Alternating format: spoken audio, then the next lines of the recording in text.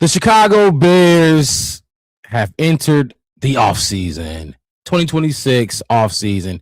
We lost some coaches, lost a assistant GM, some front office stuff going on, and we got a lot of Bears free agents.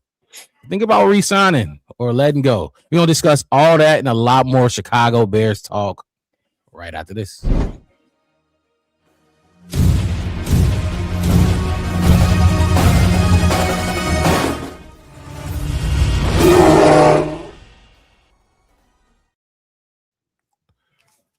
Man, oh man, oh man. The Black Bear podcast is back. Felt a little nervous doing that cold open, but we back, man. It's been what 2-3 weeks. We ain't seen y'all since the loss to the Rams. I'm finally over it now. I know I told y'all fellas that I was, it took me a little minute to get over that Rams loss just because of how it played out. I know a lot of Bears fans felt like we're just happy to be there. But no, we actually had that game. We'll talk about that a little bit too. We got a lot to get into tonight. Free agents, we're going to talk about some of those guys that we got to think about bringing back to the team. The coaching, Bears being poached. I thought everything we was doing was lucky. That's what they told us. We was luck. It was just all fucking luck, but it seemed like everybody want some of our coaching staff, and then a lot of other things we're gonna get into tonight. Hit that like button, subscribe to the channel, the Black Bear Podcast. One word, no spaces. We are fucking back off season. We weren't done. We weren't done. Just had some things going on, some life things, some health things, but we back and we gonna be here until the season. So, fellas, how y'all feeling? How y'all feeling to be back in front of the camera?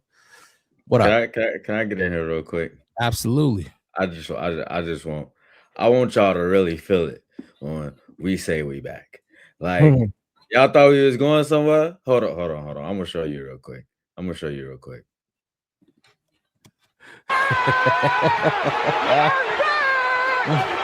We back. We back. We motherfucking back. I remember when he had that game. I was hoping. At that time, I was like, "Come on, Cam. All right, now let's keep doing it. Let's keep on doing it." And he ain't do shit else for real. But we fucking back. Appreciate you for that clip, man. J2K in the chat. Bear Truth in the chat. Appreciate y'all, fellas. Crooked Commiss jumped in here a little earlier as well. We still working on the collab with those boys. But fellas, like I said, how we feeling, man? We back in front of the camera talking about this team. A lot been going on, man. How y'all doing?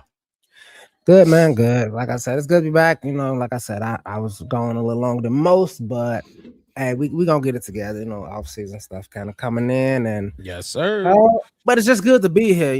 Another day above 6 feet, another day in front of you guys. So let's talk some Bears. It's still fun talking off-season stuff too. So we got a lot of stuff to go through. I mean, if you've been with us on the off-season, the content don't stop, the information don't stop, and the knowledge never stops flowing.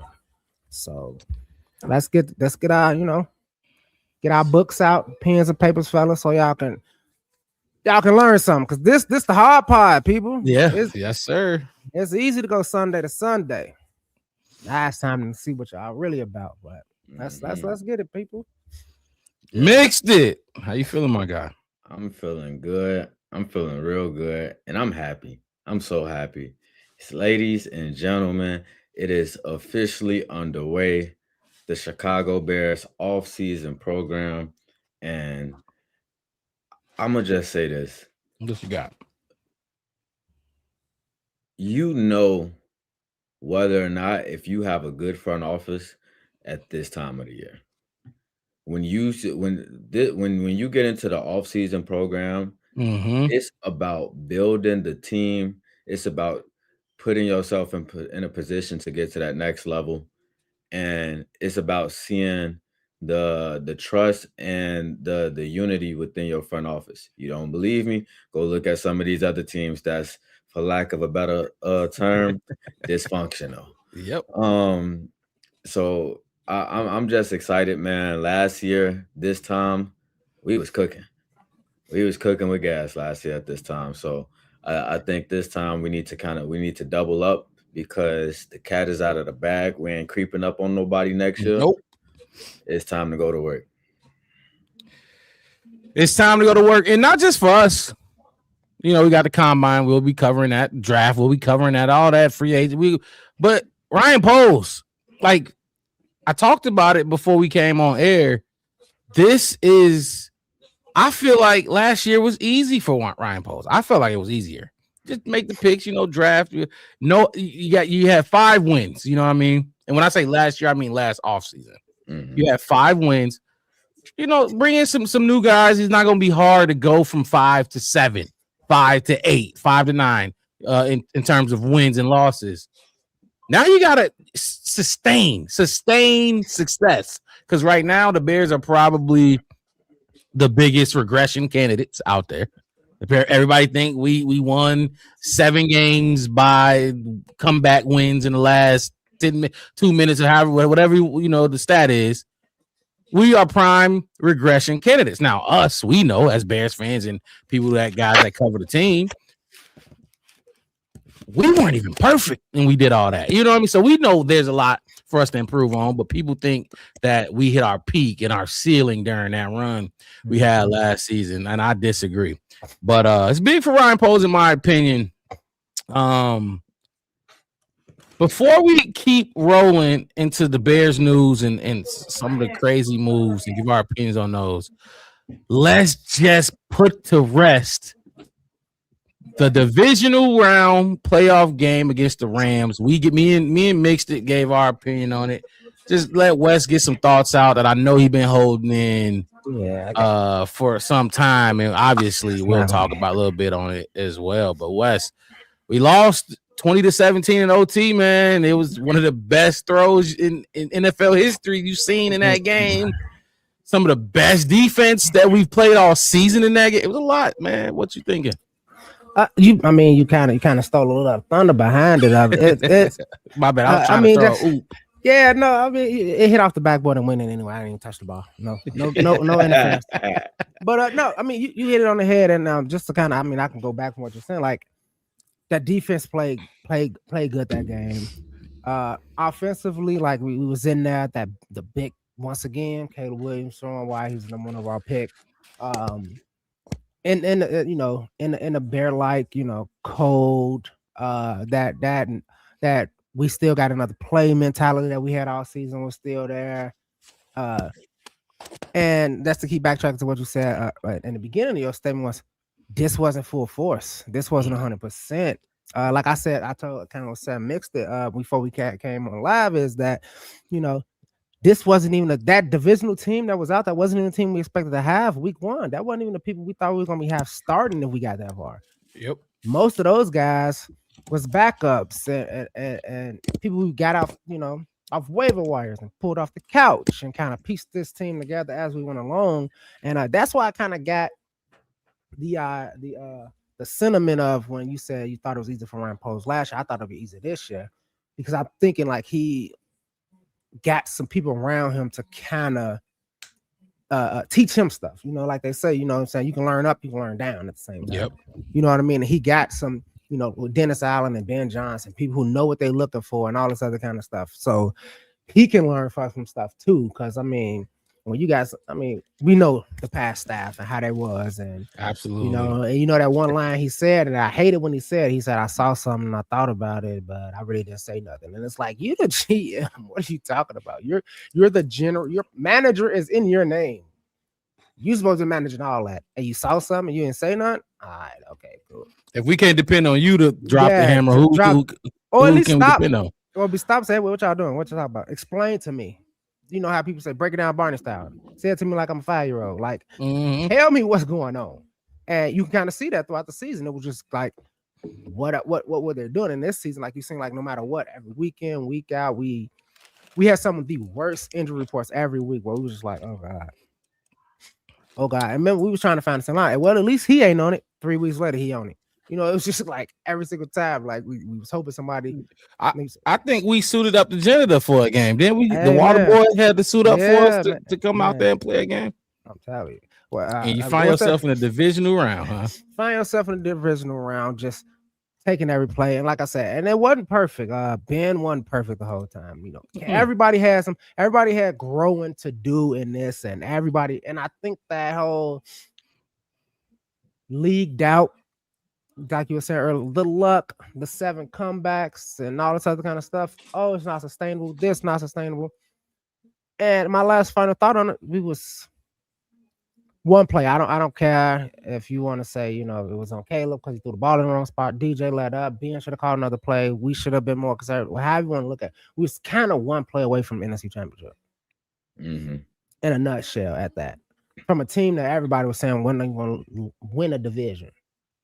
What people was talking about, well, we don't know if Caleb is the future. Well, we don't know if, you know, Mario said, hey, this team last season only had one Pro Bowler. Like, is the offensive line gonna mesh? They spent all this money on the offensive line. How they gonna look together? Who's gonna be the left tackle? Do we need a veteran running back? Like all of these things that kept going on over and over through the season, and all this stuff, it was just like, oh no, they're gonna go to Indiana and Arlington. What if they like all of this Bear stuff? That's the new one, huh? That's the new story. Everybody talk about, oh, they're gonna go to Gary. It's like, that's all y'all got now. You know, that's all y'all got now. Okay, cool. I guess we're doing something right. And like I said, at the end of the day, we weren't even full strength. And if this is what this is gonna be, I think, you know, the future's bright. And like I said, I'm not too. I guess it's 3 weeks past, so I don't feel. Yeah, see, I was gonna ask you how you feeling after the loss, but it's 3 weeks now, so it's like, yeah. But I mean, honestly, right after the loss, I was just like, I was like, good job, y'all. Like I was like, great performance, good job. It's like, ooh. I can respect that. That was a loss that is like you wasn't mad at the team, so to speak, but you were just disappointed that we had it. We had it. I mean, look, after we beat the Packers in the playoffs, I went to the casino and I put $50 that the Bears was going to go to the Super Bowl and $50 they was going to win. If I would have got both of those, I would have won like $3,000. I was about to say that would have won you some little change. Some little change on it. I still got I was going to throw the tickets away, but I'm going to sit them up here as a reminder of, like, look, I was this optimistic at one point in time as a Bears fan for a great season. So that tell you how much I felt about the whole season and everything. So yeah, man, go ahead, mixed it. I'll say this, just kind of, I guess, summing it up as a whole as far as this Rams thing, at least from my perspective, going into the playoffs, I feel like if you rank the top teams in the NFL or whatever, you know, like at the top you got S tier, then you got A, B, C, whatever. I felt like the Bears were an A tier team. I didn't feel like they were S tier though, and I felt like we, like I said before, we had I felt like we had a good chance to beat anybody in these playoffs. But I felt like if we were to lose, we were going to go against an S tier team, and they were going to show us why they were that. You know what I'm saying? But I think that's what really kind of made it a little bit sour, is because you feel like you're going against this S tier team, and they left the door open. You know what I'm saying? And I said that before, like, y'all better shut us down, because if you don't, oh shit, you're in trouble.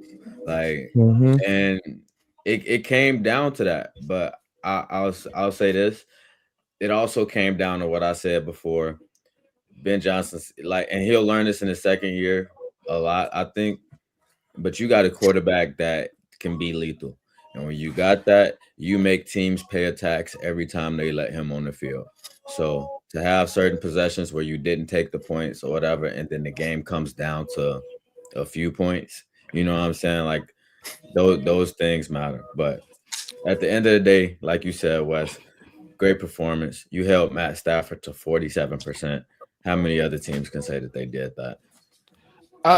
And to put my last stamp on it as well, I for me it was the simple fact that we were in the same prime position that we have been in for 7 wins this year, and we came out on top. Like, it's like we had them right where we want them. Caleb did the crazy in the fourth quarter, got us to OT. Not only did we get to OT, but your defense got to stop. Now all you need is a fit. We had them right where we wanted them. We did this all year. We've been winning like this. People said it wasn't sustainable after we did it the first time. We did it 6 more times after that.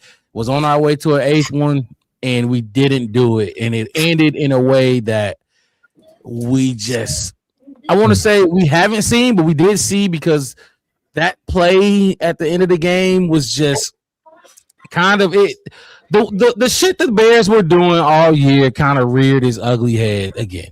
DJ Moore. It wasn't even like it was surprising. It was like this like if you want to sum up where we fell short throughout the season, this is a hell of a play to look at. They all showed up. DJ Moore and Caleb were never like on the same page all year. Yeah, they had some, but they just weren't on the same page. And people can blame DJ, and people can blame Caleb, however you want to do it. They just weren't on the same page together. That's a route that, if you don't rep it a lot, you need to be on the same page with your boy. And they just weren't. And it showed up in that situation. And they just got to go work. They got to throw the ball together now. I don't know what y'all think or the chat think about DJ Moore being here next year. We'll probably talk about that shit all up until next season. But, yeah, they just weren't on the same page. There was a lot of other stuff, too. The 4th down, going for them 4th down, not taking the field goals.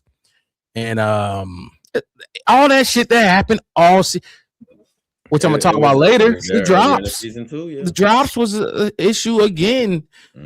That was an issue all season. So it's like everything. It came back to bite the Chicago Bears, and starting slow, just came back to bite us in the ass. So. I mean, exactly. I mean, that's what we said. What we said. We said that going into the playoffs. Like, hey, look, we gotta speed it up. And I was like, honestly, at this point in the season, you know how they say, week 17, 18, you ain't changing nothing. You are who you are. You are. Yeah, and that was the biggest thing. Yeah, because it felt like we were asking for a whole lot when we said we need to go into these playoffs, and our defense needs to play better football than we've seen them play the second half of the season in terms of the secondary and coverage responsibilities and stuff.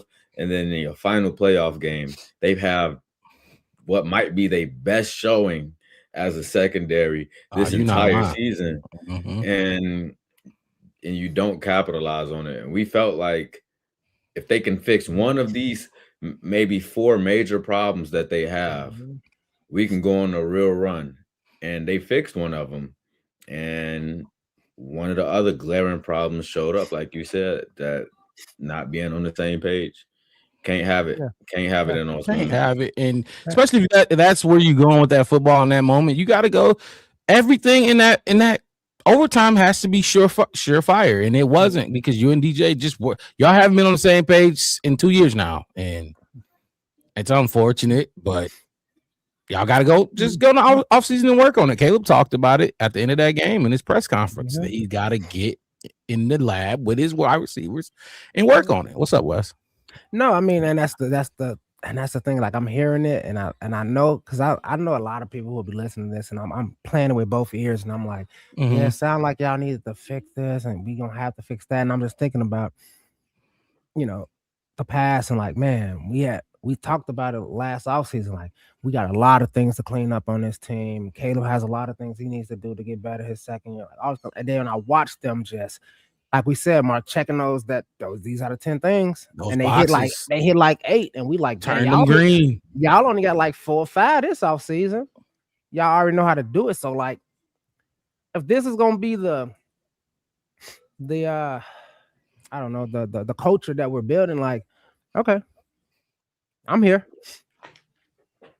I see. We just got to get it, because it's the. Now Caleb, like I said, and people, Rome and DJ, and now I can focus on more of that, because we was really focused on just looking like a professional football team, if you ask me. Last offseason, it's like, can we get some grown-ups to run this team? Can we get a staff that's going to coach them right? Can we get, something? Because it don't matter how much talent we had. We could have had Pro Bowl caliber, but if we out there, being out coached, it's just going to look like that. Kind of how, like, when that was the last Super Bowl, and the Chiefs just got manhandled. It's like they just had y'all number that day. You know what I mean? So for me, I'm just optimistic that I'm alive to see this new Bears organization. that I'm not sitting here scratching my head like I don't know. Maybe it's a coach. Maybe we're gonna have to do this. Maybe we could just get a real good defense like we usually have and just shut teams out. And maybe we can find another Devin Hester and get a Robbie Gold and just win on special teams with defense and not really worry about offense and get a couple good running backs like the Thomas Jones and the Cedric Bensons and the Matt Fortes and have them carry us and stuff. And that's like I feel like at all three phases we're at the point that we can just sustain where we're at and then grow from that, not kind of just like rebuild one side of the ball versus the other side of the ball kind of thing. So yeah, I think the Bears had a few like where were you when type of moments this season. Like where were you when we put the dagger on the game against the Packers? Where were you when Caleb Williams scrambled back 25 yards behind the line of scrimmage and still threw a touchdown pass when the edges was collapsing on them? Like they had a few of those moments, and to see that like post Justin Fields era when or early Caleb era when it was like, where were you when Matt Eberflus gave away 4 games? Like, look, where were you when Colson Loveland took over the rookie tight end conversation? Or like the play against the Bengals. Against the Bengals. After that play, I swear to God, I didn't even see a Ty Warren highlight. I didn't see a Ty Warren highlight. I didn't see him in no commercials. His jersey was he put the stamp on that. Was that the Bears picked the wrong tight end conversation on that play? That's one of those things I keep talking about. If you really want to sit down and get to the nitty gritty of what this Bears team did from the preseason games up until where we at right now, every single thing, every single commentator, every podcast, everything we was asking, every question people came, the Packers fan, y'all did this, what running? Oh man, y'all waited all the way to the 7th round to get a running back, and look at what Kyle Monangai did. Just you know what I mean? Like if you just really kind of look at like the questions that was asked of this team, a lot of them was answered. Now, like I said, the only way they could have made it perfect if they won a Super Bowl, and then they were like, well, we got a Super Bowl. I'll take that. Like I don't care, but to see where they at, it's intriguing. And like I said, I think I forgot who said that on Yahweh Center. Like I can't remember the last time teams was out here calling like, "Hey, what's up with Declan Doyle? Hey, Eric, you want to like, hey Al? Like I ain't, like what we had like 5 different coaches on our staff at least get a phone call to get interest in. Thanks. And you got Matt Nagy out there, and nobody can call him. You know what I mean? I'm pretty sure Eberflus ain't getting no calls either. We had a bunch of them, and Nagy thought he would. And since you're talking about the coaches, let's roll into some of these coaches that has left and got poached because everything was luck in Chicago. That shit wasn't skill; it was all luck. Mix it if you want to pop it up, you can. You talked about Eric Bieniemy. He was the first one. He was the first to go, the first coach to get poached. Now I mean, okay, I can understand every one of these moves, especially you just talked about Nagy not getting the job. I think they assumed they were going to lose Nagy, either that or they just were done with Nagy and said, "Let's go, EB. Let's come back. Let's call these plays." And he's back where he started, and he got a promotion, and I think he'll do good there. Hopefully the man get a fucking head coaching interview or job after this time, because let's be 100. Let's keep it a buck. I don't got his numbers in front of me, but that running back room improved. That was probably, and I don't know what y'all think about Caleb, that was probably the most improved room on this team, in my opinion. And then O-line, but the O-line was different. This is a room that kind of stayed the same. You got Kyle Monangai in there. But speaking of Swift mainly, that dude got so much better. And fuck the numbers. You saw it in the eye test, in the way he was running, how he was running this season. And I'm telling you, I think Monangai lit a fire under him, but that man EB did too. Now, are we gonna is it gonna hurt us that he's gone? I don't think so. We'll be fine. We'll replace him with somebody else. DeAndre Swift knows that Kyle Monangai is behind him and is a hungry young fella that's ready to Anytime that you think you gonna, take a step back, I'm here to step into your role. So he's gonna keep that fire lit under DeAndre Swift. But I mean, Eric Bieniemy was probably the most vocal coach. I went to training camp. He was the loudest. I heard him all camp, all fucking practice. He was yelling the whole time. Y'all seen the videos all over the place. His impact on his team this season can't be understated. He was very important to what we were able to achieve. But good for him. Go back to where you were with Andy Reid. Will he call plays? I don't know if he'll call plays. Andy's gonna call those, ain't he? Yeah.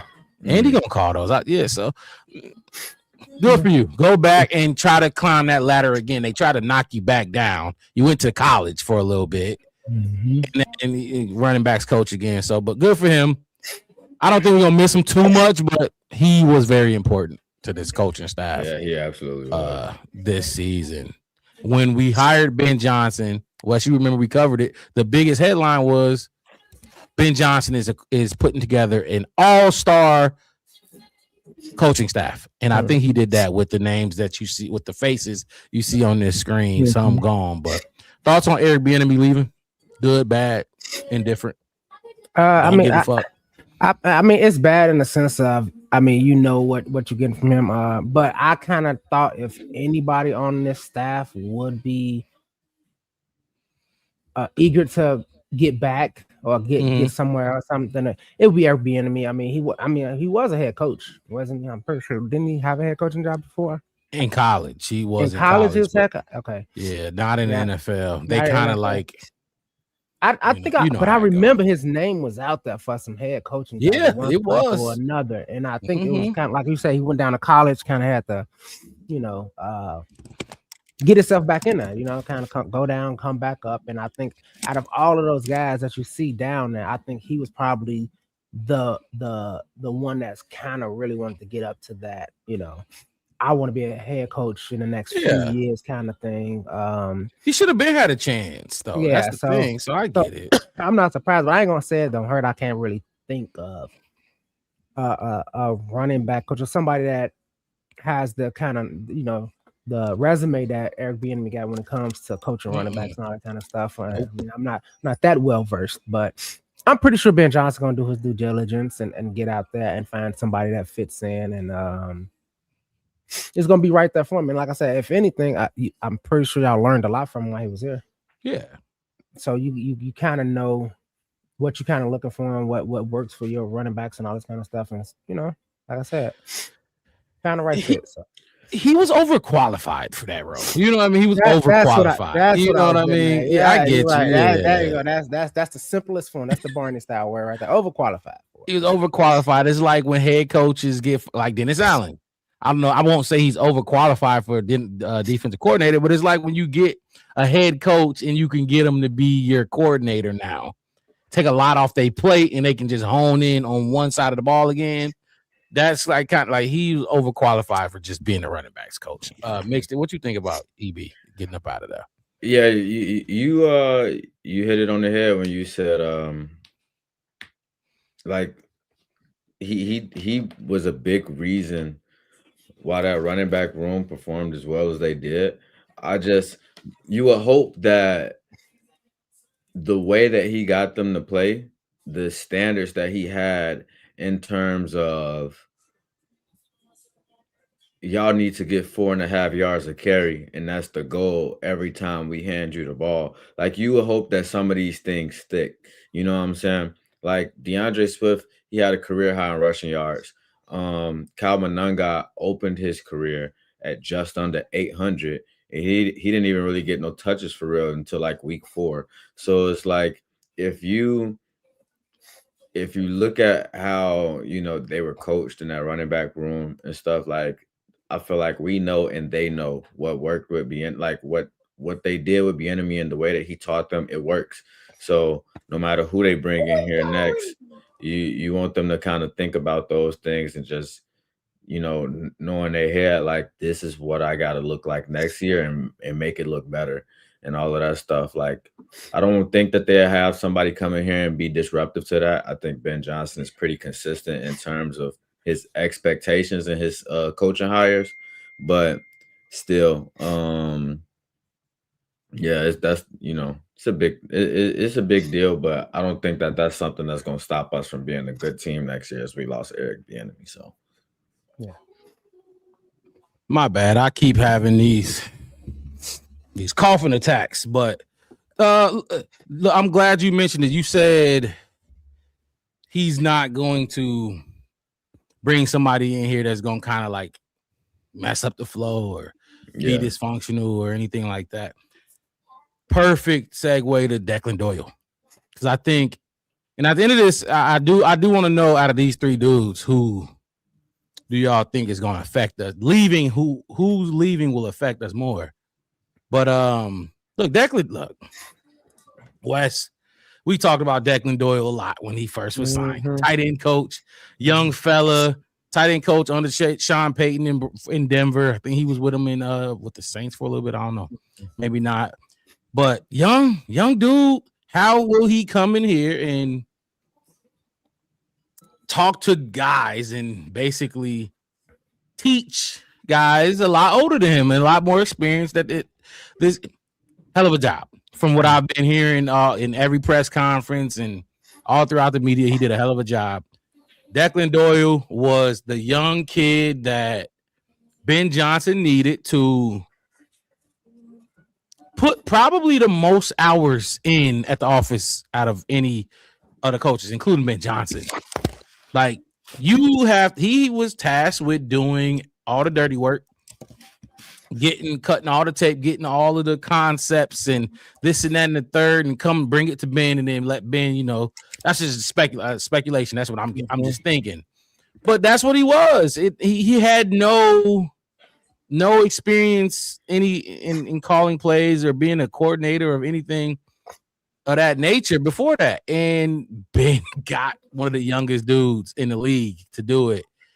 I'm shocked, but I'm not shocked that he got an opportunity. Definitely not shocked that he got interviews, because we all heard he turned down the Eagles. He backed out of that one. But what do you think it is? Sherry saying that Declan Doyle should have stayed. Do y'all feel like he should have stayed? No. I wouldn't have stayed. I don't see Declan in your contacts. I was talking to you, Sherry. Yeah. But no, I don't think so. I mean, should have stayed? Probably not. Could have stayed? Maybe. Maybe could have learned more. Took some time. Kind of how Ben did a little bit before he took the job at the Bears. He had all his opportunities. Like, you know what, I'm gonna pace myself and make sure I'm ready. Could he be jumping too quickly? Possibly. That's where I would go. I would go with it too. Yeah, maybe he's going too fast. For his own good. Now, should he have not took the opportunity? No. Go. You got a raise, probably. You definitely getting a raise. You play calling for the first time, so it's like we gonna see what your scheme looks like. And it's interesting because you see how much 12 personnel and stuff we ran with this team. You are not doing that with Lamar Jackson and the Ravens. They don't have the pieces to be able to run the same type of offense that Ben Johnson ran with this team. I think they offense is going to look a lot different, but him being like mid-30s or something like that, and you got an opportunity to call plays for Lamar Jackson, you absolutely take that job.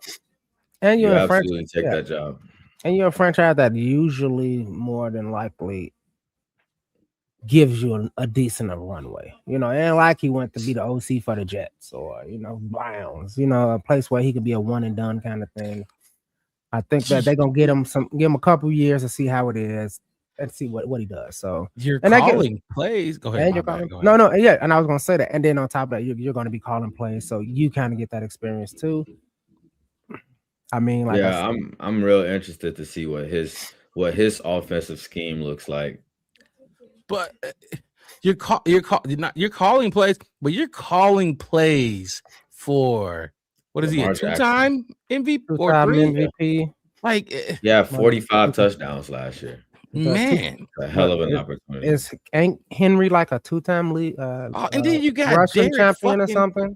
Henry. And trust me, if you was mad at them not running the ball this year, I guarantee you he gonna run it next year with Baltimore. Guarantee you gonna hand that ball off on 3rd and 1. 4th and 1, which we tried in the goddamn playoff game, and we couldn't get a 1 yard 10 times. But anyway, I like you, Wes. I think you said it great, perfectly. For his career's sake, maybe he's moving too fast. And J2K coming in with this one, he said if he struggles with Baltimore, Ben will hire him back. If not, good for Doyle. I think so too. If he does struggle there, he's gonna come back just like Andy Reid allows his guys to come back. Matt Nagy come back. Bieniemy come back. If you let you go and test the waters a little bit. And Ben probably told him, like, yeah, go. Yep. This is a good opportunity for you to go. Absolutely. Yeah, and he probably say, I'm going to be here. To build people's careers. Like, ain't nobody supposed to be here and stay here forever except Ben, for real. Right, yeah. Build your tree, Ben Johnson, as we've seen with all the Sean McVay post that's been going around, the whole tree that he got and all this stuff. Build your tree, go out, and like you just said, mix it. We don't see Ben Johnson leaving for the foreseeable future, and you might just come back around, and then maybe when you come back around, and I get tired of playing calls. The next time you come back around, I'm like, okay, I'll let you call calls. I'll give you the first 8 weeks of the season, see how you doing. I saw what you did in Baltimore, it just didn't work out, yada yada yada. But see, this is also why we talked about this with Justin when he had Luke Getsy here.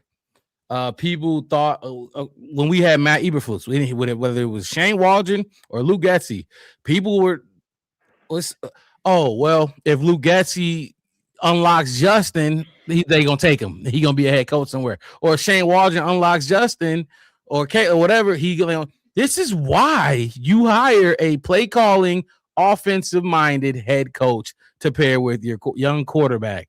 Because guess what? No matter who come and goes from that offensive coordinator spot, you're still the guy. Ben Johnson is the guy. He is Declan is very important to him, and I'm sure he did a lot of dirty work for him. But imagine if this was Matt Eberflus and we had a season like this and his offensive coordinator just got snatched up.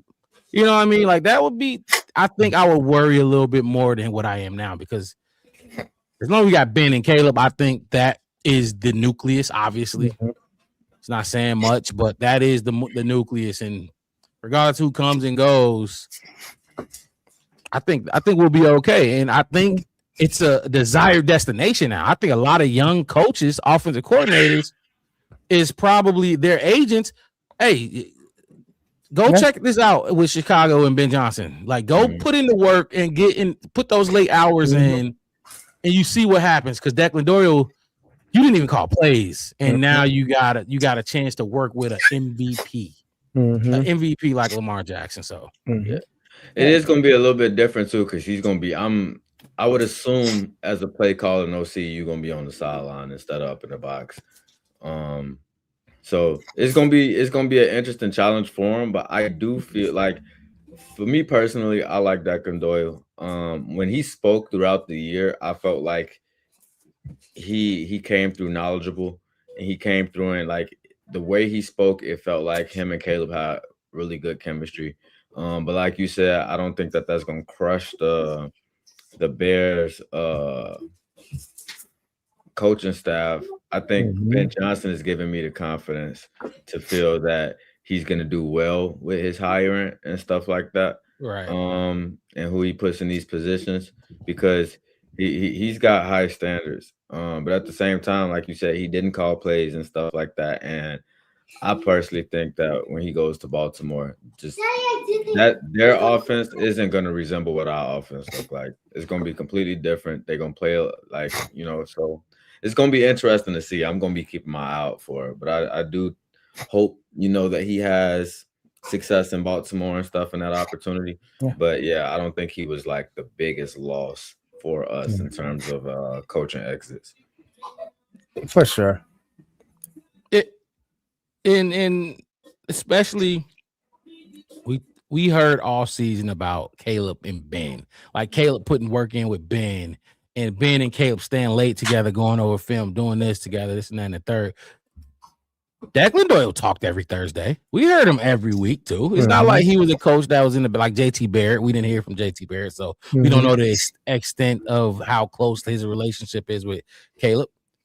If Declan and Caleb were close in that sense, if they were putting the time in together, and I'm sure they did to a certain extent, but I'm talking about where it's it warrants speaking on. And I think it would have came up on one of those Thursdays when the coordinators got to speak. It was all about Caleb and Ben. Now, if it was about, we kept hearing, oh yeah, Declan's doing a great job with Caleb. Caleb does this, and even Caleb when he speaks, we didn't hear him like praise Declan too heavy throughout the season. Now, that's not a knock on Declan at all, but I'm just saying like. Declan was important, but I don't think he'll be a backbreaker. You know what I mean? Because just the relationship was with Caleb and Ben, and I think that was evident all season. But look, I don't know if I want Declan to succeed or not yet. I'm still debating on that. That's just me. I don't know. It's gonna be like we said earlier on about him, like. Being like one of the youngest coaches on our staff, dealing with some of these players who, have been doing this for a little bit. But compared to the Ravens, our teams is quite younger than them. He had a few, especially on the offensive side. I mean, other than like that interior line, maybe Swift and DJ, the rest of the players on the offense for the most part with some young cats. And now you're finna go over here to somebody who's like, you're telling him what to do, and he's like, I want 2 MVPs, dog. What are you talking about? You're telling somebody how to run. He's like, I've been running. I can run you. Like and like you said, it's not like he was the guy. Like you can't point out like did you see the play calling I did in Chicago? Right. Did you see like you can't really see. You don't got a resume to lean on. Right. Nothing that we can actually pinpoint on other than hey, he's a great coach. He's gone. It's there. Head coach, I don't mean to cut you off, but is there new head coach off? Is it Jesse Minter or something like that? Joey Minter or something? Is he offensive or defensive minded? What is this? Like, is he an offensive minded guy and he's gonna let Declan call the plays, or is he a defensive minded guy and he, where did he come from? The Chargers. That's right. He was their DC. He was their DC. The defensive coordinator, so he's defensive minded. Okay, good. Hey, shout out to him. That was a hell of a move. I like the move for him. You go grab a guy like this to run your offense for sure. Yeah, definitely a good move. But I tell you what, for Lamar's sake, Declan Doyle about to be some damn good because they're gonna have some questions about this offense if this Ravens team flop again. That's what I'm saying. That's what I'm getting at. If it's not starting to look right, let's cut like us, like we like, okay, well, we got to fix this, we got to fix that. We're not, we're a bit, and they're like, we're this far away from a Super Bowl as everybody always say, and they regress, have like, obviously too. He'll be back next season. We'll be talking about, hey, look, that's what you he'll be on our new coaches list segment when we start talking about him. We got to keep that graphic. We're gonna keep that graphic, and then we're just gonna put him back in color. Just color him back in when he come back.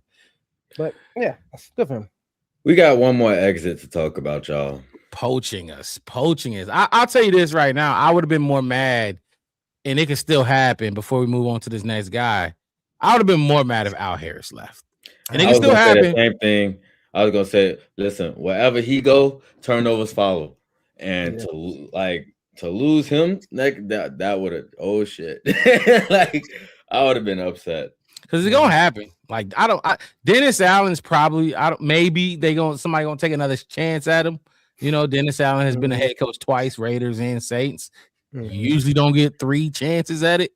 They might though, but other than that, Al Harris has no room to, keep moving up here because Dennis Allen is here unless he retires suddenly or something like that. But no. Okay. What do y'all feel about Randall L? He ain't going nowhere. I mean, I know he's not going anywhere, but do y'all feel like he's gonna stay in the same role next year?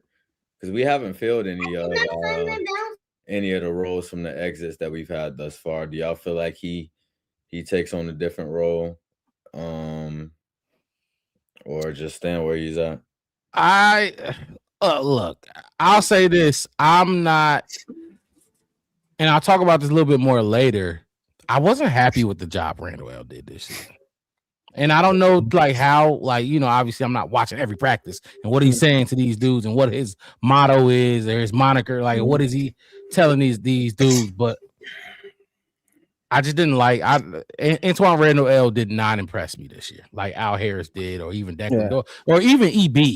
You know what I mean? Their rooms excelled. I don't think his room excelled this season. So I think he needs to stay there. And if I mean, maybe he does get promoted to offensive coordinator.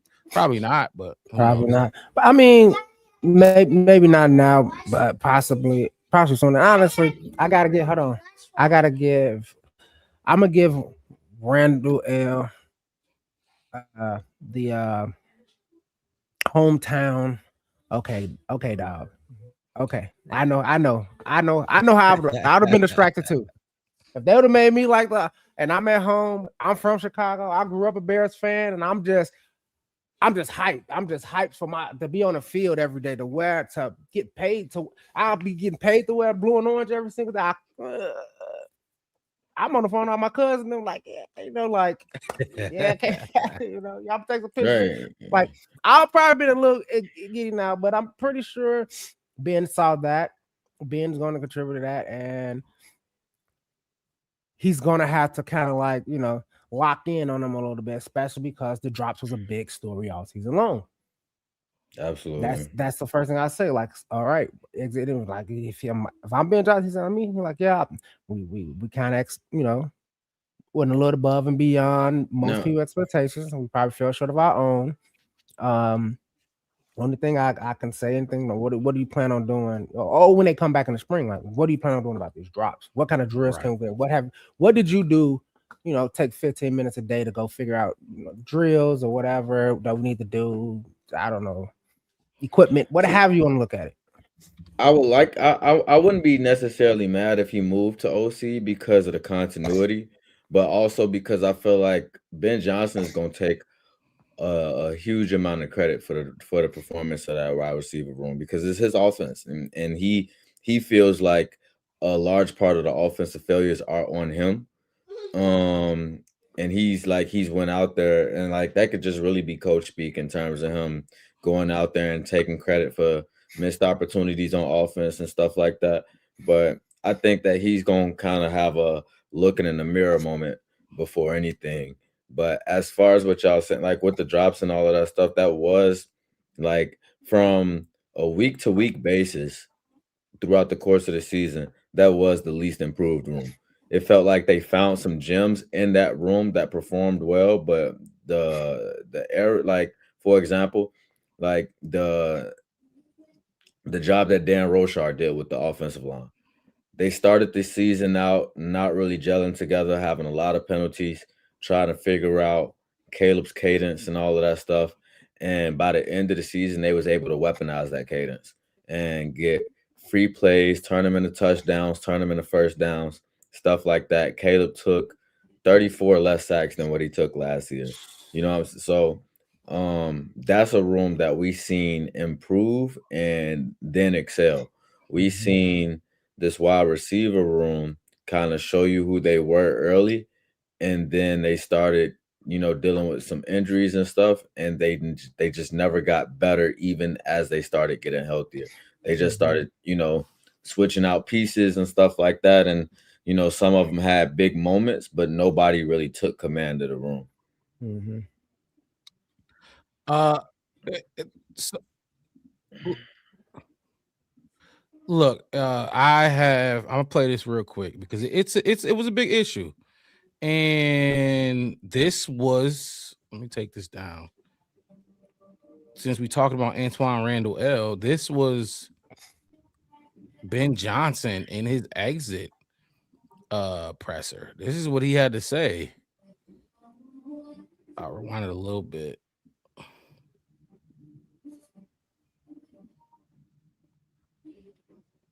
Hang on a second. 1 second. Yeah, no, I was gonna try to fill in the air, but you got it. Yeah, I was about to say you can go ahead, but it's just Ben Johnson. This is I just wanted to the room. We'll talk about it more. We'll talk about it more, but the room just has to not just them, but a lot of players on this team. They have to go into this offseason and work. And if y'all remember this press conference, his exit presser, he talked about how we starting from ground zero. There's no carryover. Like we are starting at the ground, ripping it down to the studs, and beginning again. But this is what Ben Johnson had to say about that wide receiver room. Basically. Week out, we still can get better in some areas. Like when I think about being fundamentally sound, we got to do a better job catching the football next year. And I can tell you right now that'll be a point of emphasis for us when they come back in the springtime. But the last one was being a poised unit and quick hitter, and it was very fast. But if you listen to the whole interview and see what he pointed out, he didn't talk about the low line and in that way. They were talking because what the topic was where are we going to improve? Where is our emphasis going to be in the offseason? He said it. Catching the football. I thought that room, all of them, and include the tight ends in that. I thought they were the most underwhelming group on the season. I really did. I felt like we had high expectations for them, and a lot of even teams on the outside looking in, they like, wow, you got Rome, you got DJ, you got Colston, you got this. Why is Caleb should have a 70%, this and that and the third? And it's like, you maybe you're right, Packer fan or Lions fan, maybe you're right, but they got to get better. They have to get better. They got to hit the jugs machine or whatever we was talking about. Whatever routine they got to do, Caleb need to go work with them. They all need to, but they can't be like it was this year. I felt like they let the quarterback down a lot this year. I really do. Especially in the playoffs, that playoff game. I really do feel like that. So I just wanted to play Ben Johnson saying it because I think that speaks volumes. We all know he don't sugarcoat shit. He hasn't done it. I was upset with him about Caleb earlier in the season. Remember that, Wes, when I got on him? Like every time you're going to highlight but you're going to answer every question about his deficiencies. Well, there he goes again, talking about something that needs to be improved. And if you watch the whole interview again, he was talking about things that we need to get better at in the offseason. Go ahead, Wes. Are you trying to? No, the same thing like we were saying. Like when he first came in, a lot of things he talked about initially is basically like the stuff we were talking about. You screamed it to my ears bled, but football operation. That's the first thing we're gonna do. I'm not worried about feeding wide receivers. I'm not worried about running the ball. I'm not worried about left tackles. I need football ears operation. Football operation to be sight. And he does getting out the huddle. I don't care if they catching the ball. I don't care how far we throwing the ball. I don't care about none of that. Yes. I need us to have our football operations tight, us getting out the huddle on time, and all doing. And for me, like I said earlier on, when Ben Johnson said he's going to focus on something, we're going to get better at something, I gotta believe him. I gotta believe him, and that is something. And I think, and my whole thing is, I wouldn't even say I was disappointed in this wide receiver room because you know how much I love the wide receivers and the pass catchers because you play below your talent. And I feel like a lot of that talent in there was stutter step a little bit with that whole DJ. Like DJ should have been more intent last offseason. You came out slow when you had already been here doing this the season before. And it's like, and then Luther missing. Remember, Luther started out slow too. Because remember, he really didn't get no offseason. Yeah, no offseason. No offseason. Colston Loveland came out slow. Then we found this Jim and Jade, and it's like, okay, look at all y'all. Y'all got Jade. Y'all got Luke. Yeah, but they just showed it. It's week 7. Yep. Like we said with Kyle Monangai. We like, why we only got one run? I think maybe we had a game where I think Swift was the only running back that rushed the whole First entire 2, game. 3 It was the weeks. first all of them? 2-3 weeks, something like The that. He only had Kalmananga that didn't rush. get no touches till like week 4. And It's then crazy. we know Roshan Johnson didn't do nothing, and we know, you know what I mean? Like, so for me, it's kind of like, okay, Ben, I see what you're doing. I see what you're doing. You're just like, I don't care. I don't. I'm not worried. I'm talking about. I need the people I need out there to get this operation done. I need these guys to get it right that first part. before I even let these guys come out here. I need this continuity first before Seems I like can even he focus on that. seems like seems like he wanted to see who he could trust first, like Exactly. in which the young guys he clearly didn't trust them early on. I don't know, because I mean I got the old guys. I think we barely kicking out. We still having false starts. We still having all this other kind of stuff. Why would I put a rookie or somebody out there to learn how to do multiplication wrong? You know, I got a senior in the class and he can't even get the answers right. Why do I expect a freshman to even take the test? Yep, good point. So it's like, all right, now that's why he's like, okay, I ain't even build it on this. I'm going to break it all down. I see who we got. I see where we at. And it's going to be, iron sharpens iron steel, that kind of mentality. Now I know the Swift and Manon guy going. Now I see what Loveland can do. Now I know I'm not even worried about football operations. If I know that these starters can get out there and get into and Caleb can command us and Caleb can lead us and all, because we don't have to have that question anymore now. Now I can put more into some other stuff. You just said Caleb. Go ahead, mixed it. Just thinking about like the leadership in some of these rooms. Yep. Now that you just talked about it, that was the worst room in terms of leadership. Was the pass catchers. I'll give you an example. Ozzie Trapillo came into the season. We talked about how he was like you said, he's not a left tackle, and he got kicked out of the left tackle competition. For them to come back to him at some point during the season, and then what do we start hearing mid-season? He's starting to get comfortable. He's starting to understand what it feels like to be an NFL player. Like he come in here every day. He got his routine right. All the stuff that they started talking about in terms of just showing like he's growing as a player. Mm-hmm. Who's on the side of him? Joe Tooney. Who's on the side of him? Drew Jallman. Who's on the side of him? Jonah Jackson. Who's on the side of him? Darnell Wright. You have a hell of a room to to mimic the type of leadership that you see within these guys. You know what I'm saying? And when you look at our pass catchers room, like some of these guys are like they good leaders off the field, like Cole Kmet, fucking the NFLPA president. You know what I'm saying? But when it comes to like doing your job, like when I think about my leading receiver, right? And then you got receivers like Jade and stuff like that. The reason why you don't expect them to be as successful in some of these moments as the veterans are, because they've seen this stuff before. They know what they're looking at when they get on the field and stuff like that. Right. But when you look at our leadership, they're not even on the same page with the quarterback, i.e.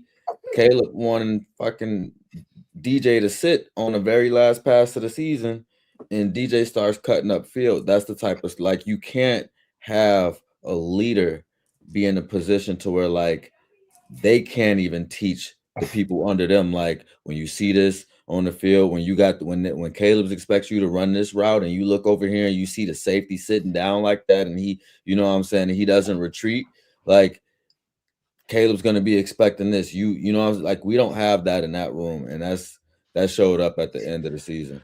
The fact that y'all talking about leadership in the way y'all talking about it right now, because we usually talk about we're really Caleb. We was talking about Caleb stepping up and making that happen for us. I feel like he did that, and you're right. There is no leader right now in that wide receiver room. Like DJ Moore is the guy.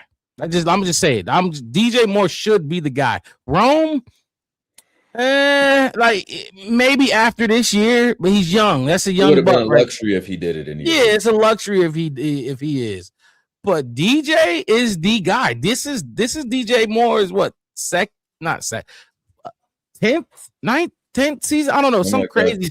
DJ Moore is the guy that should be now. Rome don't need him. Rome is a top 10 pick.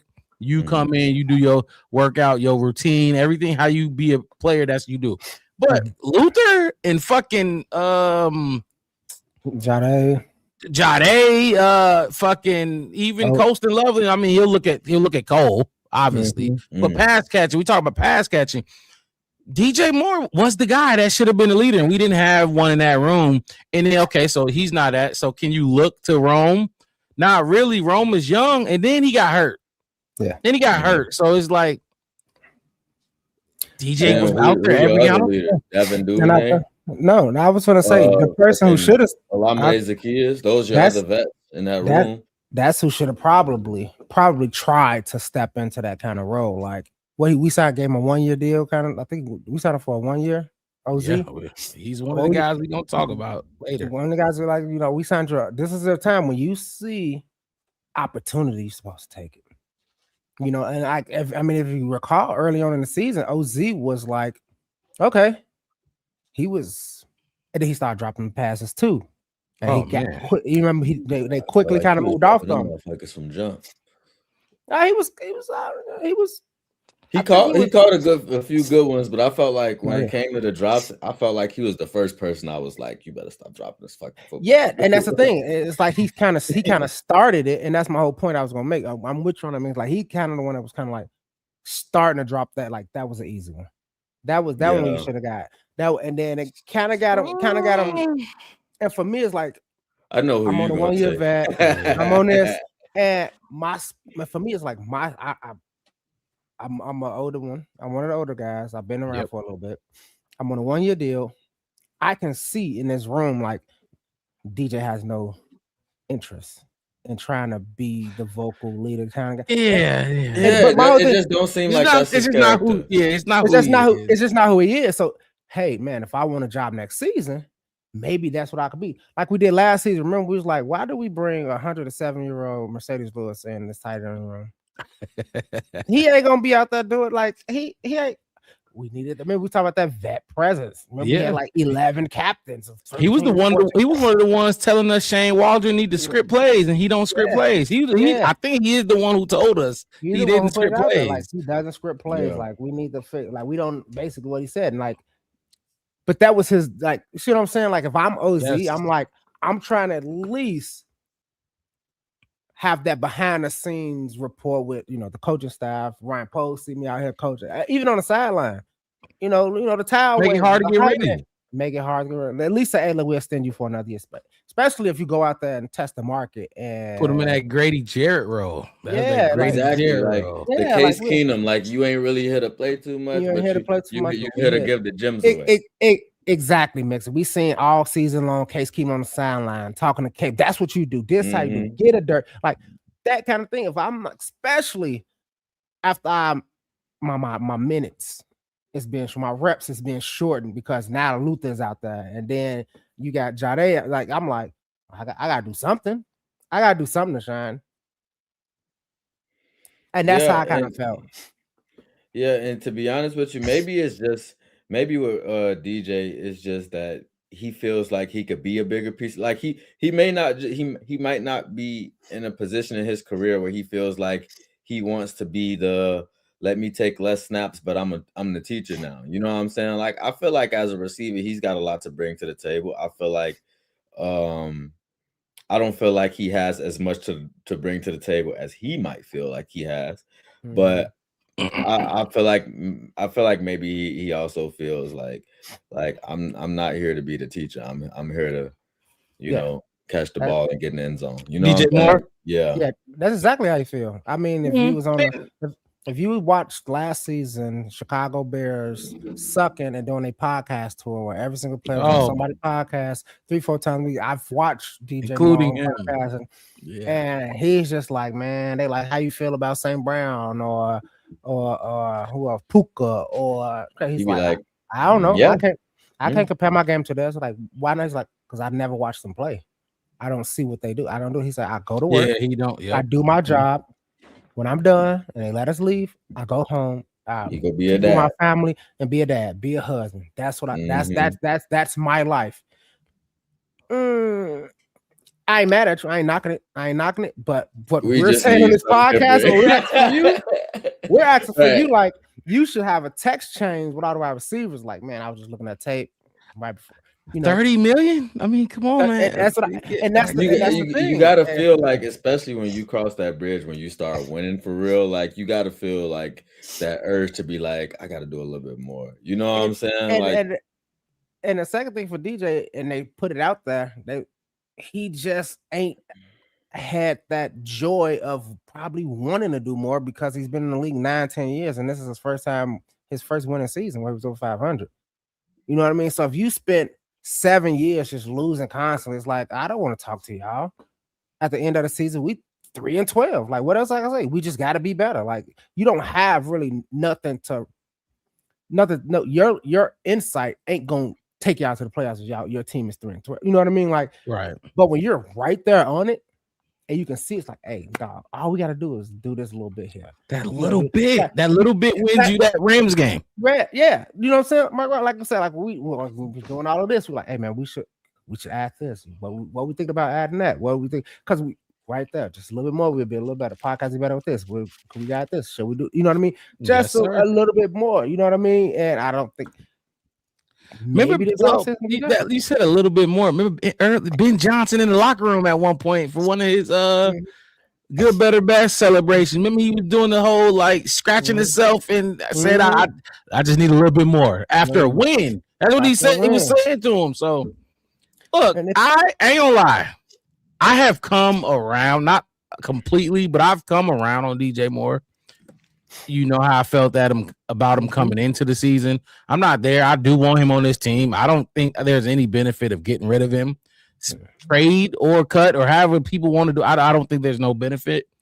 He needs to be on this team. I think that's the smartest decision. Mm-hmm. And again, like I said, look, we fucked that. We saw it. Like he was our only wide receiver out there for what, 2 games at least this year, and one of them was the Green Bay fucking Packer game. We was hurt. We was beat the fuck down. We need him and everybody else on this team in that wide receiver room. So regardless of how I feel about him, we need him on this team. He don't suck. Yeah. You know what I mean? So a lot of Bears fans want him gone. I'm not there. I'm not there no more, at least. No. I mean, either like we said, and it goes back to how, if you watch the podcast, what we said last offseason in the springtime, we were saying, I don't care what nobody say. All the other teams in this chat, like, okay, bring me your 53. I'm gonna show you my 53, and I'm gonna show you why we better than y'all.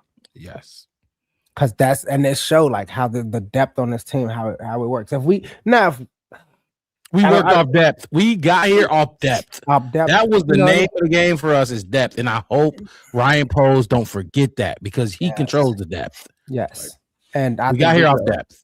And it's easiest bringing them in the spring, sit them down when they first sit in. Hey, welcome back. Hope y'all had a good time with y'all family and friends. Hey, DJ, let me hold it. All those drops, all this kind of stuff, all this money you got. If I'm Antoine Monroe, Ben Johnson, whoever gets to talk to him, show your worth, dude. I need you to be vocal. And if it's not in front of the whole team because you're not a captain or whatever, when you're in that wide receiver room, you need to be, hey, look, this is what I think we should do. This is what we should work on. So let me so J2K, I get it. Like people feel like you're not trade. Okay, when you talk about trading DJ Moore, your options are limited because of the contract. Okay, so now you're looking at a team like, I know a lot of the big one is the Raiders. So that's your number one team. So now you talk about teams like that, maybe the Tennessee Titans, get in there, and maybe you can get Jeffrey Simmons or one of those Sweat or one of those guys out of there. But your options are limited trading this guy. So if those don't work out, like, you're better off keeping him. Like, what I'm saying is it's not an easy trade. It's going to be hard to trade him. Now, if you can get Max Crosby in this deal or whatever, without giving up multiple first-round picks, because we'll talk about that too. I don't want to give up multiple first-round picks. All right. I don't want to do that. You can give up this 25 pick. Go ahead. You can have it, in my opinion. But when you talk about giving up multiple, if you can go do it to give up DJ in the first and maybe some later or whatever, go ahead and do it. Mm-hmm. But now, this what I'll say. That's what I say. Be careful. Because we saw what that wide receiver room looked like. Plenty, not just that room, but a lot of rooms in this on this team. We were lucky. We just had Nashawn out there when Tyreek and Jalen Johnson both were out. We just had one. When I think at one point TJ and Tremaine was out, or one of the other was out. Both of them was out. And we just had, you know what I'm saying? Like we were on threads, running off fucking fumes with a lot of the shit we had to do this season. What's up? No, I was gonna say because we just bring linebackers. Because then we have a DeMarco Jackson Hippolyte out there at one point in time with each other. Who? With Hippolyte. Yep, and they snatched Hippolyte out, and they snatched Hippolyte. He got hurt. He got hurt. Big buddy against Pittsburgh. Yeah, against Pittsburgh. Oh, anyway, it was DJ. Was it Darnell Washington? That's Darnell Washington smoked them. Oh my gosh, I've been there before. But yeah, and they brought in Amino, and they proceeded to go for 14 tackles and 11, whatever. But keep going. Yeah, that's that's what I'm saying. It's like you looking at one hand and not like for me. It's like what are we gonna give up? And on like you said, the depth of it. And I get Jade, and I see the Rome, the future of Luther, and all that kind of stuff. But it's like. One, you can talk about the money, but just the depth of it, just the you know how DJ fit in, like why if we don't have to. And I get the Max Crosby and all that kind of stuff. But Max Crosby, he's on it's on Ryan Poles. Like I said, I'm not honestly. I don't feel like we should make any trade unless it's like almost considered a steal or a fleece. Okay, I have a thought on that. We doing this right now. That's what I was about to say. We've been going away for a while. Let's talk about Ian Cunningham real quick, and then we'll talk about the free agents, so we can now then open it up even more to talking about the trades, and then talking about maybe signing some, getting to these free agents. So let's get Ian Cunningham his due.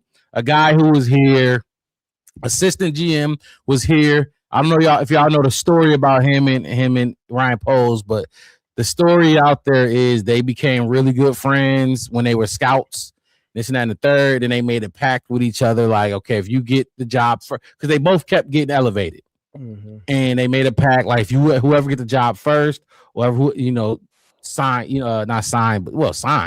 bring me on, or I'm gonna bring you on, type shit, and. I mean, that's what happened. It played out exactly how they planned it. They were scouts, and now they, Ryan Poles let him go. He could have blocked it. But he didn't. Obviously, why would you block it? Fuck those picks for Ryan Poles' sake. But Ian Cunningham is gone, and the Bears were due 2 third-round comp picks. Those ain't no picks to sniff at. I hate when Bears fans try to act like those are some weak ass picks. Those are not. Those picks could have been huge picks, especially if your GM and your scouting team knows what they're doing. The Bears at this moment, it looks like we won't be getting it. We'll see how the Falcons actually sign those dudes and what the contracts looks like. But Ian Cunningham, go ahead. My bad. I was gonna say this just for the people in the chat that's listening. Because I'm sure y'all have heard up to this point that the Bears is probably not getting those picks. Just so y'all understand how it works, or why we were thinking that we were supposed to get those picks to begin with, is because he's an executive on our team, but he's not the lead executive, and he's a minority by way of the Rooney Rule. If an executive from one team takes on a head coach or a GM role, meaning that you would be the lead executive of that next team, the league would typically reward you with 2 compensatory third-round draft picks, one in the upcoming draft and one in the following draft after that. But the reason why the Bears look like they might not get this is because the Atlanta Falcons created a new position within their team structure this year, when they brought on Matt Ryan as the team president of football operations. And the league at this point is considering Matt Ryan to be the lead exec. And because of that, Ian Cunningham would be looked at as a secondary executive, and the league is considering that a lateral move instead of a promotion. Some bullshit, but that would be the reason why. So a promotion is a promotion. I don't think there's too much gray area. Either you're like, because what was his title here? Assistant GM. You are not. You are the GM. First of all, you not only are you the GM, he's not going to take that role if he's going from assistant GM to assistant GM. You are the GM, regardless of how y'all structure works, and you're getting a pay raise. That's what a promotion is.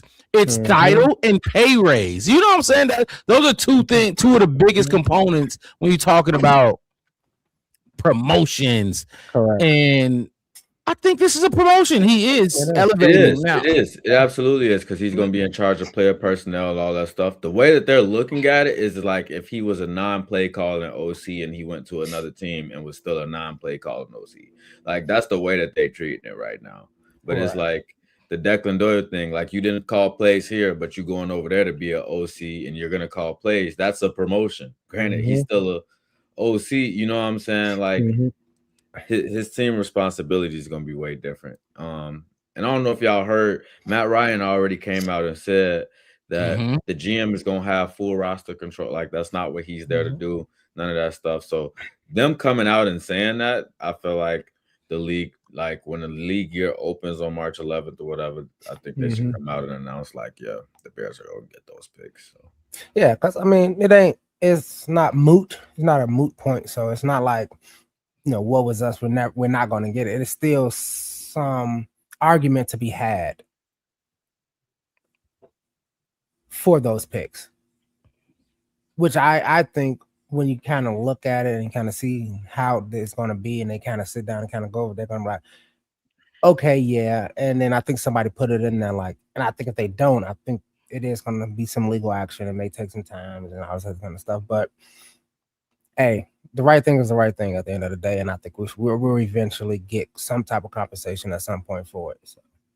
Yeah, I think the danger with it is like when you have stuff like this going on, if they don't attack it, what's to stop teams from creating bullshit positions to not help? I mean, to avoid helping a team get those compensatory picks. Like the Falcons is an NFC team. We an NFC team. You know what I'm saying? They don't want to help us win. You know what I'm saying? At some point, we might end up competing with them in the postseason or in a major role in a deciding game, whatever the case is. They don't want to give us more ammo.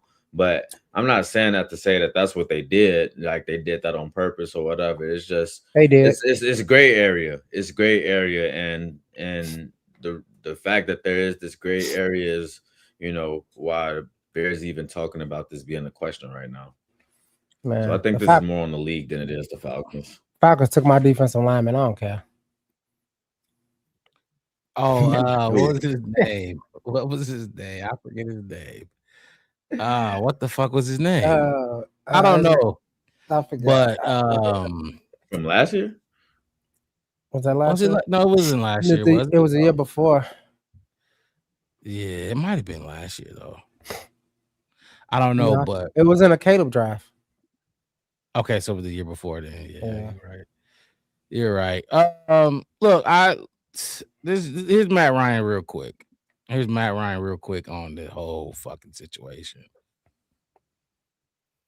The difference is I'm not doing the scouting. I'm not, doing running those meetings. Our general manager would do that. The general manager role is going to be exactly the same. He looked geeked up. What it's been here before, and that's something we've made clear to everybody on the coaching side that we've met with up until this point, and we'll make clear, through that process to the general managers that we're going to look at in that.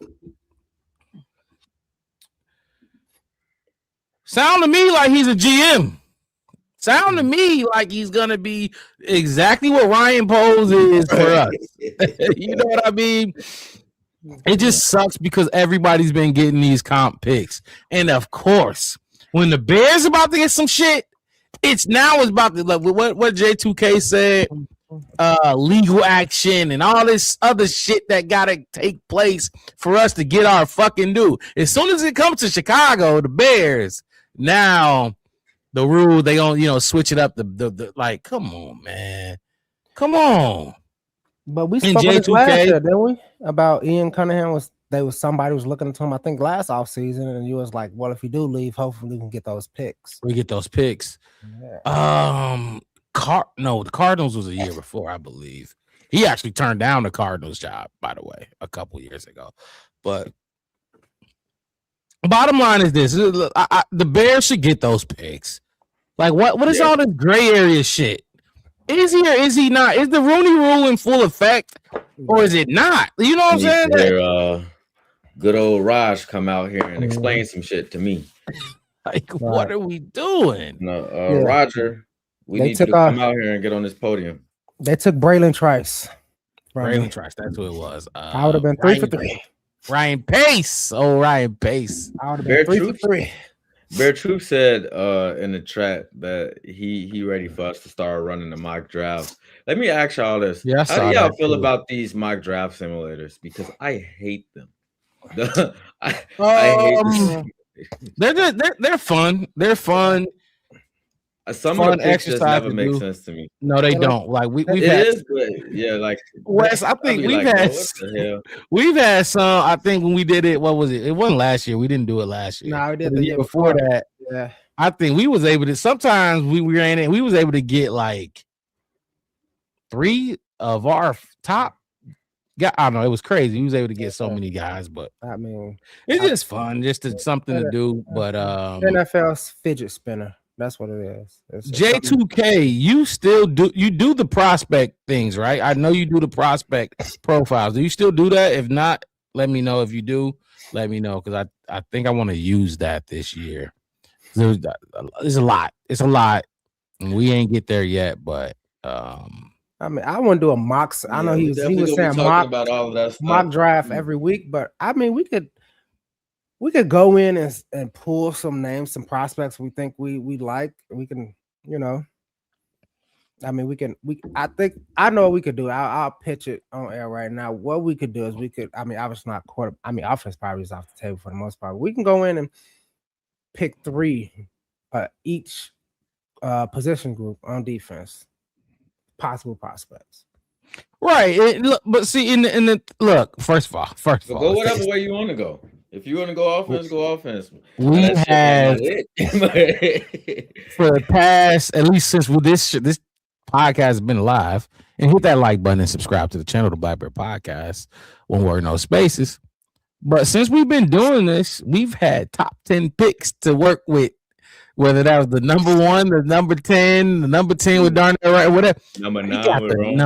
Number 9. We got the fucking 25th pick. This is gonna be different, a different way of thinking for Bears fans, not just us, all Bears fans. We got to think different now. We got 25, and we should get used to this picking 25, 32, 31. You know what I mean? 30. So, we definitely gonna do the mock draft. We gotta get through free agency first. Free agency comes first. We don't know, because we saw what Ryan Post did last season, shocked the world. Joe Tooney come in with a trade. Jonah Jackson come in with a trade. Drew Dahlman gets signed. You signed Dio Odangbo. He made a lot of moves last year. I don't think he's going to be able to make that many moves this year. But once free agency passes and we know exactly, what he's leaving for the draft, that's when we can come in and work our magic and start speculating on. Yeah, exactly. That's when I became the when that Bible, the Bible really come out for sure around that time. But Bear Truth said, I want to see you guys cook as GMs. We cooked y'all ass. We cooked a little bit. I think I think I had the best draft last year. I don't know. I can't remember. Not last year, but the year before that. 2 years ago, I can't remember. Oh, wait. We did the 5-pick draft too, right? It was the 5. We did the 5-pick draft. I told you I almost hit the first 3. Then Ryan Pace threw it off. That was a shitty draft to do because we only had 4 or 5 picks. Yeah, and then because remember we was doing a simulator room, we kept like trading that 3rd pick back, trying to get extra picks. Trying to get some more capital. Yeah, and because I don't think nobody said it up to this point. This year, what we got 1 through 3. Do we got a 4th or do we got it? I don't think we got a 4th, right? 1 through 3, 5, and 7. That's what we got this year. Let me see. We traded 4 and we traded 6. We traded 6 to the Eagles. I think. Wait.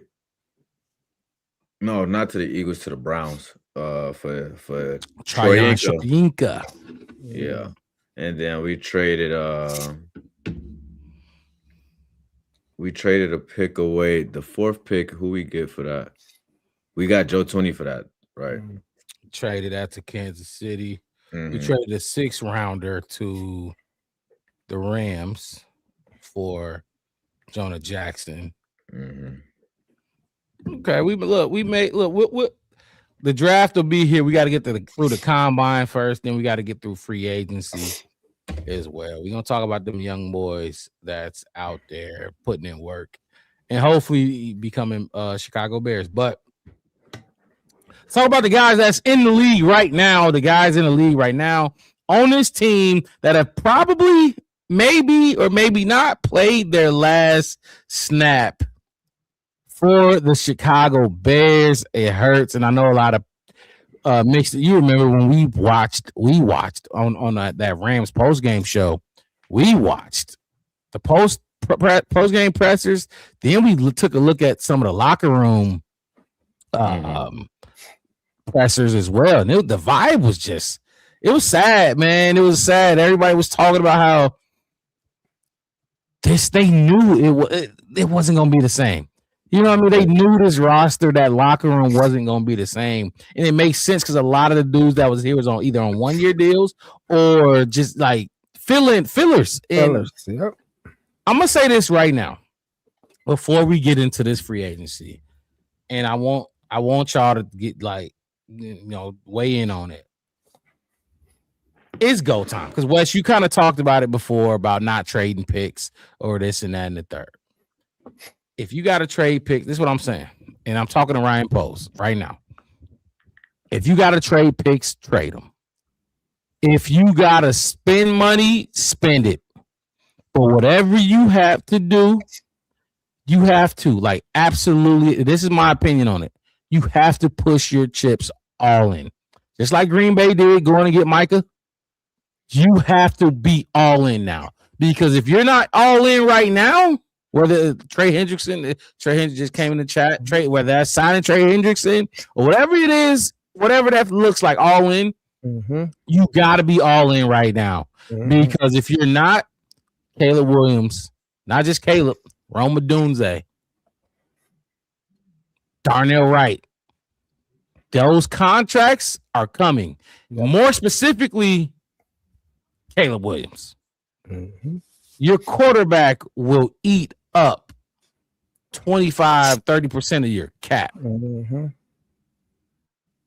You have to take advantage of him being on a rookie deal right now, which means go throw the money around like you did with Dio Dangbo and Grady. He kind of did it. He's been trying to kind of do it, but you got to keep going because this is what you told us, Wes. Remember, I played the clip. This is what he told us about. This was a big reason not big reason, but one of the reasons he traded Justin Fields. That runway.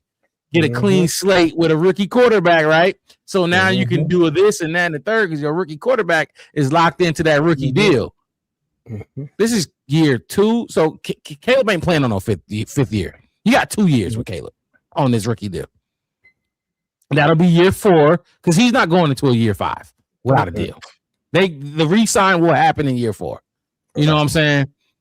You got 2 years with this kid on a rookie deal before he demands a massive contract. Like, it's going to be the biggest contract we've ever seen as Bears fans. You got 2 years to pay.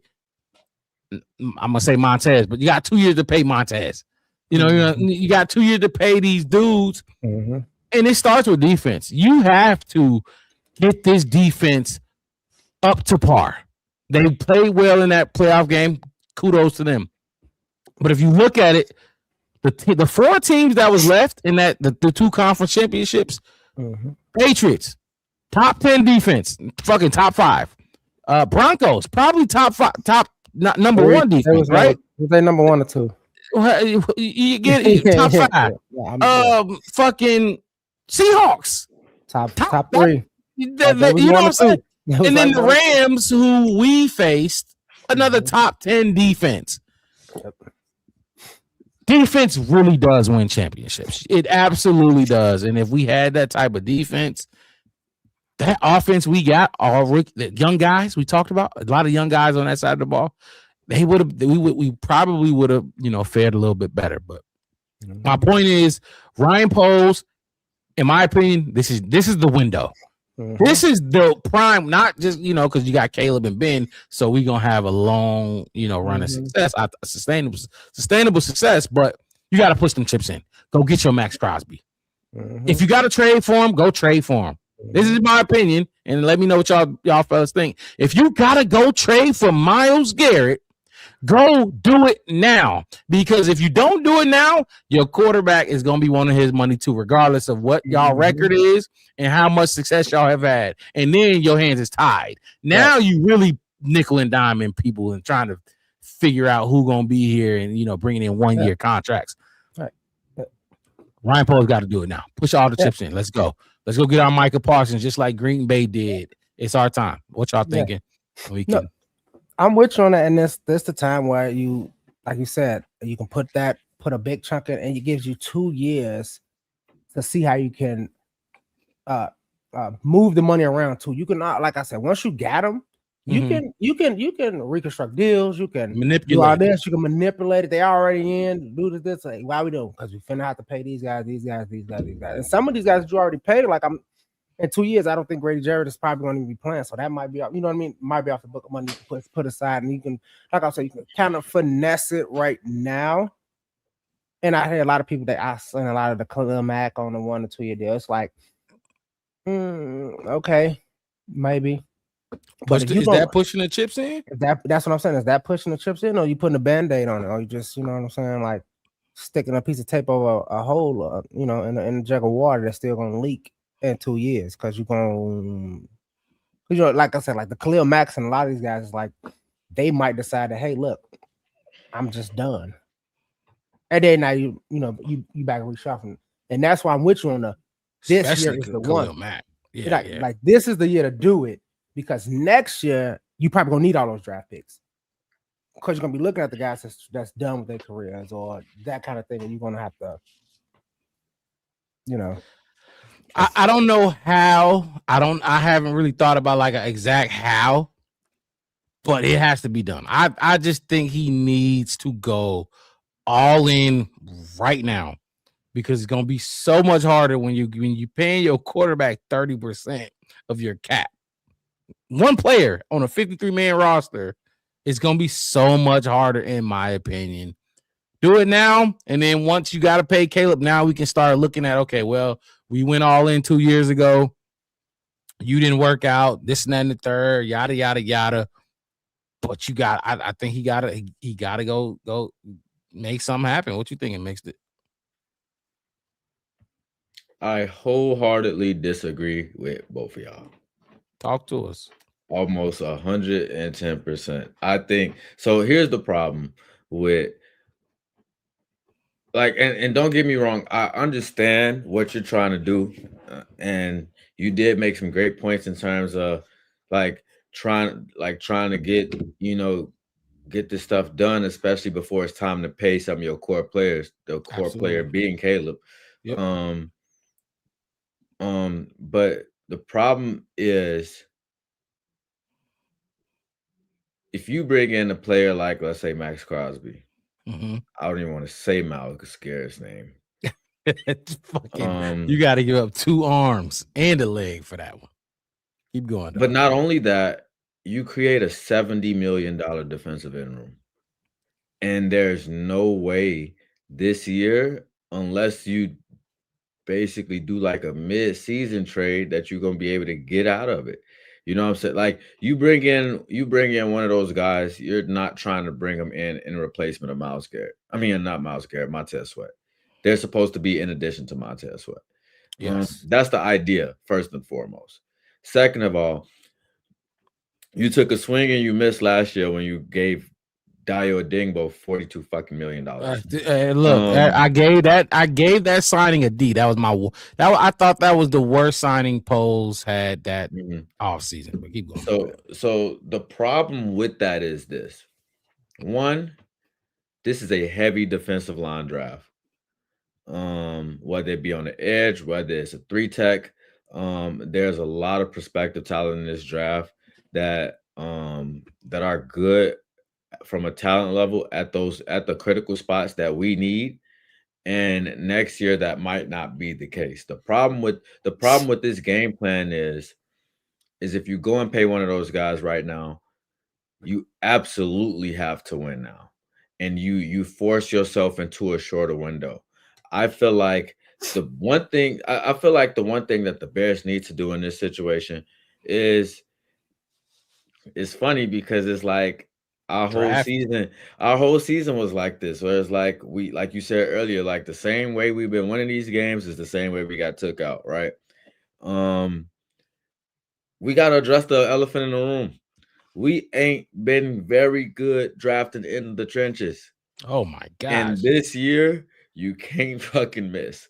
Okay? Like, you can't. Like, I don't know who said it in the chat, but I am all for keeping my stock in my draft picks this year. One, because I feel like there's going to be some players that you could definitely target. Two, you're going to need multiple. You're going to need to start recreating some depth on the defensive side of the ball because you got no safeties right now. Oh my gosh. You got a linebacker that broke his fucking leg. You got two other linebackers that keep having soft tissue injuries, so they keep getting slower and slower. You know what I'm saying? And then on top of that, you somehow started pulling pressure out of the crack of y'all ass at the end of the season, and it made y'all numbers look a little bit inflated. In my opinion, exotic blitzes. Then even Montez, he got more productive as the season went on, because in the beginning half of the season, it was like we can count on you for one play out of your 62 snaps tonight, and that's all we really got. But that's the biggest thing is like the moment that you go and get one of those players, you take yourself out of the running to be able to stack on that depth, and you kind of need to do that. You need to do that in this spot. And on top of it, some of these guys like it's asking a lot for a draft pick to come in and be super productive right away. But y'all runway to being to building like a dynasty team is to be able to home grow some of these players and get them good while they're cheap for this team. So I feel like y'all need to create more cap space for yourself, whether it be doing some restructures, whether it be moving off some pieces or whatever. But you can't move off a Dio until next year. If you want to make a big trade like that, you do it once you can get Dio off the books. But you don't want a $70 million edge room. That shit is crazy. So okay, so if we gonna create cap space, right? Creating cap space, what are we doing with the cap space that we creating? Is to sign free agents, right? Well, yeah. So yes, but it's not gonna be. To me, I don't think it should be for a D lineman. I think that we need to create some cap space so we can go and get us some depth at linebackers. We need to start healing some of the secondary up. We need to get this safety issue addressed. We need to we more than likely gonna let Nashawn walk, and we need to backfill in that spot. We need to figure out what we're doing with Jalen Johnson, who looked a step slow and unconfident, and saying that he needs a full offseason, because you don't want to get to the end of the offseason and Jalen Johnson looking the same fucking way. Then we really gonna have a problem. Okay, so that I'm glad you mentioned. So when I say like push your chips in, however that looks, if that looks like going to get Patrick Surtain, no, I mean I'm just saying that ain't gonna happen. But you know, Patrick Surtain or fucking Fred Warner, or whoever the fuck it is, to push your chips in, do it. I need it to happen right now. The cap space, J2K saying the cap space you create is pushes money into the years of Caleb's contract. You talking about restructuring and restructuring. Look, I get it. It will push it. But regardless of what you do, regardless of what he does, Caleb is going to demand his number. We already know that. We know how his team works. Especially when he was coming out as a LLC. You say what? Maybe this time they'll let him pay his LLC.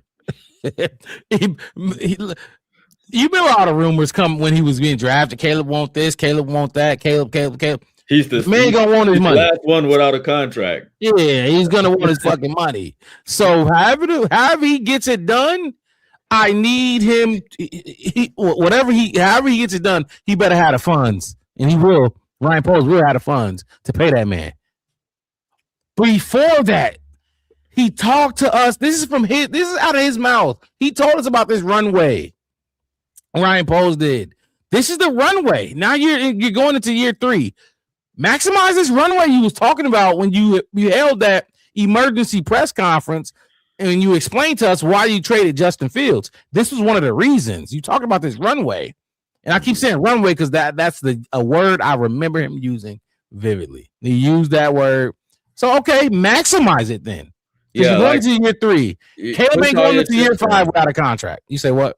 You was right about push all your chips in. I'm just saying I feel like it looks a little bit different. I feel like we're gonna put ourselves in a position where we chasing our own tail if we try to go hunt for a big contract player right now. You know what I'm saying? If you told me, and this is another part of it, if you told me Ryan Poles could find his Max Crosby, what was Max Crosby? I think he was a 3rd or 4th round pick.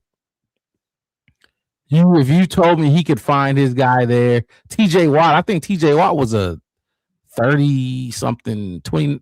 He was a late 1st round pick, I believe. You told me he could find that Ryan Poles could make that type of stuff happen. And I'm not gonna lie, I'm not impressed. I'm not really confident in Dennis Allen either, because Dennis Allen brought us Dayo Adebo. Dayo Adebo stinks.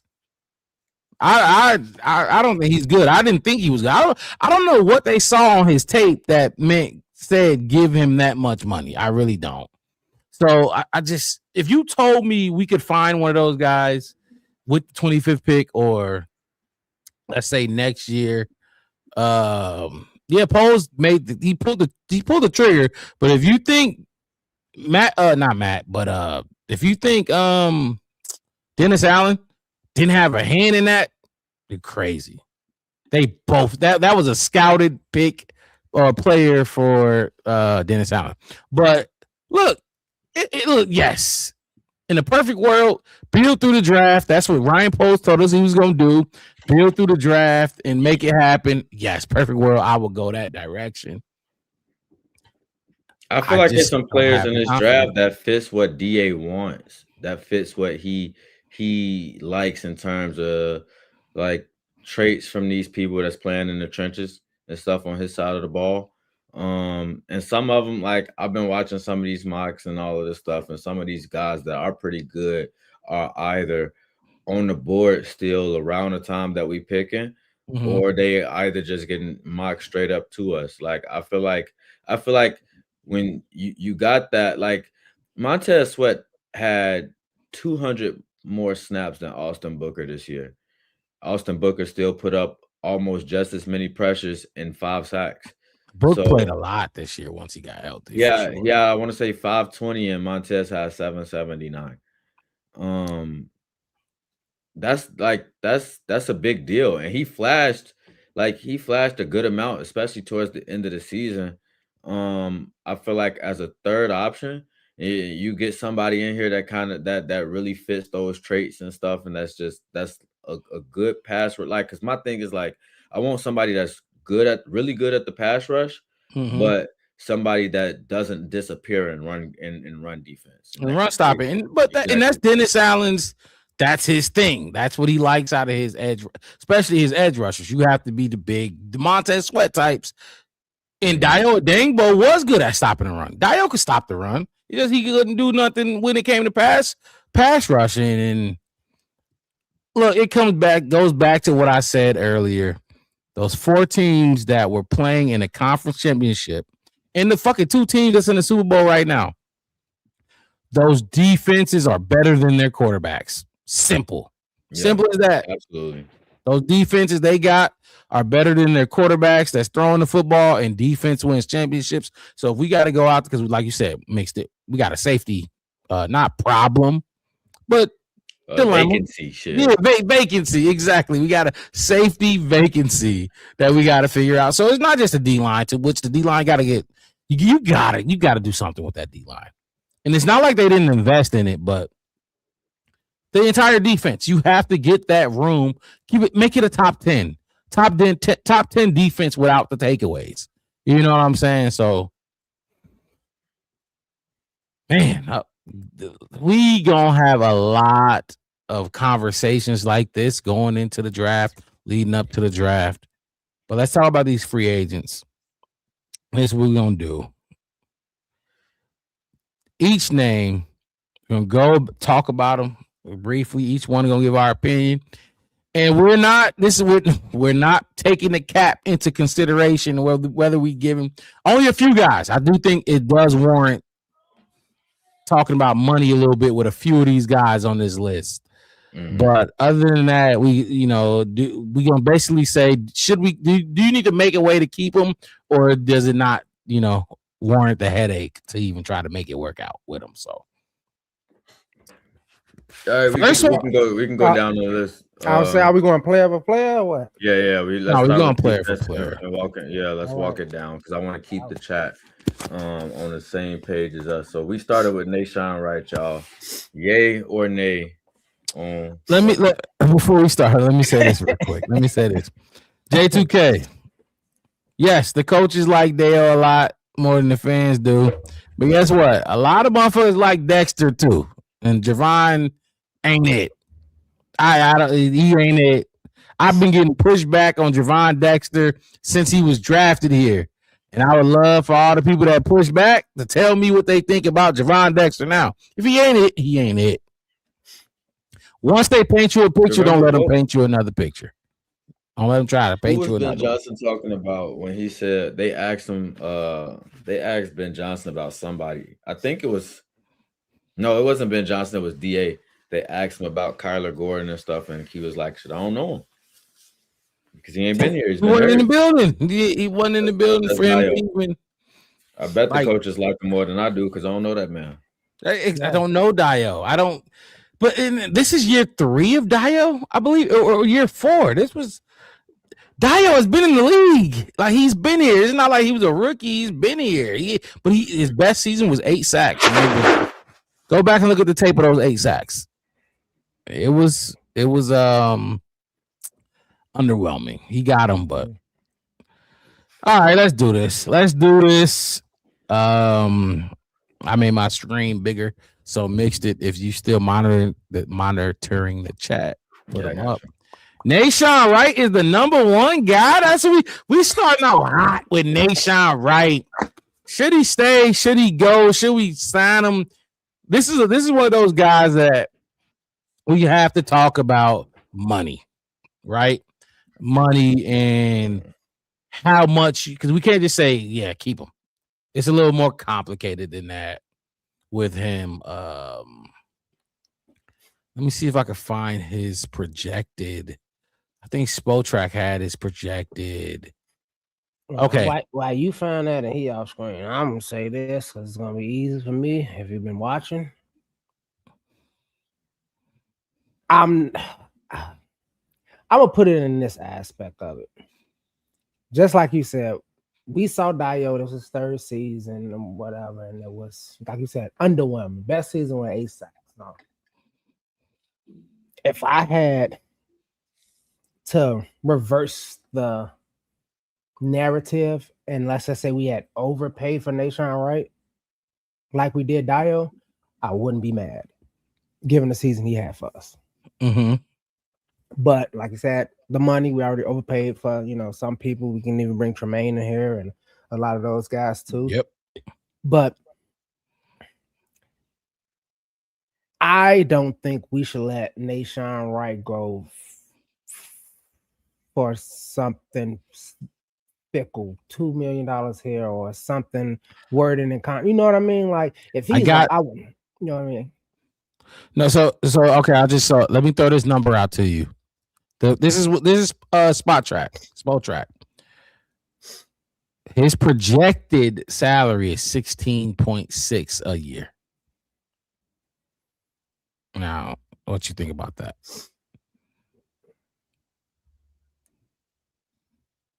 $16.6.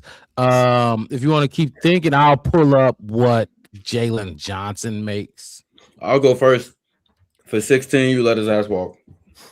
Can't afford it. I'm sorry. Love what you did for the Bears, but I feel like the only way they'll get Nahshon done is if Nahshon goes out there and discovers that the market for him is not that big. It's not as big as what he wants. And what's your market? Where are you putting him at? Probably 12 or 13. That's what I was thinking. That's the $2 million you was just talking about not quibbling with Wes. I was gonna say 14. I'll say he want 14. All right, cool. We was thinking about 12 or 13. You want 14? All right. But I'm with you too. Mixing on like 16 might be a stretch. But if they could, or if they can make it like a 14, like, hey, look, we'll give you extra this for every turnover you get. That's what you like doing. That's what you're good at. It should be easy. We'll get, I don't know. What do you have? 8 turnovers this season? You give me 8 turnovers, I'll give you $500,000 every turnover you get as a bonus. And that 12, 13 and 8 weeks you can turn it into 16. Jalen Johnson is making 15 this year and 13 next year. So Spotrac might have him a little high. He might not demand that much, but he is in the Pro Bowl. Our boy made the Pro Bowl. I saw the picture. I started praise dancing. I think that was our biggest snub of the. Look at God. I mean, you know what? I didn't even say nothing when I was listening to the radio, and it was like, "Hey, and what's his name? I forgot to do the Fox Sports update. Somebody Bayard or Dan something. I forgot his name. That do the desk updates. He was like, and those were like, Shador Sanders will be a Pro Bowler. I said, what? Mm-hmm. My whole van went like, that made Nahshon's a lot less special. No, I don't think it made it a lot less special. It just made you look at like, wait. So technically, they announced Shador before Nahshon, when Nahshon should have been there the whole time. That's what pissed me off. Right. I get like, okay, somebody who probably wouldn't have made it got as an alternate, but he shouldn't even have to go through that to be there. To me, that's my whole point. Okay.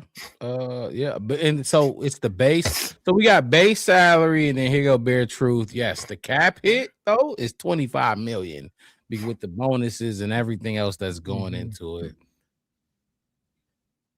Make it happen or nah? Like, okay, and when I say make it happen, okay, what? So your number is 13, 14. What if he want the 16? Is that a no, or you make it happen? Fuck no. Damn. I love you though. I really feel like we gotta let Nahshon walk, and he gotta walk his ass back. I think that's the only way we get it done. I can't. I can't. I'm telling you right. If I'm gonna let Nahshon go, I have to have a pass rush. I have to have somebody that can get to the quarterback. If I'm letting cornerbacks go, 16 million is steep. That is steep. Ain't gonna lie. I'm right with Bear Truth. I'm gonna low. $8 million for 1 year. I'll give you $10 million a year. 10 minutes. Yeah, that's what I was kind of thinking. That's why I'm like 13 is right where it is. 16 is kind of high. But when I'm looking at it, I'm like, over the cap might have a different number, but that's spot track. So. Yeah. And I'm thinking like you said, Mixer, what if Jalen come back still a half step? I mean, Tyreek, okay. But then look what you got behind all that. Like I said again, his name is on the list. We're gonna get to him. But I don't even care if he coming back for a year supply of McDonald's. I don't want him back on this thing. That's it. Man, like I said, 16 probably not. But 10, 13, yeah. I 1 year, one more. See if you can do it again, or at least something like let me see it. My thing is what J2K said: the inconsistencies. It was there. You could see it when he wasn't getting those takeaways. You could definitely see it. This next guy, if y'all finished with Nation, this next guy, it's another controversial one. CJ Gardner-Johnson. We picked him up off the street, off the couch. I ain't gonna say street, but off the couch. Yeah. 1 year deal we gave him. So, are we bringing him back? Do we? Is he a must sign? Player? I think both of these. That's the same like Nation. It's kind of like if they can work it out. It's not like ain't no amount of money we want to keep you. Blah blah blah blah. You know the kind of thing. Bare truth, if you notice in the chat, tell me how much we paid CJGJ to come here this year. Because I don't know off the top of my head. I can find it right now. 1.1 million. 1.1. 1.1 million. Okay, I got my eyes on what see, like it should like see what I'm saying? Like if that's what you gave him to come in, and I've seen I follow him on Twitter and some crypto stuff that some slight words or people was reading into it their own kind of way. And like I said, he is definitely like these two is definitely candidates for negotiation. Like that's something we can talk about. In my book, like I said, I'm not overspending for neither one of them. Like we can, I'll tell you exactly what I do. I got 2 years, $8 million for your ass. Come on. We give you 4 years. No, that's not even the I don't even think that's what's that minimum? Is it the same across the league or is it different for CBs? I have no idea what the veteran minimum is, but like if you look like if he's not going I don't know if he'll go for the veteran minimum though. He might. No, this is a unique case. Go for the minimum. I would just say like I'm looking at other players in his contract range that's making about that or whatever, and I kind of would like Devin Witherspoon is making $7 a year. But he got paid in 23, so he's gonna be up for contract next year. So yeah, they're probably gonna pay him. Where is he? Seattle? Mm-hmm. Yeah, he's getting paid. Yeah, that's why you pay CJ right now before somebody else get paid. Yeah, and I mean that's what he took. That 1 point, I think they said 1.3 is the vet minimum if you 7+ years. And I think CJ he past 7 years. I don't know, but it was something low for sure because he came. Yeah, it's about $1 million. It's about $1 million a year. Couch. Straight up and down. They go by a year, so it's like, so basically $1 million a year is that minimum. I would keep CJ. I'd sign him. Like you said, mixed it. I think it's gonna be. It don't be crazy. He ain't stupid. A check is a check. He gonna get that $4 million that you said two years for 8. Yeah, he'll take that. I think he'll take that, especially if nobody was even fucking with him before we picked him up. And honestly, he's not good in coverage. Like CJ Gardner-Johnson can't cover. He's not go back to safety, bro. Yeah, he's not a must sign for me. Like if I can't get a deal done with him, I ain't gonna miss him. He wasn't that good to me when it was time to cover. He was good. The closer he is to the line, the more of a liability he is. Unless he's fucking rushing the passer. Unless he's blitzing. He was good when he was blitzing, but other than that, I didn't particularly like what he did in coverage. I'll bring him back. Let's go. Depth. I'm going off like depth. Like I like them at depth. Let me go to the next one. Elijah Hicks. Elijah Hicks. He didn't play much. I think he was probably more special teams than anything this year. But I mean, at this point, this is one of the 4 safeties that we don't have on the roster. And he's the first one. Elijah Hicks, are we bringing him back or not? I'm gonna say no. I think you draft a kid to come in, play special team, get the notes off the defense, get to know what we're doing.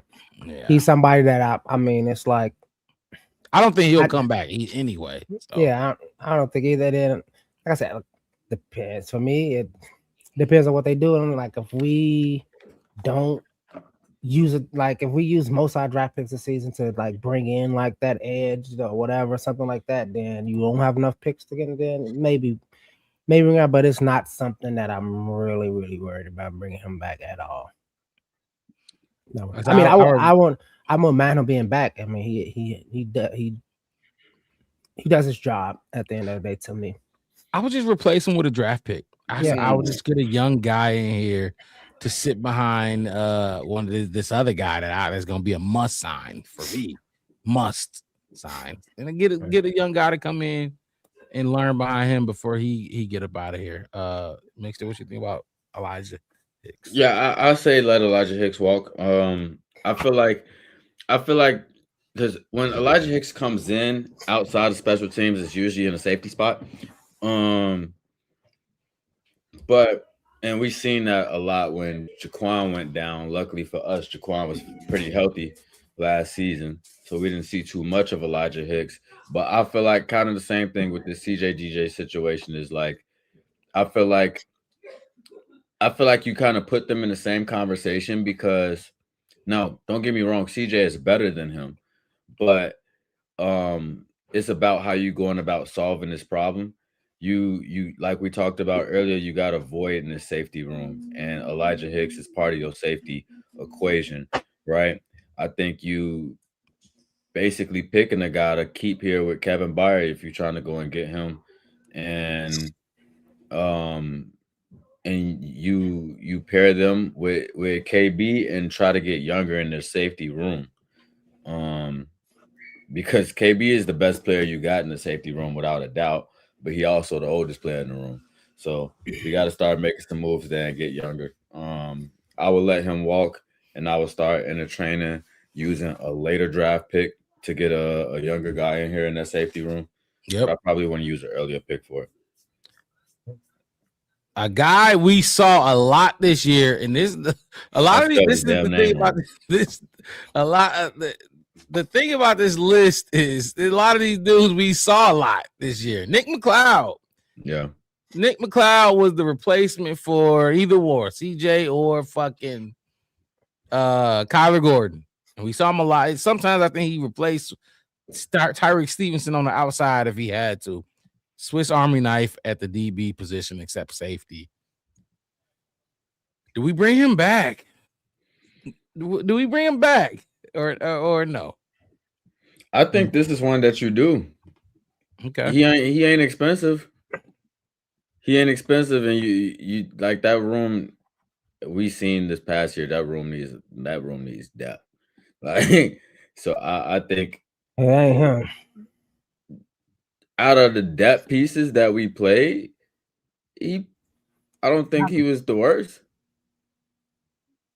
When we had to fill all these spots in the CB and stuff like that, he definitely wasn't one of the worst. He had a few breakups and stuff. He's not the best, but it's like Mark Robb said, he a Swiss Army knife, so like they kind of plug and play with him, but then he's also a core special teamer and he's not expensive. So that's one that I don't really care if he comes back. I would bring Elijah Hicks back before I bring Nick McLeod back. Nick McLeod it's a reason he's the dullest Swiss Army knife I ever met. He's been even the season before that. We had who do we have in that was out? I forgot him. Why we come back? We had him out there, and he was just outperforming Nick McLeod But Elijah Hicks ain't outperforming Nick McCloud though. He outperformed on special teams. Fuck Nick special McCloud, teams. We need Nick him McCloud, to come in and be a good Hicks, depth piece during defense. The And season Elijah before Hicks that, can't do shit. Elijah Hicks came in with the season before. Elijah Hicks was doing a fair bit better the season before that when Nick McCloud was out there, when we were down Brisker. When he had to come out there, because I forgot who he had put out there at safety instead of Elijah Hicks, but then Elijah Hicks went down. And Nick McCloud, he was, because even last season, who went down, and that brought because he outperformed Nick McCloud the season before that. Oh man, the cornerback that Terrell Smith. The season before that, he was better than Nick McCloud. That's the reason we saw Nick McCloud this season. Honestly, Terrell Smith would have been a 53 man roster player if he didn't get hurt during the preseason. But I think Nick McCloud having some versatility warrants him being looked at over Elijah Hicks, because they really both in the same boat. But I feel like Elijah Hicks is only really valuable if you have him at that safety spot, and you're never going to need it unless one of your starting safeties goes down. But the way that DA uses these inside DB, like these slot corners and all of that stuff and stuff like that, like we're bound to see more Nick McCloud any damn way. So I feel like just give yourself that extra tool in your toolbox, even if you don't really need it that much. I don't really view what they do, what these two people in particular do in special teams as a differentiator, because I don't really feel like they were the better special teams players that we had. But a true depth piece, which one of y'all come cheaper, I guess. That would be my take on it. Because they are from a not from a talent level, but from a production level, they both really, to me, bring down to the same thing to the table. Yeah, I mean, I hear your point, but I'm out on them. I mean, if we be honest, we could be out on both of them motherfuckers. They really don't bring too much to the table to begin with. But it's I just use it as a contrast. Like, if I had to pick one, I would bring in Elijah, and then, like I said, bring in somebody young, because at the end of the day, what about Jalen? Jalen Jones? Oh, okay. Yeah. Bye.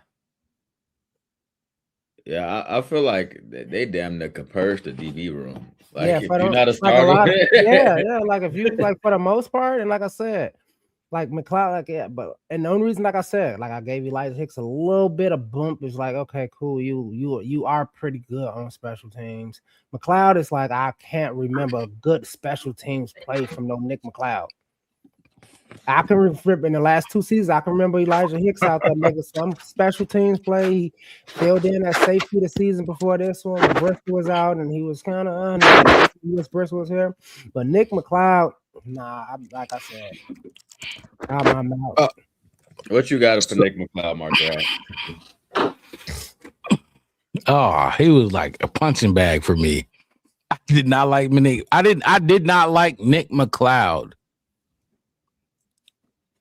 But I liked his depth. Honestly, I would bring him back. Just because you have a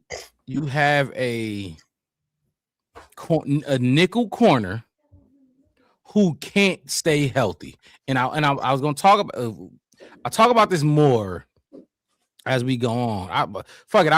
Right now. Kyler Gordon can't stay healthy.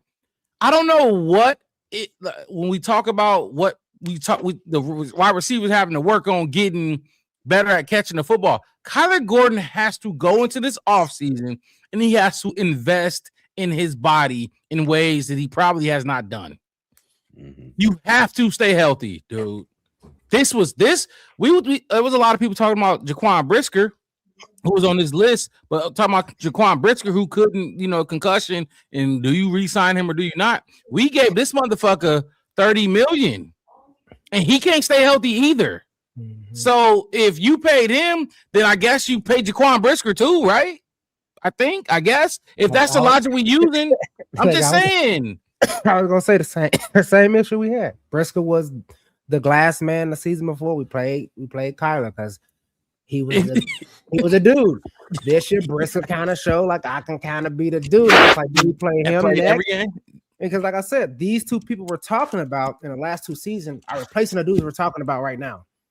That's the reason we saw Nick McLeod this season because of Kyler Gordon. The reason we saw Elijah Hicks was because the season before that he was filling in for Jaquan Brisker. And that's we didn't have to see Elijah Hicks this year because Jaquan played every game this season, including 2 playoff games. And that's my point. If Kyler Gordon got that money, if he's healthy, I can go draft a late round somebody to learn from him. There's no way I'm putting all my faith in Kyler Gordon. Now, if there's another draft somebody, if there's another corner, see, that's the thing. You're gonna draft a corner. You're not gonna just draft a nickel corner. You're gonna like when Kyler came in, he was an outside guy at Washington, right? He was at Washington, I believe, or I believe he was at Washington, but he was outside corner. He wasn't a nickel. They moved. Even when he came in, they made him learn both positions as a rookie. Remember that? And it was like weird for him. And then they finally okay, fuck it. I think Tyreek got drafted the next season, the very next year, and they said, okay, we're gonna keep you at nickel. Tyreek gonna be on the outside. Jalen gonna be on the outside. So it's like you're not gonna, do I think we should draft a corner? Absolutely, yes. You got to keep on drafting corners. We saw how beat our room was. I would bring back Nick McLeod. I would, just because we need the depth. I can't trust Kyler Gordon to stay healthy at this point. I just cannot. Honestly, I can't. So who do you think is more valuable to us in terms of re-signing between Elijah Hicks and Nick McLeod?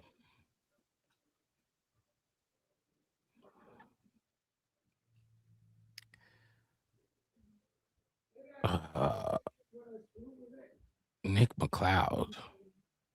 Nick McLeod. We need safeties, but Nick McLeod ain't. I mean, not Nick McLeod, but Elijah Hicks. I just think he's gonna. I think he wants to go get paid somewhere. I think he wants some money. I think that plays a role.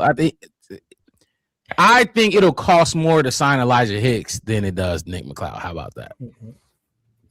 Okay. That's my thought process. Elijah Hicks tired of being. He didn't even play this year. He wants to play. You know what I mean? He wants to play.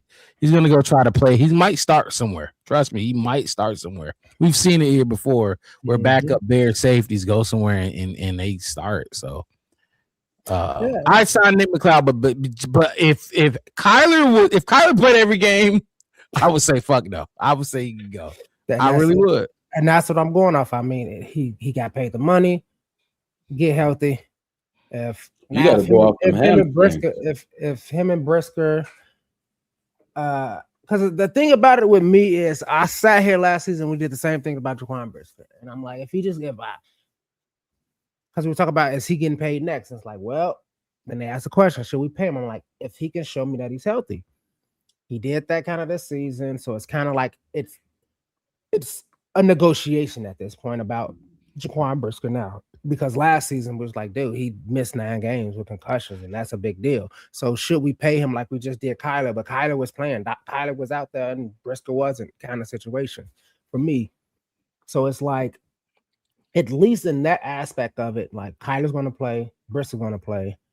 What am I going to do with Nick McLeod and Elijah Hicks? At least I know Hicks is good on special teams. Like McLeod is going to wait for somebody to get hurt, which I don't want my $30 million slot corner to get hurt. Hicks don't give you nothing unless he can come in and play safety. And Nick McLeod, he's going to be more versatile. And the pieces of DA's defense that show up big time are those slot corners, those those edge rushers, that D line, like those guys are like they're really important to what DA wants to be able to do. So I would like I'm not gonna say I expect Kyler to get hurt, but I expect him to deal with some attrition as far as his health. And you need somebody to be able to come in and do something. Nick McLeod isn't fucking great, but you're never putting Elijah Hicks in that spot and expecting him to play any better. So look, trust me, if we draft a cornerback and we do that grooming shit that we did with Kyler Gordon, oh yeah, Nick McLeod is gone. But yeah, if we draft somebody, yeah, then they at both this can point, go. it's like actually they can take Jalen Jones with them, but it's like yeah. Oh, did y'all talk about Jalen Jones? No, we was really starting when you came back, so you can start with Jalen Jones if you want to. I think he can go to Wendy's and get a job application. Oh my God! So okay, fuck Jalen Jones. Who do we have for cornerbacks on our roster right now? Terrell Smith's still on the contract, right? Correct. Jalen Johnson, Tyreek. Zay Frazier. Zay Frazier still gotta come in. Oh yeah, Jalen Jones. He can go. I'm not attached to him. He can go. We can find another cornerback. Like I said, we do draft this Nick McLeod replacement. You know, if I don't sign Nick McLeod and we draft one, that'll be the guy that replaces both of these dudes. You know what I mean? A 2-for-1 right here. I usually don't be saying no hate and stuff, but Jalen Jones looks like a true special teamer. I usually don't be saying no hate and stuff. What? Like Jalen Jones, like he gives you 0. So you get him the hell out of here. Mm-hmm. Didn't he play? What was his jersey number? I don't damn know. Let me go see.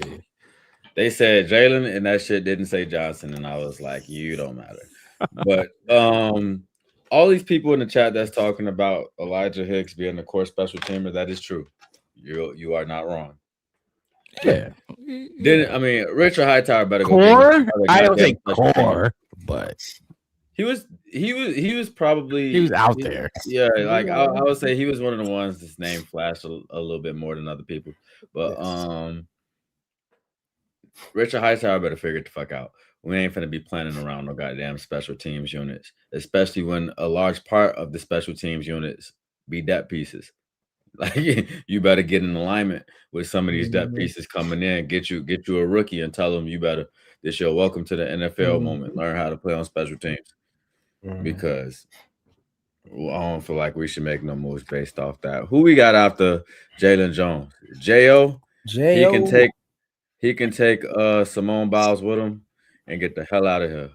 I disagree. I'm re-signing Jo. I'm re-signing him, baby.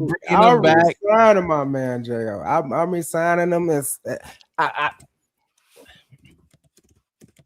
gotta have some upperclassmen. Man, you can't just have a bunch of. I was about to say that. I'll draft one safety to learn behind these guys. I think Brisker should be back too if we can make it. You know, that's the next guy. But I'm going ahead. Like out of the last draft one guy to learn behind these dudes. Out of the last 4 we said, I definitely will pick Jo over Jones, McLeod, and Hicks. He's the best out of all of them. I'm picking him out of all of them for sure. He had 47 total snaps. like that's the whole reason why I said what I just said right now. He literally he didn't even have 50. I think he's a special teamer too, right? He's a special teamer too. He's a special teamer too, but he's like your third. Well, he was the third safety in this spot, but he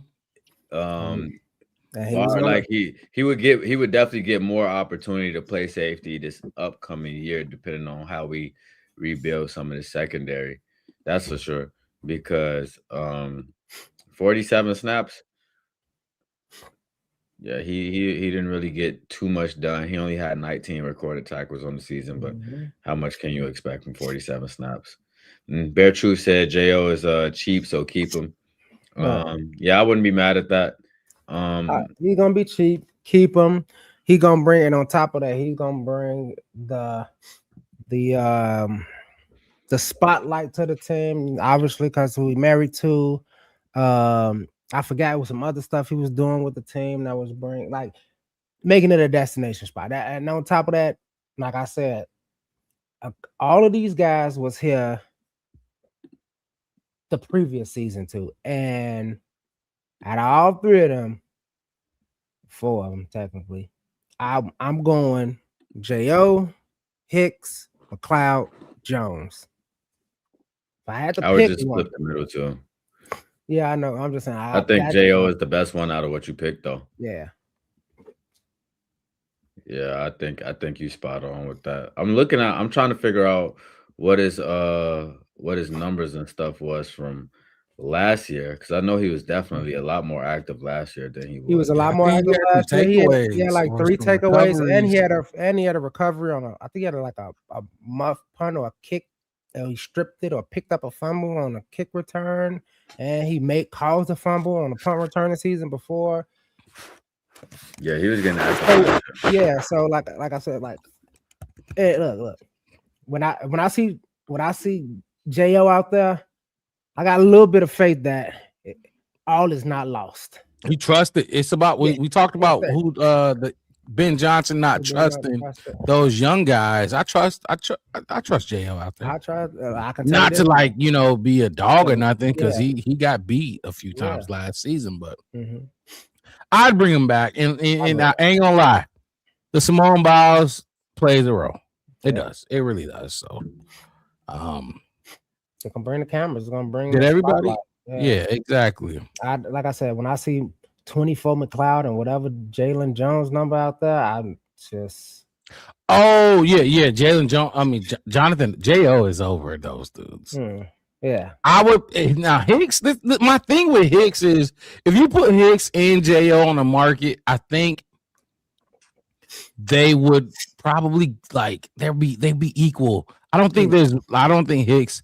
I think he's gonna start. I really do. I said that before. I think he's gonna go get some money somewhere. He's not gonna stay in Chicago. I think he actually tweeted that was his last game, or his lady tweeted that was his last game as a Bear, because he about to hit the market and go get paid, or some money. But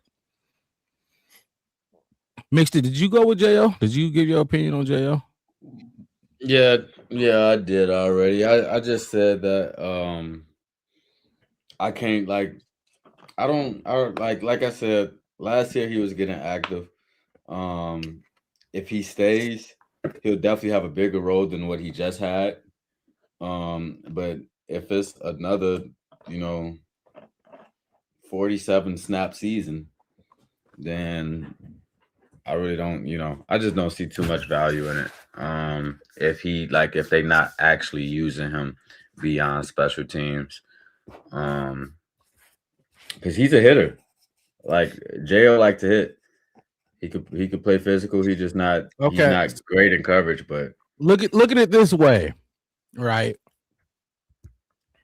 J.O. is not Byard's backup. He is Brisker's backup. Yeah. Brisker played every game. J.O. ain't gonna play that much. You know what I'm saying? Like if that's what we want from Brisker. But you still gotta have insurance for Jaquan though if you keep him.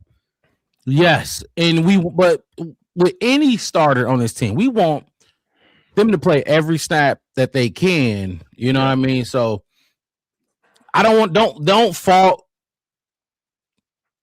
J.O. for not playing enough snaps this year, because the guy that was in front of him didn't miss a snap, and we are not used to that. So right, yeah, that's true. Mm-hmm. That is true. And like I said, out of all 4 of those guys, the previous season they played a lot too. Like I said, because Brisker was down, there was a lot of injuries coming up, and we saw a lot of J.O. And like I said, J.O.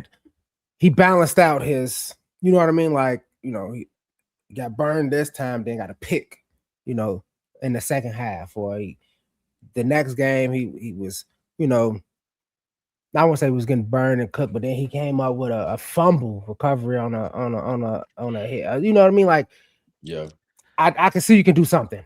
When I think of Nick McLeod, I'm like, I can't even visualize a tackle. I just like my safeties to be faster than him. I would put J.O. This is unpopular. I'm putting J.O. over C.J. Gardner-Johnson. That's just me. I don't like That C.J. is very unpopular. Yeah, I don't think he's that good. If C.J. was playing safety, I'm taking C.J. Yeah. Well, I don't know. I ain't seen him there, so I don't think I'm taking J.O. I'm taking J.O. over C.J. But I say that to say how much I value J.O. outside of Simone Biles. Is how much J.O. getting paid factor into that at all? I'll pay whatever CJ asking for. I'll give Jonathan Owens for what was it? What did you say? 2 years 8? I'll give him that. And that's higher. That's on the higher end for J.O. I think he really should get 2 years 4. 2 years 4. His wife got money. Crazy. 4 is crazy. Okay, 2 years 6. You get 2 years like 6. Yeah, man. You ain't hurting. I don't want to hear this. That's another thing I am tired of. People like $15 million a year. I can't feed my family. Penny pinching the dollars right now. Ain't we? They be 1.5. Ain't nobody getting paid this year. Yeah, 1.5. I'll go out there and do it. Yeah, Simona. You want me to go play? Hey, what you say, Missy? You want me to go out there and play 47 snaps? I can do that. And I do nothing. $4 million. Hey, that'd be shit. That's an expensive backup safety. Yeah, right. Every 10 snaps, you get $1 million. Every 10 snaps, oh yeah, that's cool. And I could just run down the field on special teams because it landed in Atlanta zone or landed outside Atlanta. Just okay, let's go to a big name. Big name, Brisker. But a hard one. This is the second big name. I don't know if y'all say CJ GJ is a big name. I don't think so, but Nahshon Wright and then Jaquan Brisker. This is contract up. They gave his counterpart, who was drafted before him in the same draft, they both were second round picks, Kyler Gordon, they gave him $30 million last offseason before his contract year, I believe. Yeah, because they both would have been in the contract year this year. So they gave him his in year 3. They made Jaquan Brisker play out his entire contract year. The tweets, I know we all seen the tweets. It's been Jaquan Brisker's tweets. He was the last guy in the locker room with his full padded, not just sitting there, full padded. He was the last guy in the locker room after that Rams game. They asked him why. And he wanted to soak up the moment being in that locker room for one last time. These are his words, not mine. And he knows, not just him, not just the Bears, but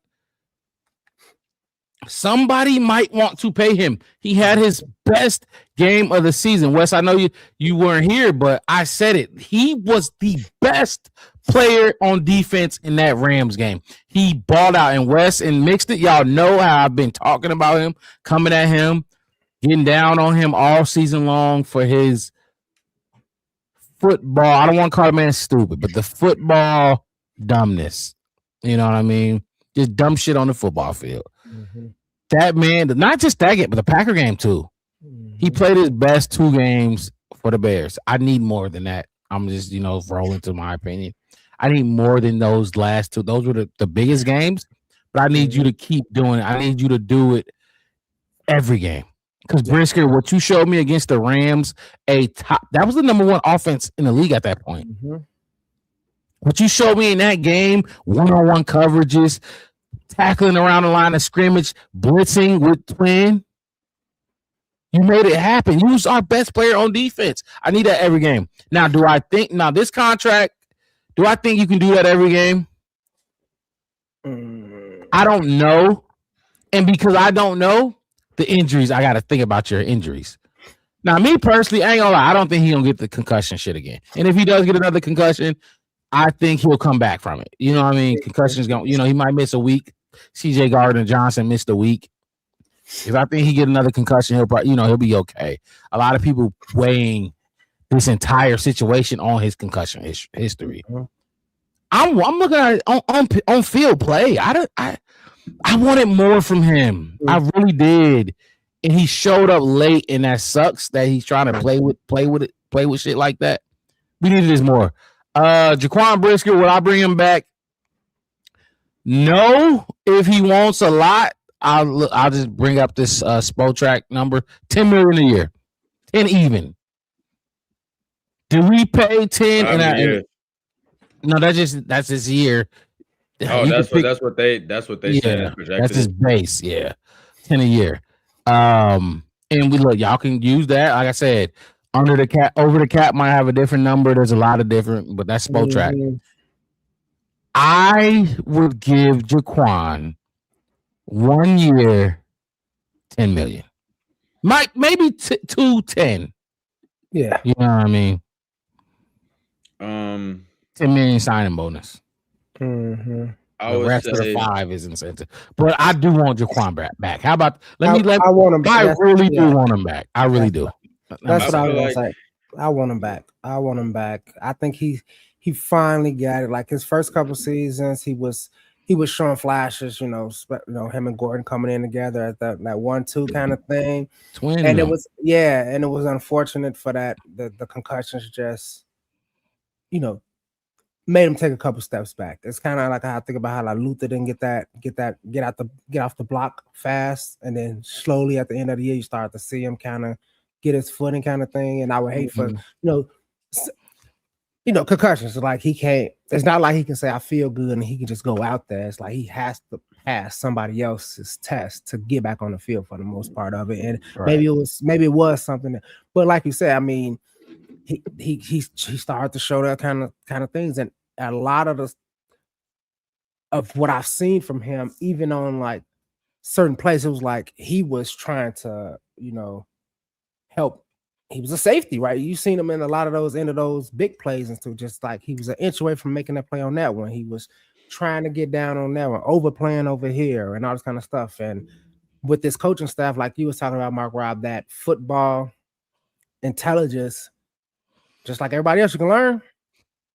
That you can learn, you can be taught, you can kind of figure that out. I just feel like he has, like, and I know we ain't gonna say, but the physical traits and all that kind of stuff to be what we want him to be for the right price. Yeah, and Jaquan Brisker had hella potential.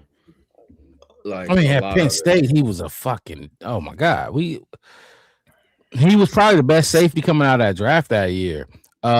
Mixed it before you go, just let me say this, because for the people that talk about his injury history, year 1, his rookie year, 15 games, sophomore season, 15 games.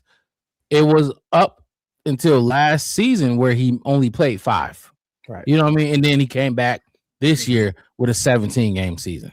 So the people that's looking at his injury history over what is actually he's doing on the field, I don't like that, because you got 15, 15, 5. Obviously, it was bad that year. Right. 17. You know what I'm saying? Not 17, 19. He played 19 games. Played 19 games. And that's what I was saying. Like, other than that 9 games, it's kind of like it gives you that.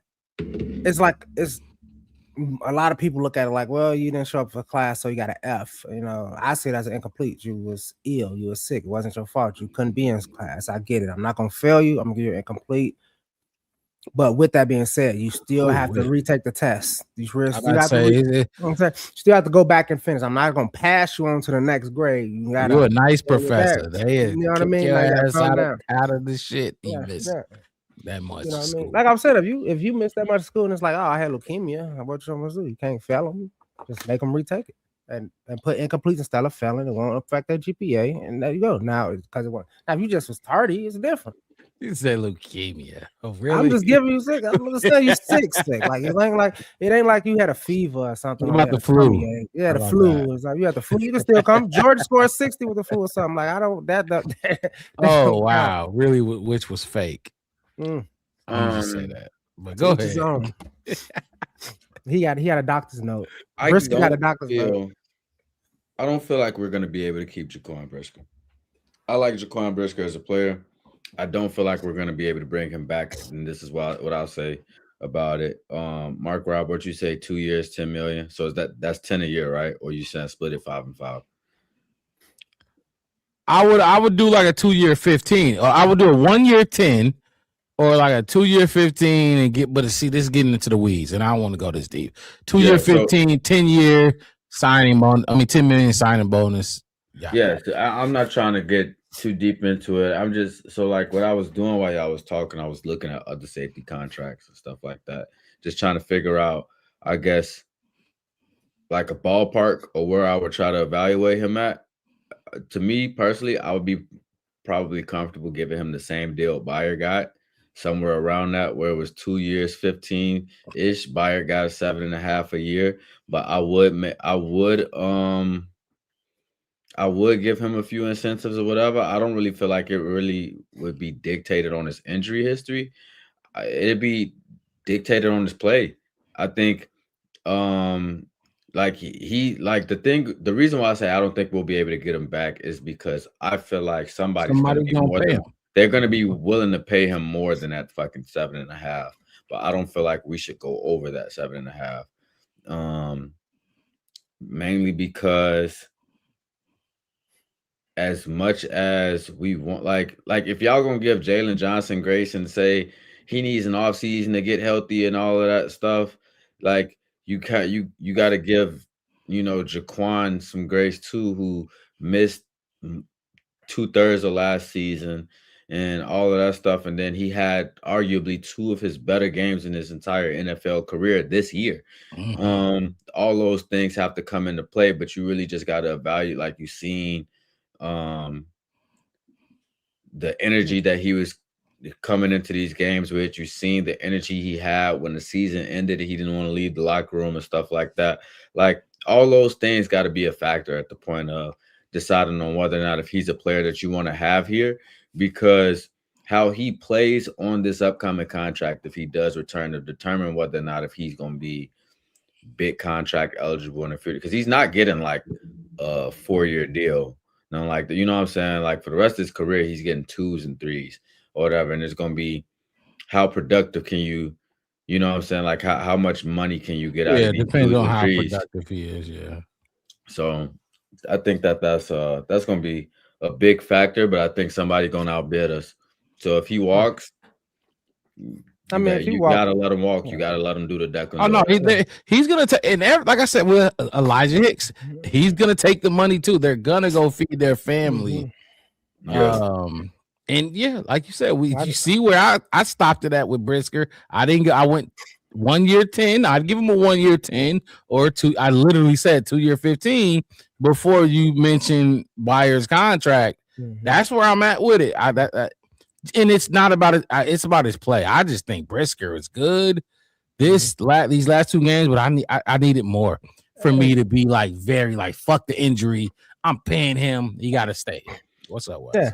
No, I was just saying. I would give him max like 2 for 20, but a good portion of that 20's got to be incentive based, or it's got to be backloaded or something. Yeah, and for me, it's like I remember the first 2 years of Brisker, and I mean, he was a beast, a punisher. Like he was. I mean, he was. And see, I'm not there with y'all. And the question for me was, before the injury, was like, well, how can you cover? Can you get down back in the field? And he showed a little flash of that this season. So I'm like, kind of thinking like, maybe he can actually kind of see him in that playoff game. Oh my god! If he can hit like he showed us, he could hit the first his rookie and his sophomore, because landed just blowing people up, and it was like, and that's kind of what led to him missing all those games that third season. And then you see him this season, kind of like, okay, he's learning to track the ball, he's doing all this kind of stuff. And for me, it's like, if we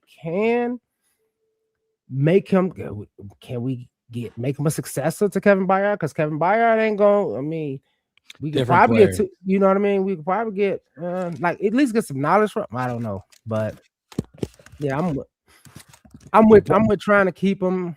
Brisker had, like you said, laid a boom. Byard can't do that. That's a strong safety, and he's a freak safety. Yes, like I wish. Okay, so let me ask you this, Wes. You say what? I just know the knowledge, like keeping that. So let me ask you this then.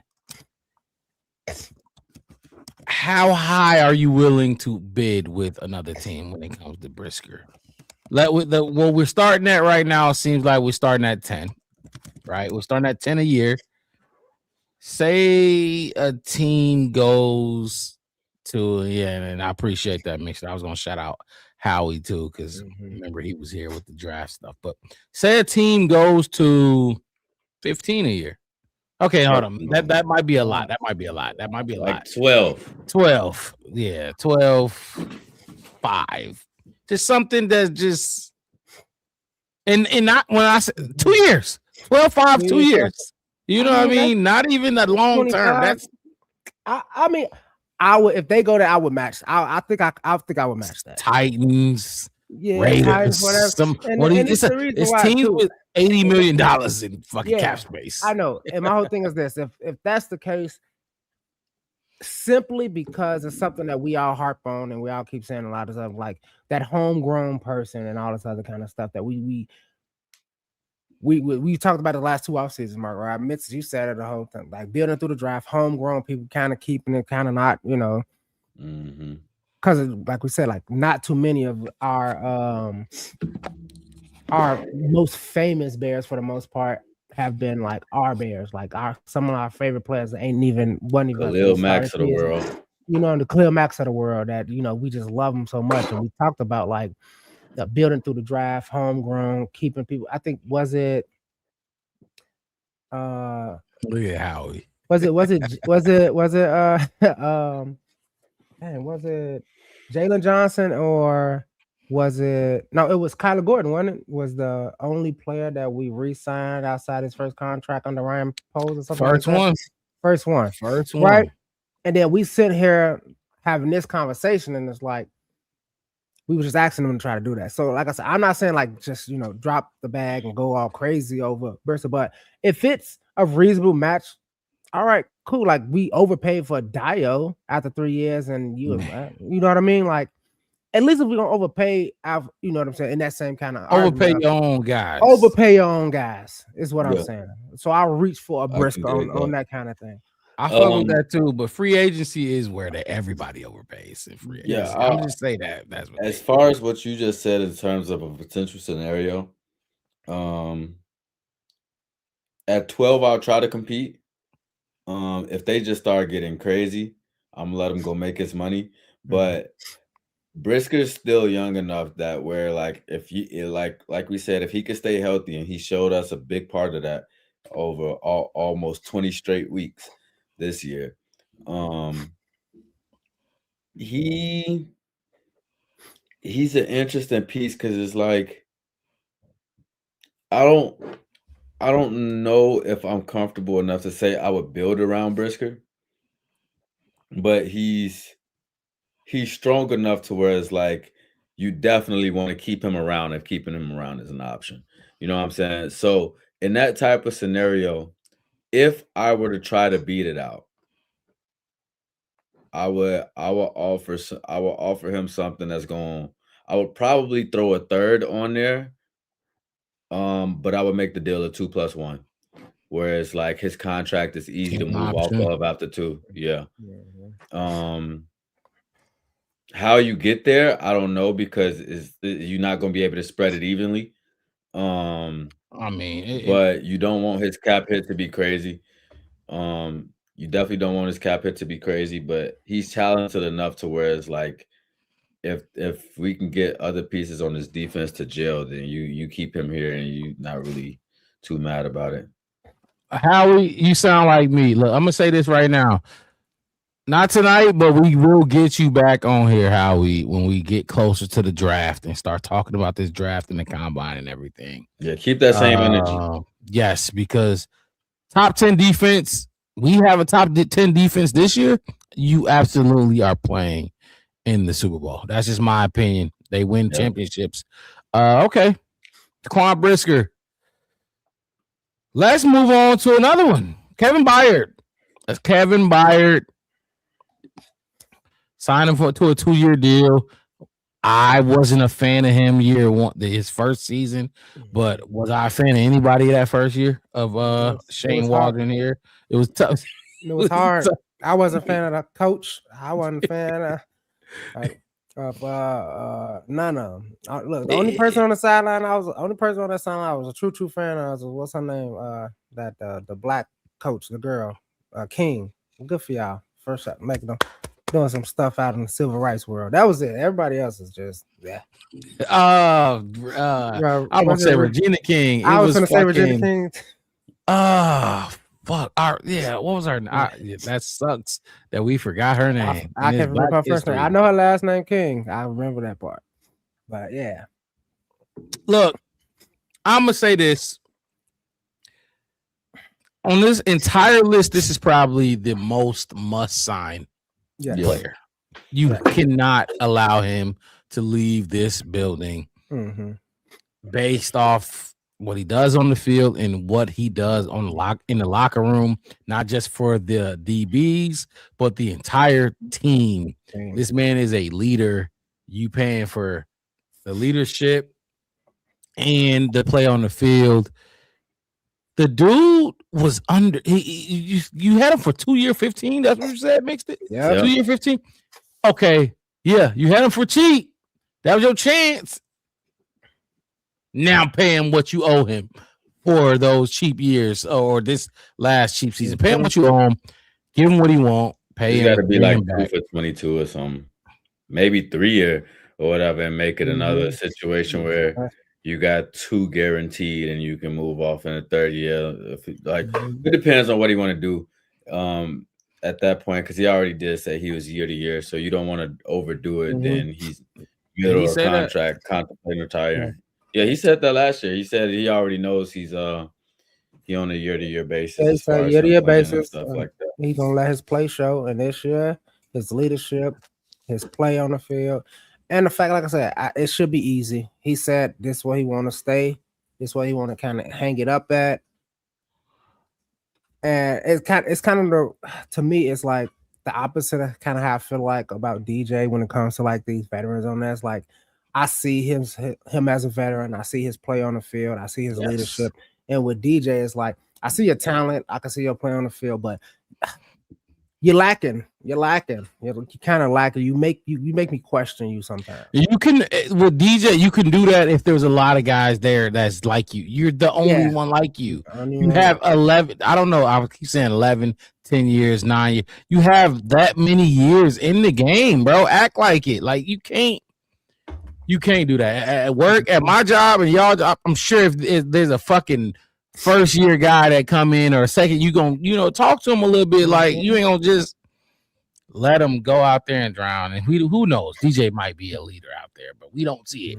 So we go off what we see. But keep going, Wes.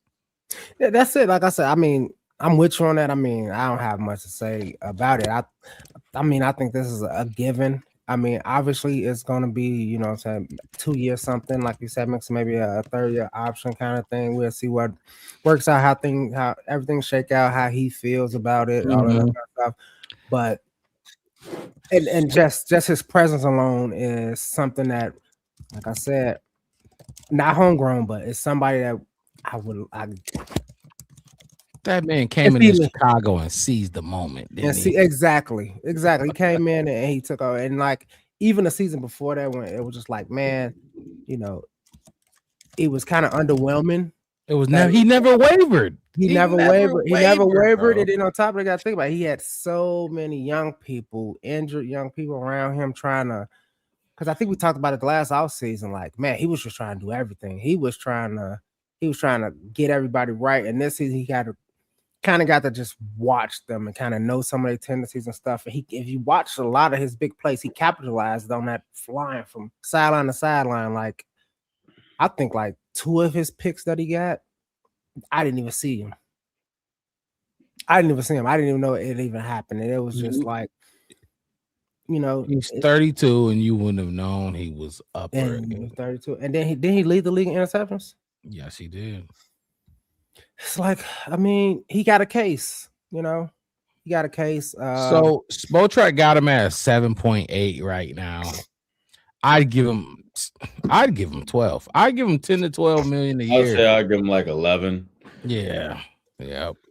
2 for 22, and give you some of that shit as a signing bonus. Yeah, give it keep all the cap back. low. Yeah. Guarantee it. So that's a unanimous like across. Like he's back. We want Kevin Byard back. Andrew Billings, Big Bill, dude. Big Bill. Go ahead, Mix. Hit the road, dude. Kick it off with Billings. Hit the road. Why are you sending him on his way? Because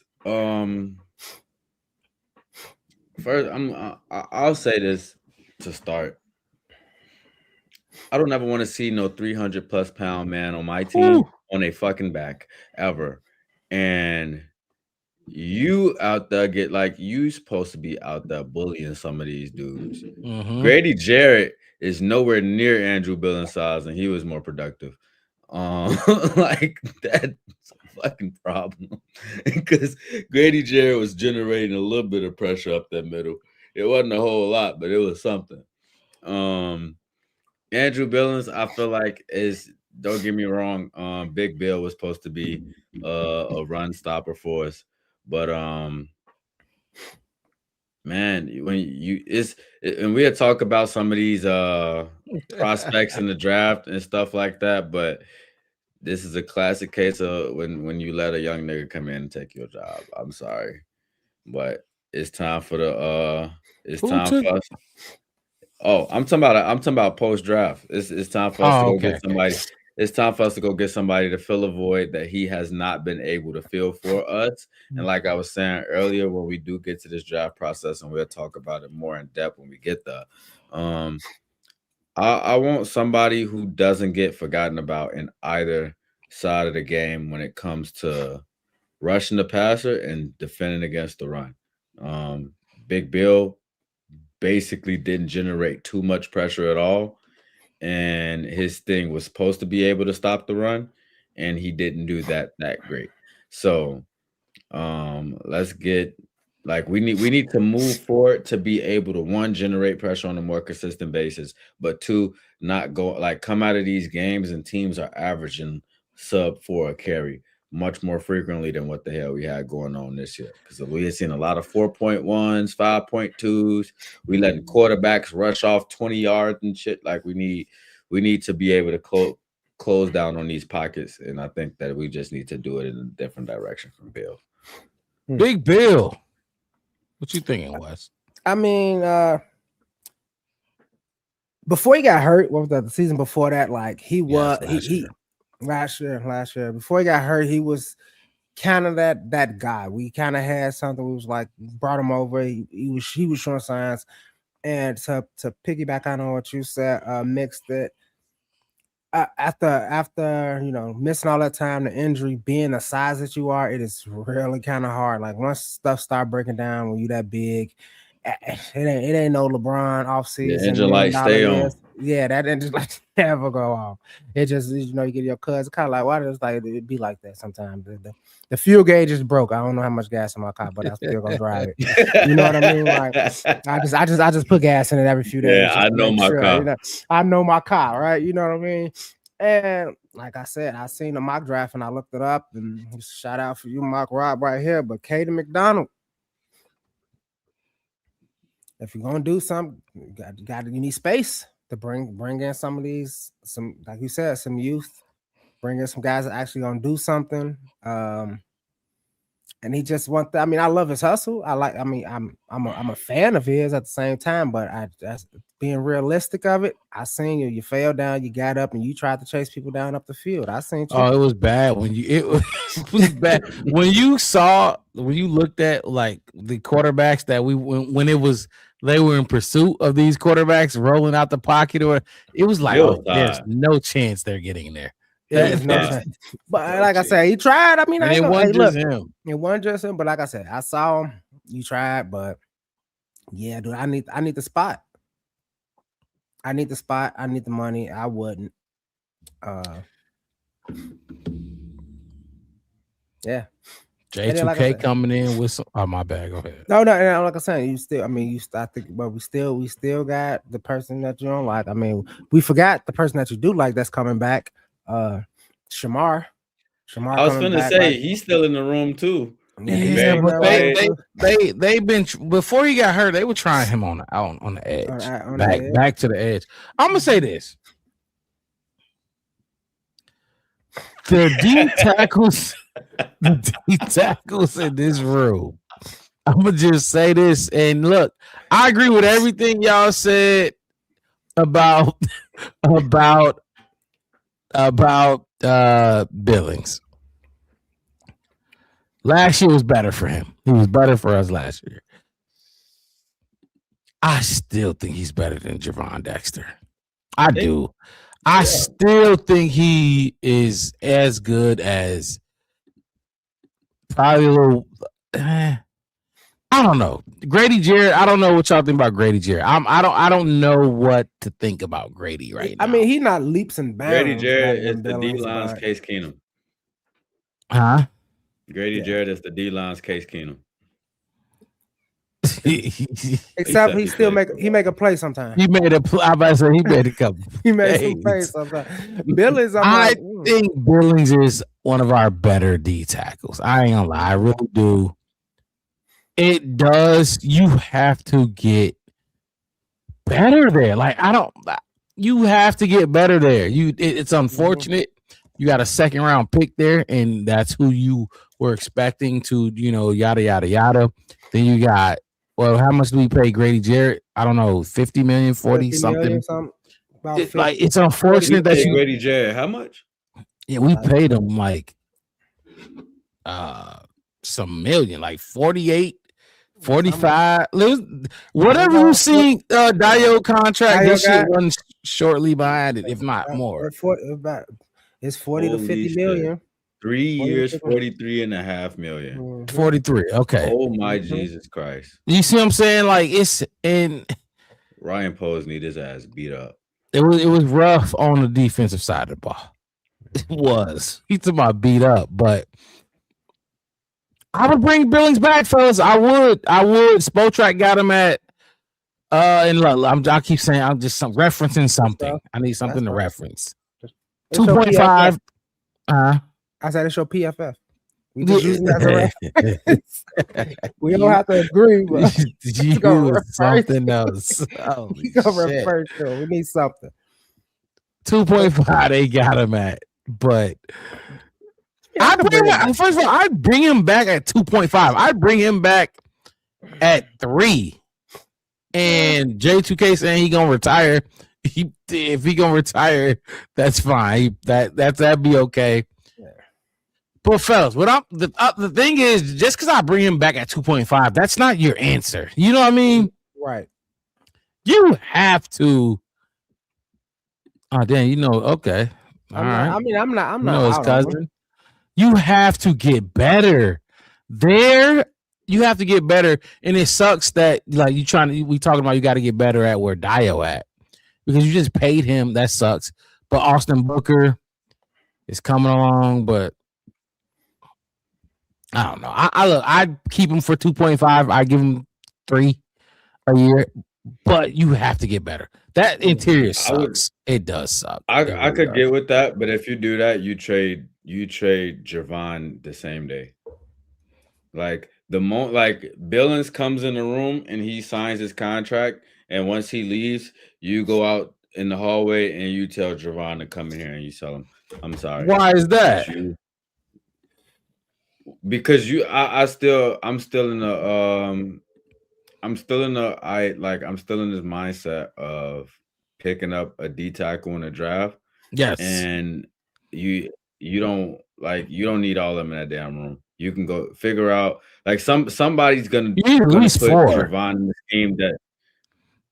Well, you're gonna have Shamar, Andrew, Grady, and who you draft. Right, but Shamar wasn't even playing D tackle when he got hurt. He was out back on the edge. Shamar is a small. Wes, we talking about him. They need him to be on the edge. They're not. I don't think they're going to need him to be on the edge in this situation.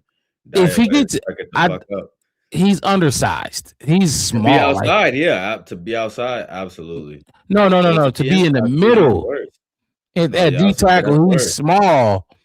Remember when Shamar was in college, he was a edge, and then they moved him inside. He put on what did he say?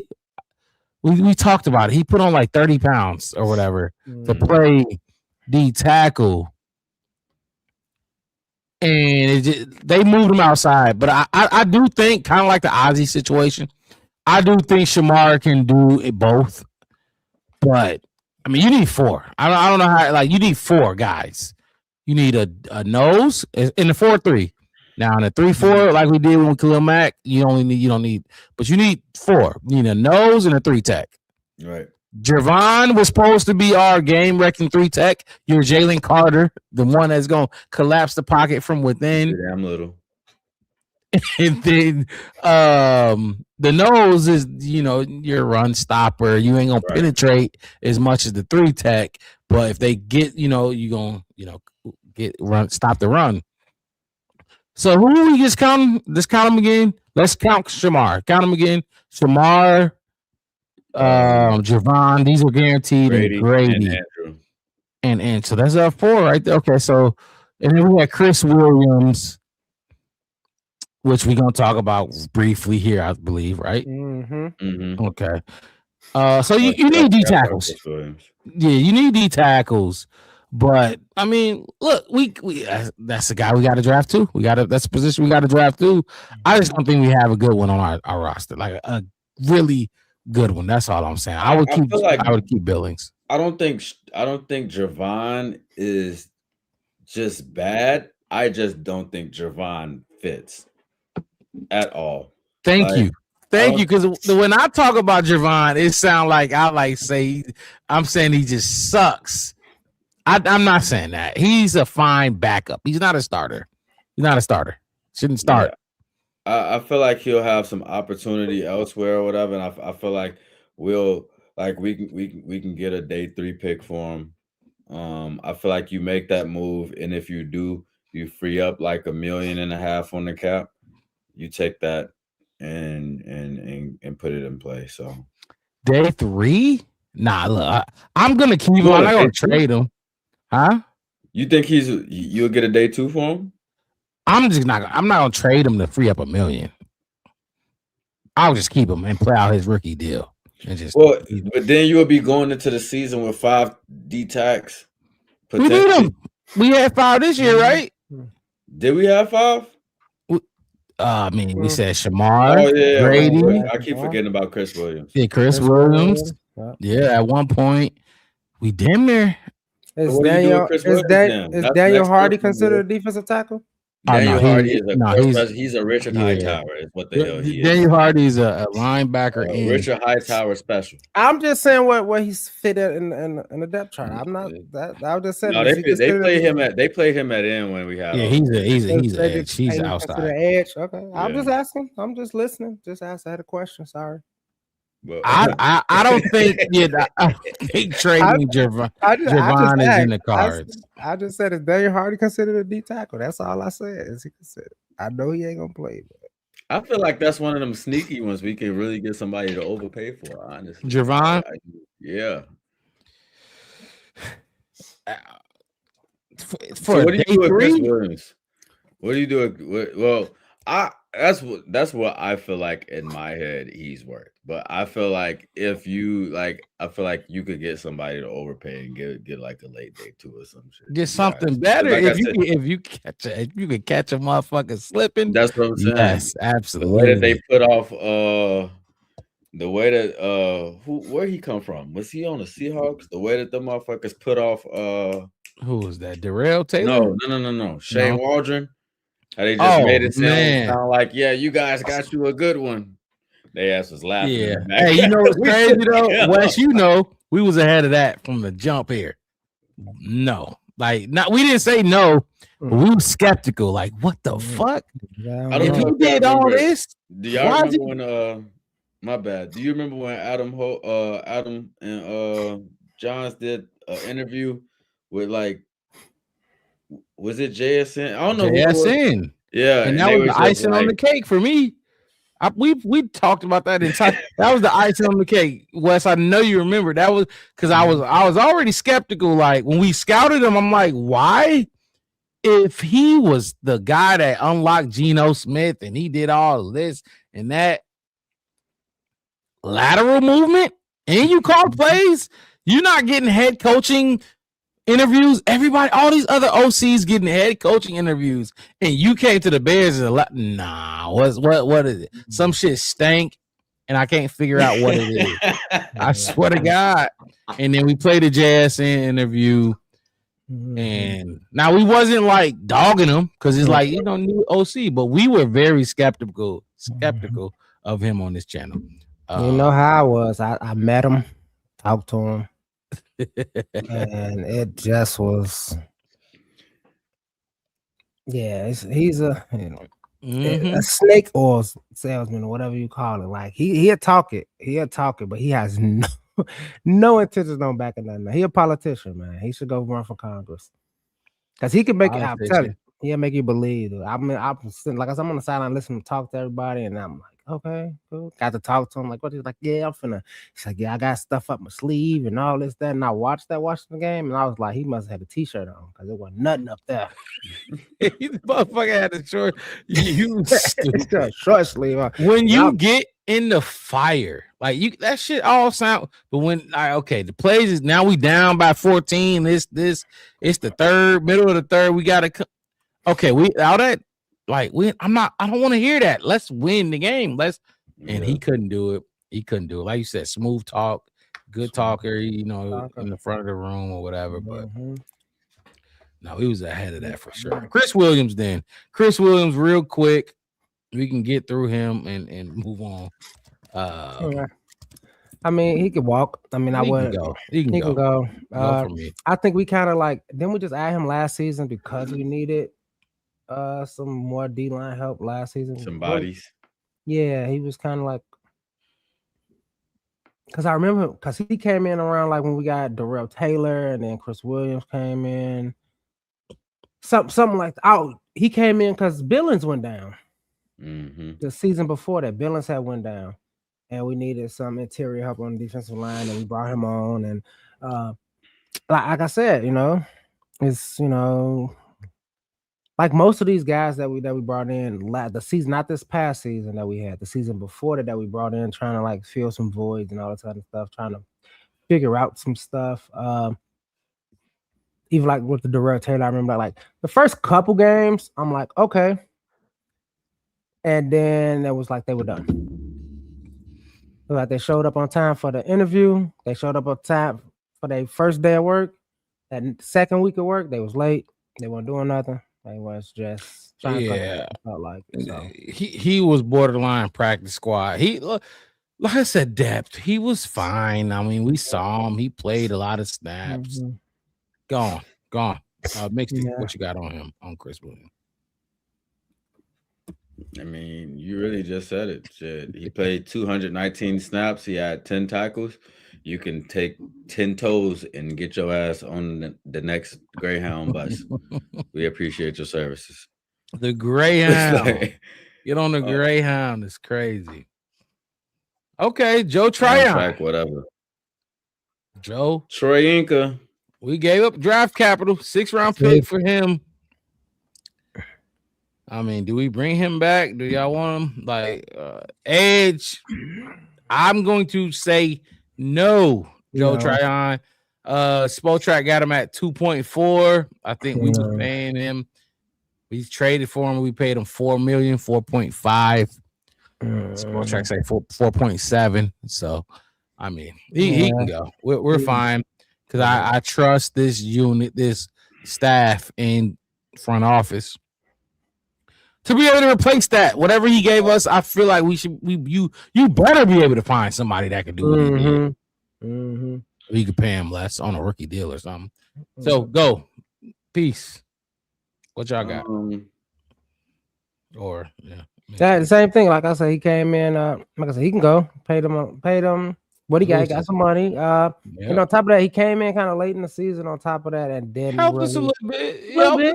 Little bit. I saw his face. Couldn't say his name. Yeah, he was productive in the run game at least. I think he even had a concussion. Wasn't he a part of the concussion squad? He had a concussion too. Yeah, he was concussion game. Yeah, concussion game for sure. Okay. Coming in like a damn bandit, all three of them. Like I said, go ahead. Had his best game against the Browns. I'm gonna say that right now. Yeah. The team he got traded from. Right. Like, and for me, like, these are kind of guys that after all the dust is settled and if it's still looking like we might need another. Yeah. Like, hey, I ain't see you. I ain't see you on nobody, Twitter or nothing. We'll give you this much. You wanna come back, suit up, something like that, or we might want to swap him for somebody we got on a practice squad or something, just to have him to be elevated at some point. It's like something like that. I'm probably gonna forget about the draft. I would bring him back, but I wouldn't give his ass what he got paid this year. You getting that Browns contract, buddy. You coming back and you getting you a 2.5, 2.75 1 year, and you can go chill out. Don't get no more concussions though.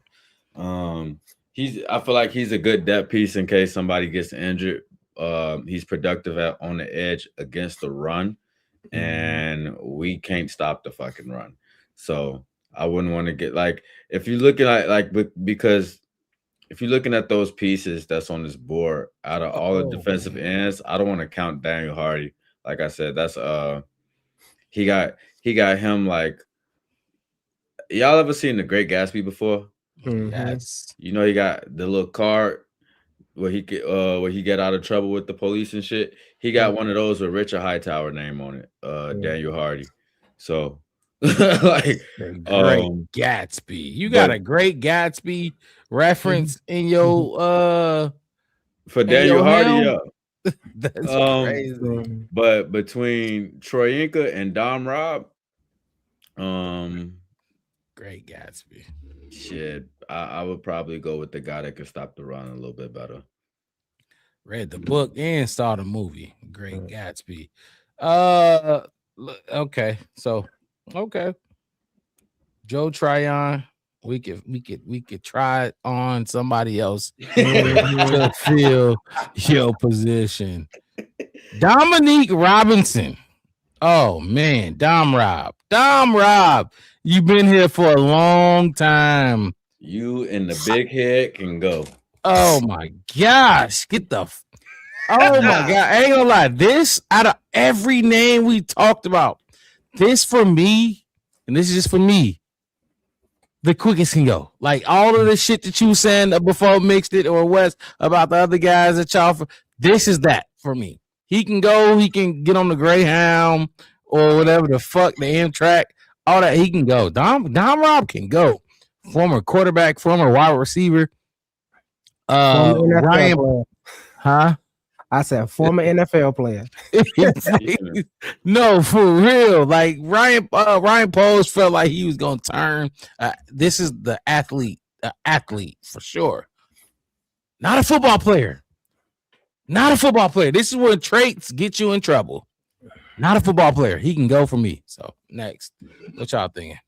Like I said, if I had to, if you look at the defense and pick a side, he's the Nick McCloud on this side of this list. It's like I don't care what you say, I don't care how you want to spin it. I don't want to see him. I want to see him. It's just like he's one of these players on this list that over the last couple seasons I see and I'm looking at it and I'm like, okay, so fucking what, he made a play. He get like. Yay for him. Yeah, I think he had the quickest sack, the fastest sack in the league this year. Yeah, when he sacked Matthew Stafford. Yeah, you got to bang. Oh yeah, you got a Dom Robb, got a sack. I wish he didn't get it. I ain't even gonna lie. I was like, oh my God. You could have gave that shit to my nigga Book. Oh that my Book sack. Get out the sweat. Get that sack to what? Tryon tied his career high in sacks this year with 1.5. Tryon could have got that sack. I was pissed. I was like, who is that with the big ass head on? I know that's not Dom Robb back there hitting people. Godly, like, and I think he could have like knocked the ball out of Stafford's hands and it didn't. It's just one of those. It's certain, like I said about the. Thank you, J2K. Yeah, he had a journey. Yeah, that statement I made that previous season before that last season, Flus was here. Flus, even I said, even if Flus won a Super Bowl, I still don't want him here. So what? I don't see it. I don't see nothing past that. I don't see nothing. I don't even see how. Because if you did that, you didn't do that. Something egregious had to happen, and you just benefited from it. That's how I felt about Dom Rob. That's how I kind of feel about those guys. Like, I'm watching, and then I seen you buckle under the pressure of it, and you got an easy one, and now you want to settle. Go sit your ass down and put your thumb down. That's the first thing you did. Is he the thumb up guy? I think it was him and Sweat or him and Dexter. They all, they all was doing the thumbs down. I think he got that sack and did it too. Like, you get out here. You ain't one of that. Go somewhere. Go somewhere. Mixed it. What you think about I'm really just sitting here thinking about like the way that I felt when I looked up and seen that he got a sack and a half was the same way that I looked when I realized Montez had double digits. And I was just like, y'all really pulling some of these stats out the crack of y'all ass, because I would have literally went through this entire season like Dom Rob's not going to do jack shit. So for him to be on the, like, we didn't have that much pressure this year to begin with. You know what I'm saying? But for him to have been on the board was just like, you got you on, huh? You trying to make it look better than what it was. But it like for me, like that was how I felt about Montez, though. It's like Montez got double-digit sacks, and nobody thought that Montez was going to come in here and get 23 like fucking Myles Garrett. You know what I'm saying? Right. But it didn't feel like we watched Montez have a double-digit sack season. You know what I'm saying? Yeah. We sat here and watched every game. He had 10. And I was just like, we looked up. I looked up, like, as I'm watching these games later on in the season, I'm like, does he really have this many sacks? Did I see him get a sack this many times this season? And I was surprised to see it. But then, like, I was surprised to see that the sack against Matt Stafford wasn't the only time that Dominique Robinson was part of that, because he got 1.5. So you got a half a sack somewhere else. Like, you getting put in a game and you actually like you're doing something, like, other than just being a filler piece. That was kind of, so like, yeah, you spot on with, he can go ahead and part ways. He gonna get it ain't too much to sell. Yeah, go ahead. Yeah. I think he barely made our 53s last offseason when we was doing our 53. It was like, what about that? I think I was pissed I put him on. Yeah, I had to be pissed. Yeah, I think we was trying to. Look.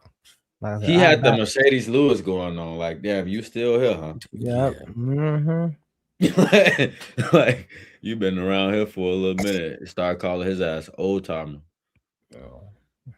Daniel. Who next on the list? Daniel Hardy. Daniel Hardy. This is we were talking about special teams with all them other guys. This is your special teams ace. This is your guy. Yeah, keep him. There's another guy that's your special team, but he's not a wow. That's crazy. He's not a free agent. But other than him, this is the name that stands out for you on special teams. Every game, every week, you see this name specifically on the kickoff team. Daniel Hardy. I'm bringing him back. I'm sure it ain't gonna cost you much. I'm bringing him back. He'll be on this special teams again. Looks like Richard Hightower will be here as well, so you'll be coaching him again if I have to say. What y'all think? I mean, I think it's a no-brainer kind of for me as well. Like, I know it's like that's what he does. He's a special teamer. Like I said, it's a few people on special teams that is like I said, like the J.O. Hardy that's on his list that I'm like, okay, yeah. And I know it sounds crazy because I remember last offseason we got into it about who was that we was talking about? Carter. Remember that wide receiver Carter? And he was returning kicks or punts, and I was like, I wouldn't have him on the team, but it was like he's there to return the kicks back when the what the fuck was his name? First name? Yeah, it was Carter. What's his last name? Carter, something like that. And that's when I'm like, and it was Taylor. Taylor. Taylor.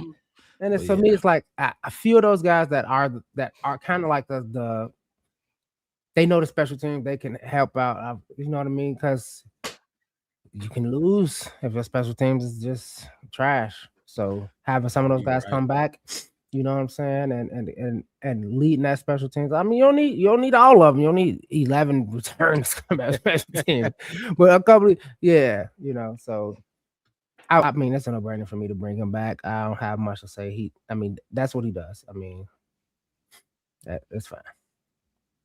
Mixed it, Daniel Hardy. With Daniel Hardy, it's like if the Bears was like, if they worked in the office, he's like one of the few people at the end of the year that don't got to clean his cubicle out. Like you just, you know, make sure your shit's set up the way you want it next year. You know, you the first person, Richard Hightower, to bring it back damn near outside of his kickers, because you hit the most damn people on special teams, and he can almost always count on you for that.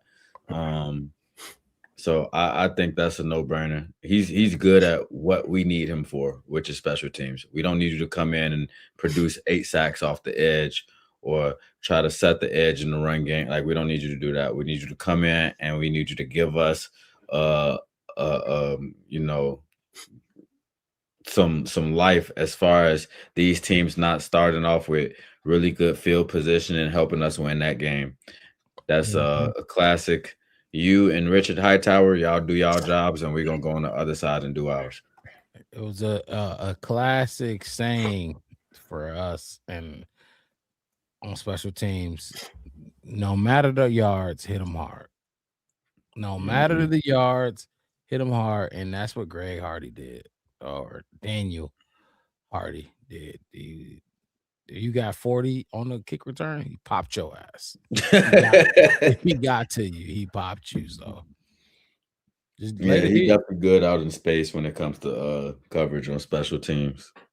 We got one linebacker on this list. One linebacker, the last defensive player on this list, DeMarco Jackson. DeMarco Jackson needs to be here. He was at times better than the guys that we be paying multi-million dollars to.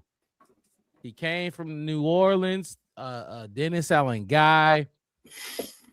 I think you can get him at a nice deal. He needs to be back. Absolutely needs to be back. There's no reason he shouldn't be back. And if you got to choose between him and another guy, you need to choose him. Sadly, but it is what it is. Football. DeMarco Jackson needs to be back on his team. He does. He plays football well. He plays football. If you maybe Tremaine is faster. Maybe such and such is. He plays football, and that's what you need. I'm bringing him back. This is probably the most no-brainer decision since Kevin Byard, the Kevin Byard signing. I'm bringing DeMarco Jackson back. Ain't no way I'm letting him get out of this building, especially when you can get him for a nice, decent contract. Like, it ain't gonna cost you too much when it comes to salary. Like, it's a no-brainer. Yeah, with D-Jack, I was gonna say the same thing Tokyo Shaw just said. I don't know if Tremaine's faster than D-Jack. At least off the top of my head. I think they're pretty comparable in that spot, but I will say it is a no-brainer, but outside of him just being a good player, I think this is just another way for DA to kind of get comfortable in what he's doing in terms of the roster that he's trying to build. He's building some familiarity with a player that he knows can play well at times. That he has that he already has familiarity with. And I think especially with him not costing a lot, I think that's just take a little bit of pressure off of DA. Like, go in here and get you a player that can that you can get you some productivity out of, that's not going to keep you from being able to build up the other rooms that you need to be able to build. So I think when it comes to re-signing players, he needs to be one of the first people you talk to. Yeah, no, I mean, I'm with y'all on this as well. I mean, it's easier than the whole Jack Sanborn or Sewell kind of debate we was kind of having. It was more of a, hey, we like those guys. They gave us some light in a dark place because we had nothing else really going for us kind of thing. This guy put on a performance. He came out there and I mean, you can say, well, he knows DA system and maybe it was just he was in DA. Well, we got DA, so bring him back too. It's kind of a, you know what I'm saying, a package deal for me coming in, doing it, you know, right off the strip and just contrary to like what when we talked about Darrell Taylor, Chris Williams, a lot of those guys, Joe Tryon, a lot of those guys came in, they had like one game or two games. It's like D-Jack was since he came, you know, you call his number, you put him in a game, and he making plays. He's out there, and given what has happened with those guys that we did pay and the other linebackers we got is like, I mean, it's a no-brainer, guys. I mean, we don't know what's gonna happen with TJ. That injury with him, we don't know how he's gonna come back from that. You know what I mean? And Tremaine is Tremaine, like I said, started off good, but injury as well. Plus, you think about his salary on top of that, and Hippolyte don't look like he had any growth this entire season at all. Needs some more time too. So it just seems like you said, Mark Rob, outside of Kevin Byard, this is like on the defense.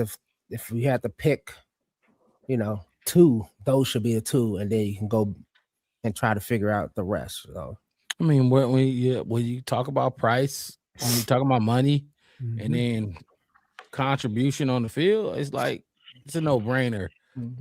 He can't demand too much. I don't think he will. Like he likes. It's kind of like TJ. Kind of like when we got TJ. We got TJ. Yes. We got TJ for almost nothing, and he came in and led the team in tackles. It's kind of like that, Ryan Post made sure he re-signed him. Made sure re-signed him. It's the same thing. You already did this before. It ain't broke. Don't fix it. Do it again. Don't fix it. DeMarco Jackson is like a lot of players on this list. When we talk about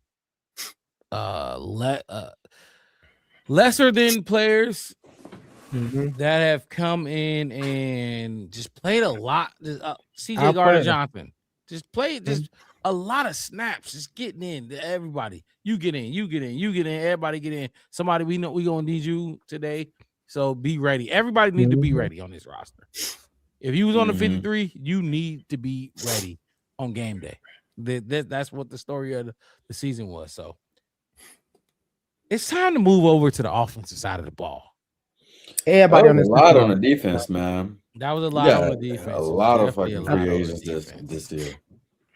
And that's it needs to be top 10 this next year or the next year. But it has to be top 10. On the defense, you gotta understand, like so many people went down on the defense, and a lot of these guys, remember, we was picking them up throughout the season. Like, all right, you got what? Like, you count 1, 2, 3. The 3 of them on there that didn't start with us this season. Maybe I'm trying to see who else. Some of those guys I think came up from practice squad. Like, it's just crazy. Case Keenum. I mean, I'll go Case Keenum. I say keep him. I say bring him back.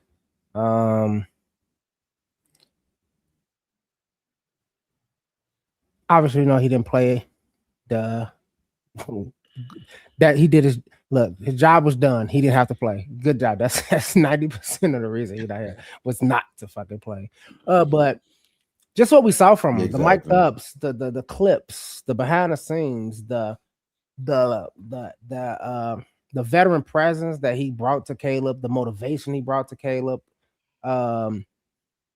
It just takes me back to like, I think, who was it? Like, was it Justin Fields and Nick Foles that was together?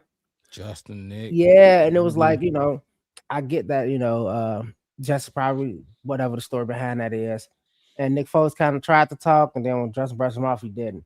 Case Keenum wasn't hearing that with Caleb. No, man, pick it up. You got this. Like, we're gonna do it. And like, he ain't sitting next to him. He got on his knee in front of him, like he was gonna propose with the tablet. Like, look, that's what we finna do. You got this. You know what I'm saying? And you can see like Caleb. Yeah, you can tell like the learning, the growth, the I'm here to help you. I'm not like some of these other veteran backups that's like, I can't wait for you to twist the ankle or something like that so I can get in and try to extend my career, my life. Y'all brought me here when I said I'm gonna come here to help you grow this young quarterback. That's what I meant. And he showed that every ounce and every way possible, and just, you know, being another coach on the sideline from outside of the offensive coordinator, head coach, and a quarterback coach. He was in there with him, and the new QB coach, in my opinion. Right, you got it exactly, and that's what, like we said last, like the previous regime that was out there. That's what that sideline lacked, and who knows what else he was saying to other players and other people, and knowledge he was spreading up and down the line. You don't even know he was talking to defensive players. Like, man, I would have, who knows? But you can tell that the person that Case Keenum is to this team is way more valuable than him throwing passes. So I bring him back, keep the growth going, let him be a blowhorn for the, like I said, QB coach, the offensive coordinator, the head coach, reiterating what we need to do and keeping that in there. A blowhorn is perfect. I bring him back. If he wants to. You know, he might be, older and ready to, hang it up. But I bring him back. Absolutely needs to be back on this roster, especially since the QB1 and the QB2 are going to be the same. So why not have QB3 be the same? I'm bringing him back. Mixed it. What you got? Yeah, you let him do whatever you want to do. If you want to come back, you come back. If he don't come back to us, he probably ain't coming back to the league, unless he's gonna be looked at as like a quarterback's coach somewhere or something like that. But I do feel like if you were able to tell Case Keenum right now that Caleb's not gonna miss a snap this upcoming year, he's signing that line again. Like, I don't think he has a problem doing it. Like, I don't think Case Keenum wants to play. But I feel that like he's kind of like, if I gotta play, I'll play. But he kind of he's not coming up. If Tyson Bagent's getting the call if Caleb goes down, you know what I'm saying? But he's like, I think he still likes to be around the game. Absolutely. I think one of these shows will have a seat at the desk for him if he doesn't go the coaching route once he hangs the gloves up or the cleats up, so to speak. He loves being around Ben Johnson. He sees it. He knows what's going on in Chicago. Yeah. He loves that. So I think, he'll let him do what he want to do. Exactly. Yeah. Travis Homer. Oh my God. Go get your homie Roshan and y'all split the bus fare. You can both come with $1.25 because y'all don't give us Nathan. Maybe you give some to Richard Hightower, but we can't be having all these players that only produce for Richard Hightower, bro. We can go get another running back 3 that's gonna give you something. I know for a fact. Look, Travis got to go. Go. Gone. This time. Gone. You have overstayed your welcome. I don't even want to have to talk about it. He wasn't even on my 53 last offseason. Go. He gotta go. He like, okay, we've seen it. Special teams, Hightower. Find somebody else, Hightower. I would have them elevate Britton Brown. Yes. And put him and take him off the P squad. That matter of fact, y'all can change roles. You can go your ass to the P squad, and somebody can poach you or something. I don't know. Yeah. He can get up out of here. Done with that. Done with Travis Homer. That was a unanimous decision for Travis Homer. This offense should be rapid fire. Travis Homer. Case Keenum. Yes. Next. Olamide Zaccheaus. Hey, thank you. Bye. Wow. Okay. I'm clearly on the opposite side. I'm saying it in the sense of I kind of want some more. I want to bring what Jade. I want to see what Jade Walker can do and up further in. Even if he's just waiting for you know what I'm saying? So, I mean, I hate to say like a playoff or twisted a retape or retire shoe, or he had to go in a blue tent, whatever it's gonna be checked on. I want him to get those. How many targets did he have? Anybody got how many targets he had last season? I don't know, what, 40, I'll 50? pull it up real quick. Something like that. It was more than that. Yeah, I'm pretty sure. He had like 60, at least 60. Yeah. About 60. He was a focal point. He was a focal point, but 39 receptions, 313 yards, is 65 total targets. 69 if you want to count the postseason. Mm-hmm. I would like that to go to Jade. Or most of it. It's kind of how I felt about Keenan Allen. I'm not saying that we can't use you. I'm not saying that you scrap or nothing like that. It's just we got people behind you that needs to go. Pay for your shit and get out of line. Thank you. Here's your receipt. No offense. Mixed it. The kids. Just another 1-year contract we signed. Yeah, how much did they pay him? Just the vet minimum? We paid him 1.5. Mm-hmm. That's the vet minimum. What I would do if I was the Chicago Bears, I would let OZ walk, and I would try to bring in. I don't like. I like OZ, but OZ was dropping too many goddamn footballs for me. I don't think that you like, because of your age and because of the role that you have, I'm not gonna spend too much time with you trying to quote unquote fix the drop problem with you. You can just go drop footballs to somebody else. And second of all, I want a wide receiver in this room that can be a leader. That, you know what I'm saying? Like, you don't need to come in and be wide receiver 1. You don't even need to come in and be 2 or 3 for real. But like, if you a vet, you come in, one of these guys get hurt or whatever, be consistent, but overall, like, be a part of the reason why this fucking wide receiver room grows up and grows up fast. That's what I'm looking for. And I don't think you're gonna get that with OZ. So yeah, I don't know who you would get in that case though, because he's on a vet minimum. you know what I'm saying? Like, it ain't really too many other people that you can look at that's in that vet minimum range that you could really expect to come in and be a leader for you. You know what I'm saying? Or be a leading presence, at least in that case. I don't really see too many people that's gonna fill that role. I'm keeping him. I'll sign him back. If you tell me Foles, and like I said, look, I'd have to see the free agent wide receivers. Right? You know, you might have a Tyler Boyd's or those type of those it's gonna be some wide receivers out there. But he was fast. He had speed. And I think we need speed on this team. I think he was faster than both DJ Moore, Rome, Odunze, and probably Luther, but Luther might have him as well. But those are your fastest guys. You need speed on this team. You need your Jameson Williams, and I thought he dropped a lot of passes, but they all did. I think they all dropped the ball, and it's like. So would you go younger? If I could, and that would be for the draft.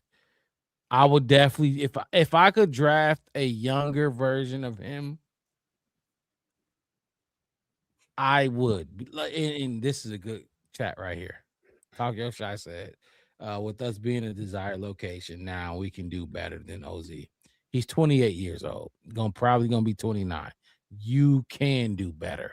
I think if you know what I mean, in the draft later round, and that first of all, if you think Ben Johnson ain't gonna draft an offensive weapon, whether that be wide receiver or even running back, he's still looking. I'm telling you, he's looking for his Jahmyr Gibbs. He wants a Jahmyr Gibbs. He doesn't have that. He wants a Jahmyr Gibbs that can hit a home run to the crib. Our longest run was 39 yards. he wants a 60-yard boom. He's gonna be looking. So, but Ozzy, I'd bring back. I'm not mad at it. I'd bring back. We had him on a 1.5. I'd bring back. Is he like a must resign? No. Do I think he's gonna be here again? No, I don't. I really don't think he'll be here. I think he'll be gone. I think we'll find somebody else to do what he can do. Like Jade can do it. Well, no. He ain't got that speed, but he can catch the football. So yeah, I would bring him back. I don't think he'll be here. Oh man, this should be Devin Duvernay. It's a no from me. What they say on America's Got Talent, it's a no from me. It's a no from me. Simple as that. I'm not gonna go even further. I'll let y'all fellas go further into why, but it's a no from me. I mean, it's a no for me as well. It's a no. Yeah. People who follow the chat, I mean not the chat, the podcast the entire season, they already know. You know what I mean? So. No. I'm trying to be positive in the sense of okay, because it's hard for me to be like, well, if you can't find nobody else, I guess. But if you can't find nobody else, then well, damn, you should have that job to be looking. The scouts need to be fired. We need to redo them too, I guess. I mean, I had some happy moments that he had, but I was pissed more than I was happy. That's it. No. Is he on a vet minimum too? Yes, I think so. Let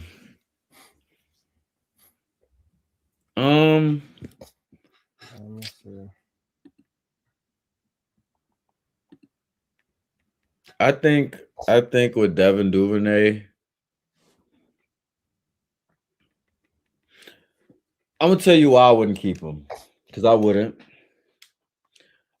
bring Devin Duvernay back because outside of like being a return man, like I don't want to say that he don't bring a lot to the table outside. Well, he don't bring a lot, but it's not like he doesn't bring anything. Tokyo Shaw said he won us 2 games.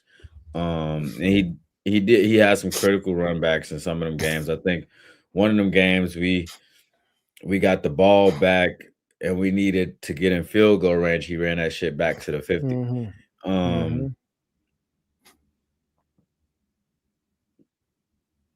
But I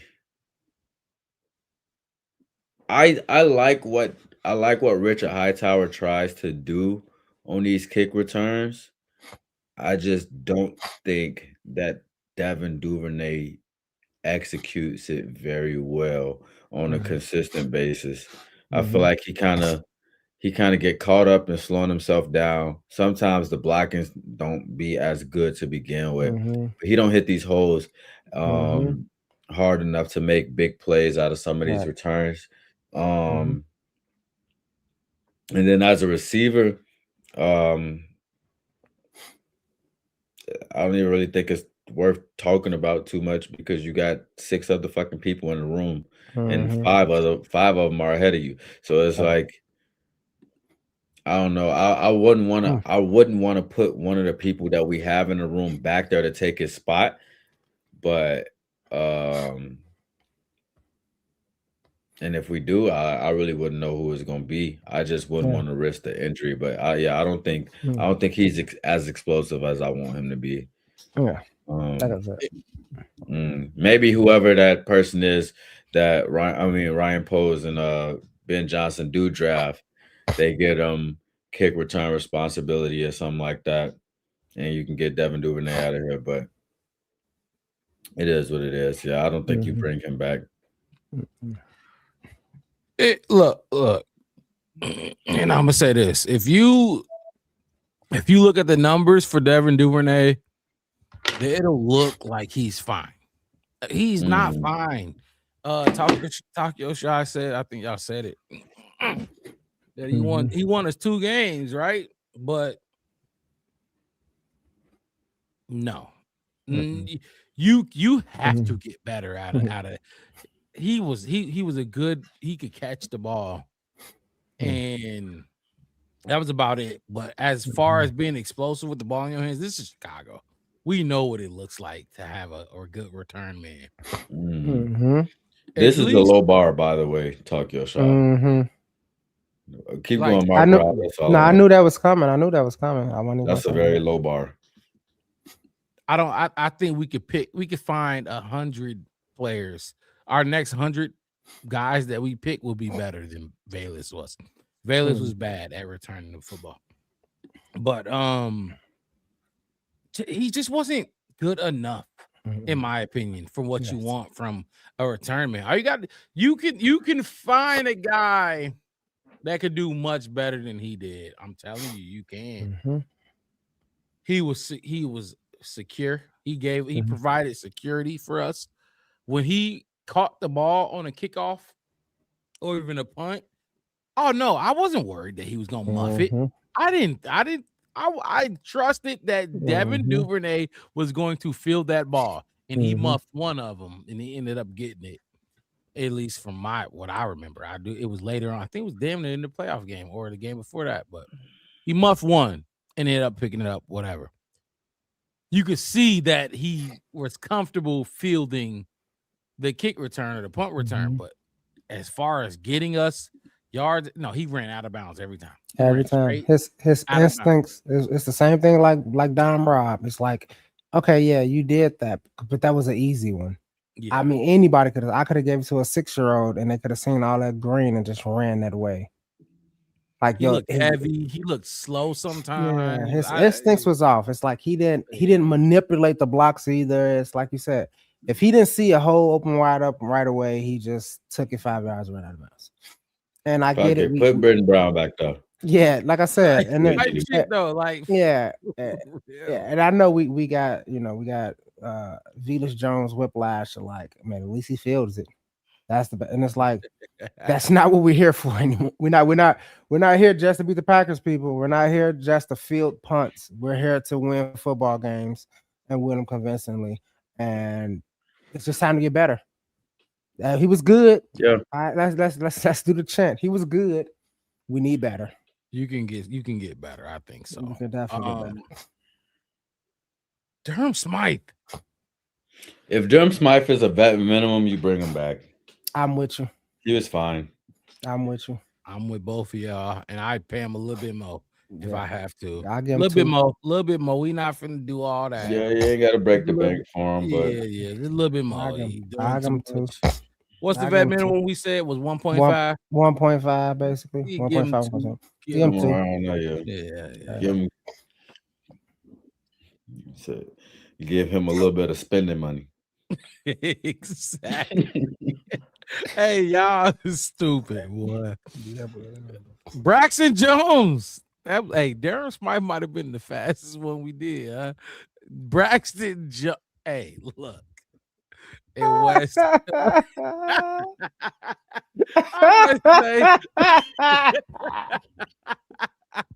Hey,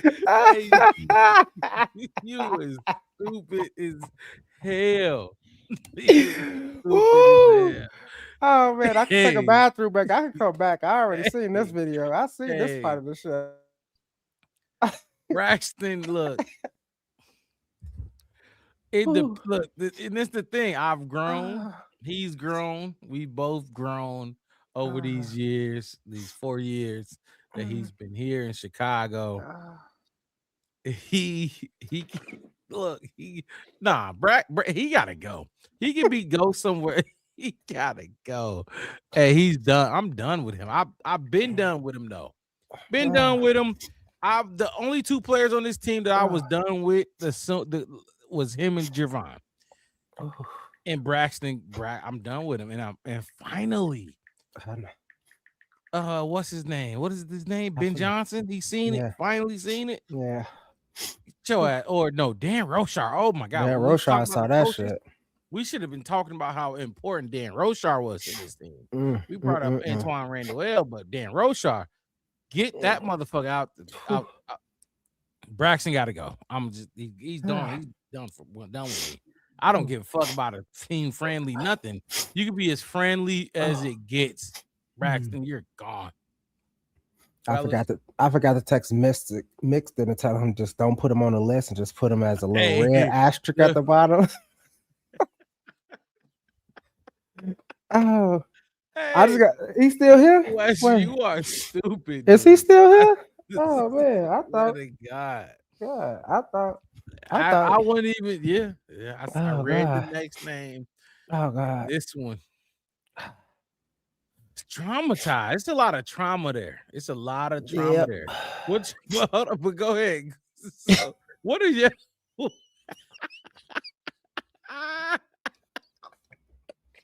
I'm sorry. Hey. This one is bad, bro. I can't. I'm just gonna laugh until I'm waiting for the next person because I just can't stop. I'm gonna show y'all how this conversation needs to go when Braxton Jones in the front office talk. This is exactly what it needs to sound like. Let me hear. We're sorry, your call cannot be completed as done. Please check the number and try again. Don't even fucking pick up. Like, don't pick up the phone. You know, and we know exactly why they're here. Oh my God. Y'all play too You much. should not be able to get into team facilities. The weight room is off limits. I just say he's scared. He's trying to scan his key card and just keep. Yeah, that should just keep turning red. You cannot get in the building. What is wrong? Oh with God, y'all, bro! It's Mark Rob birthday. He saw that name. He saw that name. He was just. I was just gonna say, hey Wes, you started this shit though. You started it, gang. I was just gonna speak on it, but you started it. Okay, cool. Shit. All right, go ahead, Mark Rob. You got it. You took your camera off and went, and all I heard was the laugh. Look, I took it off because I started laughing. I thought I stopped, and when I unclicked the mic, I just couldn't stop laughing. Yo. Okay. Cool. All right, cool. Nah, he's all right. He's done. He's done for. All right, cool. Do you have a reason? Braxton Jones or Nate Davis? Who are they? Are they different people? That is a great fucking answer. That is aggressive. That is a great answer. Are they any different? Oh man. Whew. Braxton or Nate? Like that's. At least I thought Nate could actually play the position. Nate didn't fucking play. I'm gonna have to go Nate, even though he didn't play, but I cannot go. I can't. Yeah, I'm going Nate. I'm just gonna go Nate. Yeah, Braxton. You said no tape is better than Braxton's tape. Yeah, it's bad. It's bad, and I've been a full-blown advocate for it. Like from the start, I can't do it. I just can't do it. Like. I ain't gonna lie, and Wes, you know I said it before. You can look at him, right? You can look at his frame, and see that he's not going to. His legs. Oh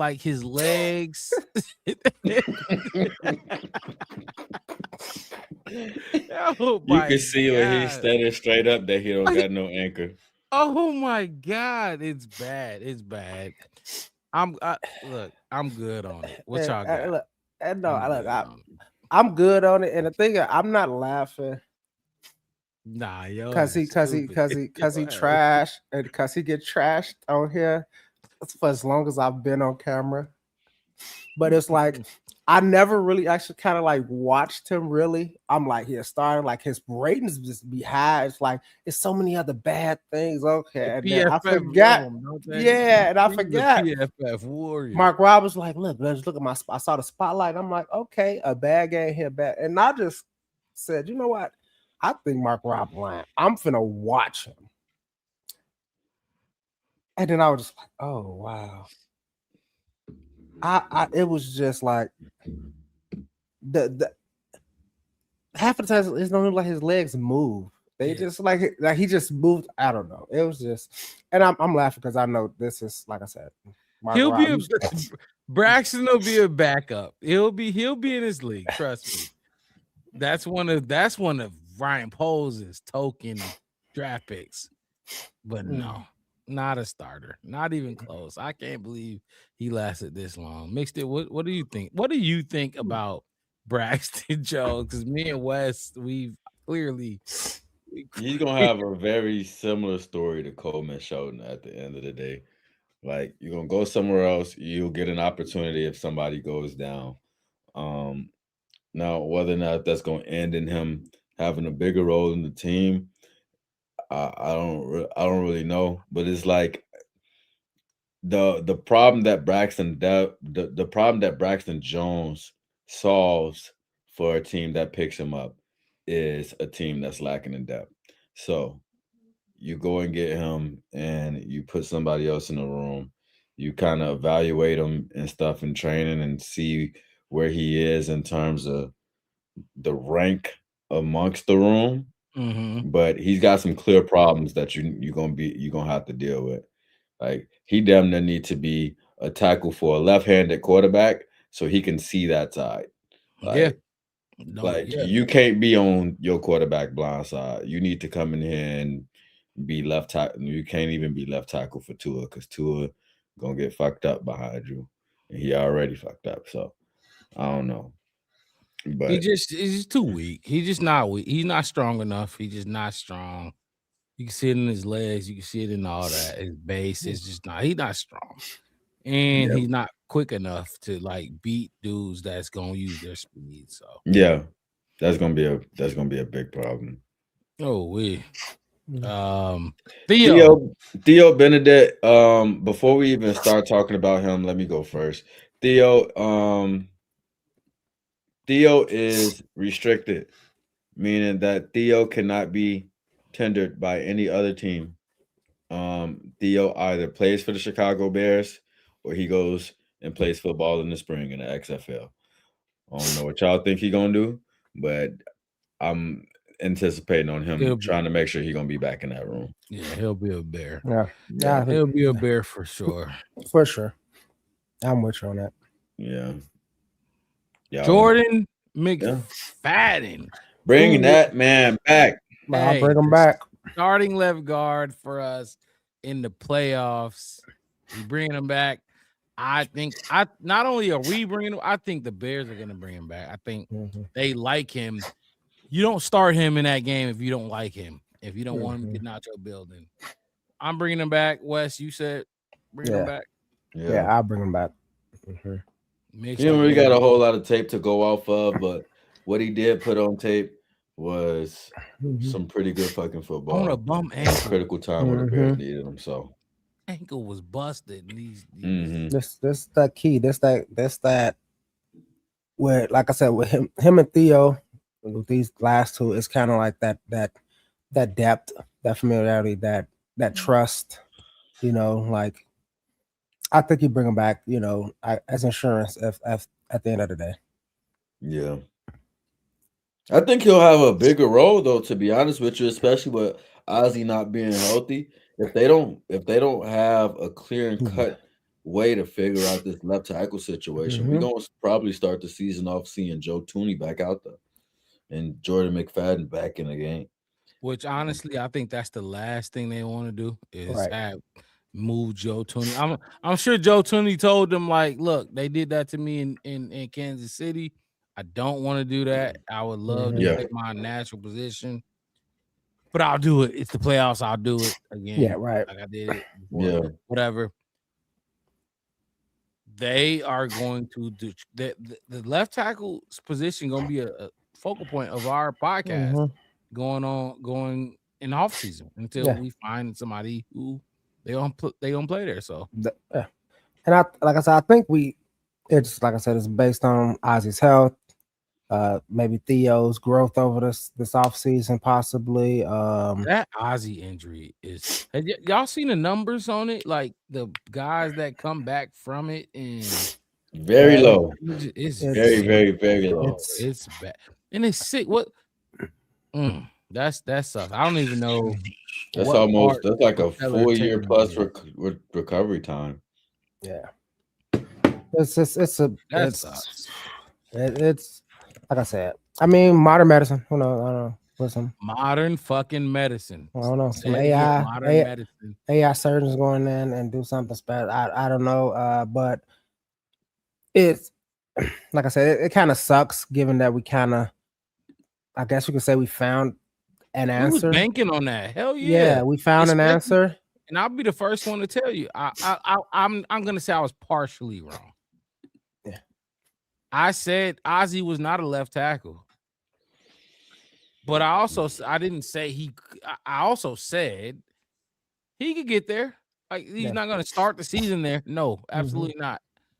But over time, can he get there? Yeah. And that's exactly what he did. And he wasn't great yet as a rookie. Right. But he was damn good as a rookie. You know what I'm saying? Exactly. He had the upside on it. The upside on it was really, really good. And then just when you've seen what the injury was and you start like kind of diving in and listen to people talk about it a little bit, and it's kind of like, well, that shit sucks. I'm hoping whatever, like I said, modern medicine comes out, because remember, growing up, ACL and MCL tears was career ending for a lot. I got some cousins, older cousins who tore MCLs and ACLs and never got to play, their sport ever again. Coming out of high school and college, and they was, high prospects and stuff like that. But now you could tell ACL and MCL, and you're gonna be back, in off season, ready to play again. So let me ask this, mixed it. Were you tired were you like sleepy? When I say tired, were you sleepy when you made this graphic? I probably just like if I can still have waking up, because I done misspelled hella shit on this graphic. Not misspelled. And you know what it was? I had a list in my notes, and I was just like copying and pasting shit. And I think I was just trying to hurry up and get it quick, because I kept deleting it. Like I made this whole shit, took a nap, and when I woke up, everything was gone. And I was like, ain't this some shit? Yeah, because you got some twins. Yeah, you got twins. I got somebody on that twice. Two people. Yeah. Damn. Yeah. Really? I saw it when the first put up. Yeah, I thought I cut it and pasted. This the first time I seen it, and I'm like, okay. Yeah, I saw it instantly. You put the work in, shout out to you for sure. But look, you got some duplicates. Ryan Bates. I'm about to say we got 4 new. Look.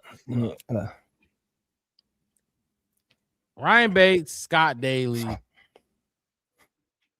Wait, hold on. I was gonna say. So let me stay with Ryan Bates. Do we want him? I don't know. Shoulder guy, because we got Luke. I was gonna go there. Okay, go ahead. I'll let you. Oh no. That's why I was gonna go. That was gonna be kind of my point of it. It's like with the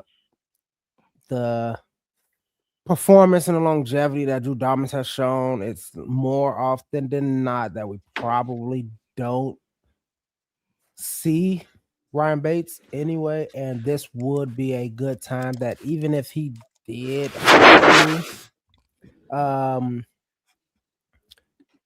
be replaced for some reason or something, this is something that I would want Luke Newman to step into in a way. Which he's been been practicing there. He's been practicing there. He's been in there, and from what I've heard from they said he can play interior on from guard to guard, kind of thing. So for me, it's just more of a kind of on the roster. I mean, and like I know for versatility and all that kind of stuff, but it's like I don't know. I mean, I'm 50-50. Would I be like pissed if we kept Ryan Bates? No. Me personally, I wouldn't. I would, elevate Newman to that. Try to get him, more reps, more snaps at it, more focused on like getting him prepared to, be in that position, in the future, long term, something like that, or even as just a backup for us for now. Because on top of that, nobody's really looking at him. Man. Like I said, Ryan Bates, he got the shoulder, he got the, those kind of injuries. Is like, okay, cool. We keep him and not have Newman prepared, and then it's like he go, oh, my shoulder hurt, can't play, and then right, Newman get in there and get Amagaji just destroyed because he don't know what the fuck he's out there doing, kind of. So, oh my God, we ain't even. Oh man. We got a lot to talk about this offseason. I forgot about Amagaji.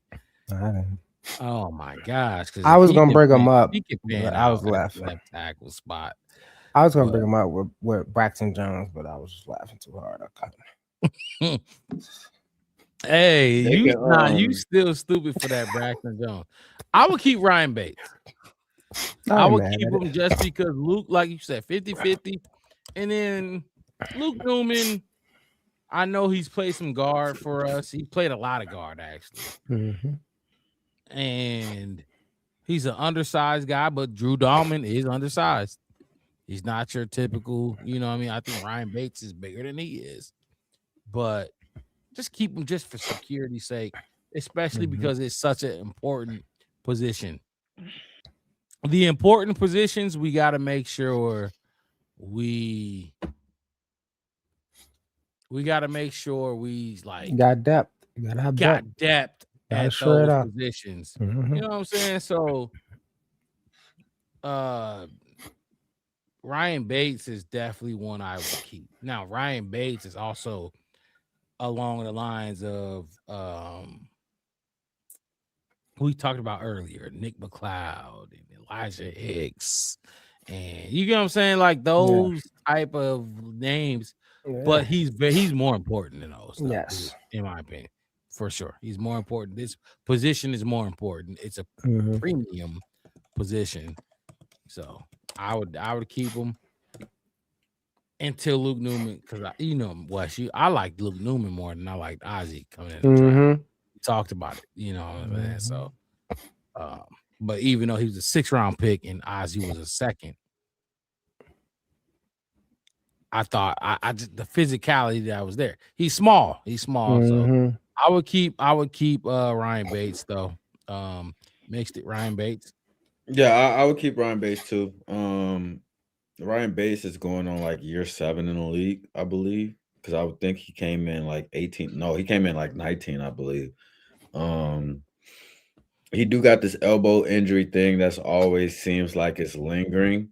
But like you said, that's a room that you gotta be prepared to keep throwing bodies at, and you don't want it to just be some people that don't know what they're doing. You know what I'm saying? Because that O-line gets weak, and you're gonna have a completely different team that you're looking at. You know what I'm saying? So, you keep them, you bring them back in. I don't think that this is necessarily an off season where you looking for a center in a draft or whatever to develop. But I don't really think that you need to right now. And like you said, like Drew Dahlman, he's been doing what he's doing. He's been available, you know what I'm saying, not dealing with injury and stuff like that. And they got Lukey Dookie if they need him. So go ahead and keep the room the way that the room is. Hey, what the fuck? What he do to you? Lukey Dookie. They got him. But speaking of which, I'm glad you said his name. Remember Wes said, this ain't as bad. But remember Wes said, get their thumbs out their butt. Oh my God. Get their thumbs out. That was thumb out your ass. Get your thumb out your ass. You're not playing around, man. Nobody got time for that. Y'all niggas is Karan though. Why you brought his name up? Karan. The lost man. Him and Braxton Jones, they damn near can go out singing the Waynesboro's theme song together. Like I'm talking about with the fucking afro and everything, high five and all that. Yeah, go ahead and get y'all ass on the nearest bus. I mean, on Karan, it's like that, huh? He's a DIY project that probably don't look like it's on pan out. You started on it. You started trying to refer. Six is still falling off that shit. Yeah. Yeah, like Quran was definitely a project that they tried to put together with popsicle sticks and bubble gum, and it didn't work. Mm-hmm. But I was kind of intrigued. I was kind of intrigued on him moving in. So I didn't think that he anchored as weak as Braxton, but I do think they both have the problem of being weak. So, but shit, them motherfuckers don't get smaller in the middle. They don't get smaller in the middle. Like when you going against these teams with 3 techs and nose tackles and all that shit, we seeing motherfuckers come in 330 plus pounds and they will lean on you immediately. So it's like, as much as you probably could flex Quran short arm ass inside, who you gonna do it for? None of your 3 interior offensive linemen. They got to be hurt for him to really have a shot at coming inside. And shit, I don't know if they gonna want you around if Dan Rochard pull you out of this competition one more time. You get pulled out of another competition, you might be playing spring football. Yep. So Scott Daly though, you can keep long snapping, I guess. You're good. It ain't broke. Do he even get the vet minimum? What the fuck do you give Scott Daly? Give his ass 600,000. You give him a vet minimum. I mean, is he past 7 years? If he passed 7 years, I think you give him like 900. I was gonna say I'm pretty sure Scott Daly been here for a minute. I'm pretty sure he has. I think the only time, I think it was the season before this one that I think he has an injury, and that's when Cole Kmet ended up like long snapping for a little bit. But other than that, I mean, Scott Daly, man, he been solid, man. You know, so he came in at 17. Yeah, okay. So boom, there you go. Give him his money. You know what I mean? Nothing extra. You know, keep making that little bread, man. You'll be good for your what? 1, maybe 6 plays a game. I mean, I'll long snap. Right. 1.5, I'll long snap. If one of them motherfuckers try to jump on my back, we fighting. Don't get no leverage calls on me. No leverage calls on me. But yeah, no, I'll keep him. Let's just finish off the list, like for real though. I'll keep him, man. I think that's another no-brainer on that list. So like I said, I can count maybe 4 or 5 people on that list that I'm like definitely should come back. I could probably name 4 or 5 on that I do not want to see on this team. Yeah, I can get with it. I got a couple Mark, questions. Rob, you got something? Yeah. Yes, absolutely. Before we leave, hit the like button, subscribe to the channel, the Black Bear Podcast. One word, no spaces. We are fucking back. We will be here next week, Sunday as well. Be on the lookout for weekday pop-up shows. That's what we're gonna call them. Weekday pop-up shows. Like the Kardashians. Is that what they They just pop up. They don't even got storefront. They just pop up in LA somewhere. Sell out. Wes, welcome fucking back, man. God damn. Pop-up shows like the fucking Kardashians. Otherwise, you can catch us guaranteed on Sundays throughout the offseason. Ain't no football going on Sundays right now. We got the, obviously the Super Bowl. We'll talk about that, but you can find us on Sundays. Watch us, listen to us, interact with us for your Sunday fix for the Chicago Bears news and everything that goes on throughout the week. But we're not done yet, Benjamin. We ain't done yet. I got some questions for y'all. So, but hit the like button, subscribe to the channel, the Black Bear Podcast. One word, no spaces. I'm your host, Mark Rob, with my co-host in the building, Chef West. to the right of me. Oh. Yeah. That shit ain't working. The right of me. Marcus mixed it at the bottom of the screen. That's easy. Yeah, Benjamin. We got some fun. Let's have some fun. Let's have some fun, fellas. Trivia. Trivia for y'all too. Chef West versus Marcus mixed it. Y'all ready for this? Bears trivia. Ooh. Okay. Y'all didn't see this coming. They didn't see this coming. This is gonna be lopsided as hell. It ain't history. It's all about last year. Oh. You finna be 30, gang. Like, you ain't. I am not finna be 30.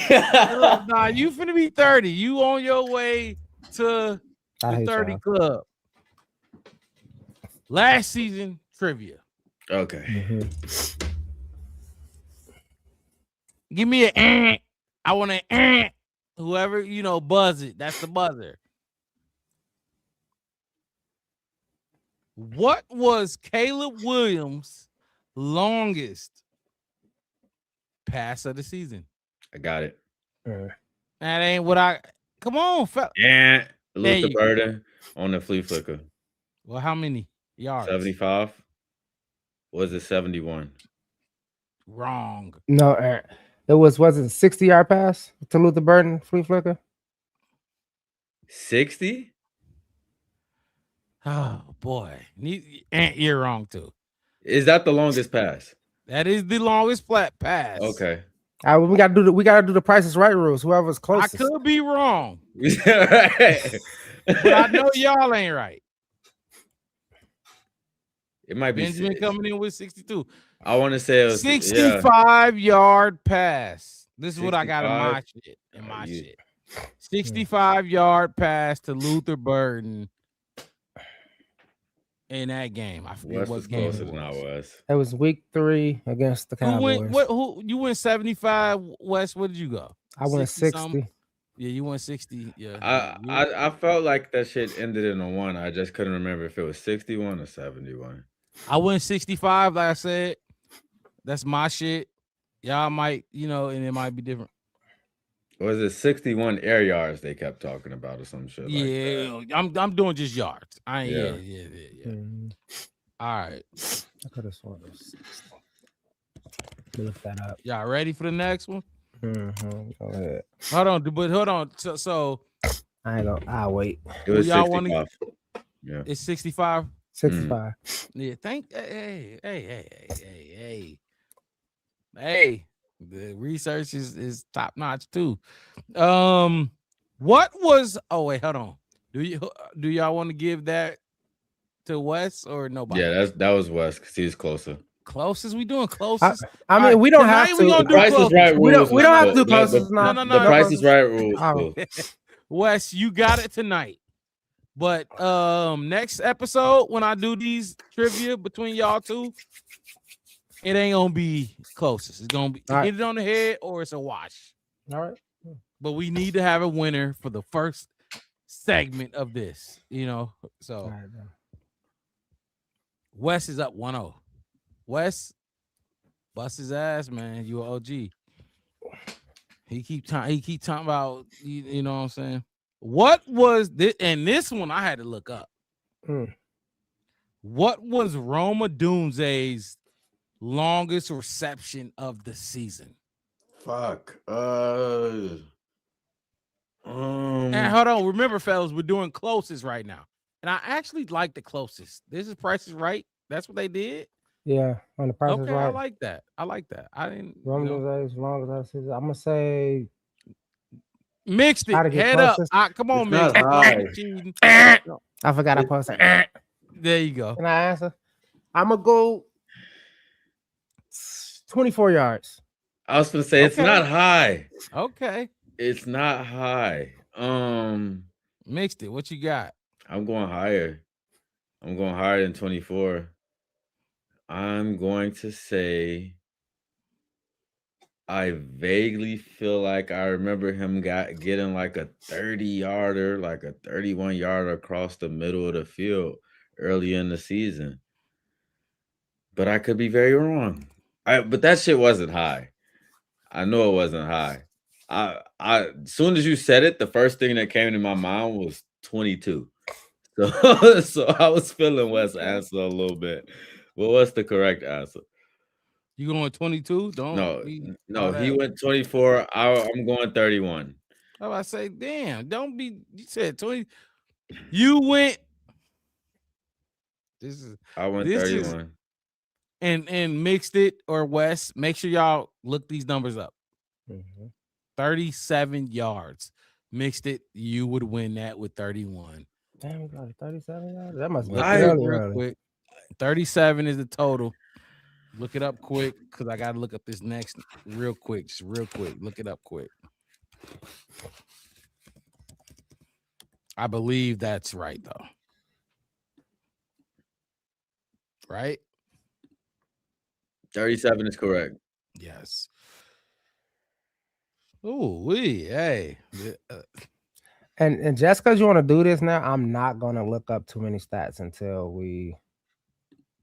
I'm gonna try to remember everything. No, I ain't gonna try to do no research and try to get ahead and look up everybody's stats before. This is the pass right here.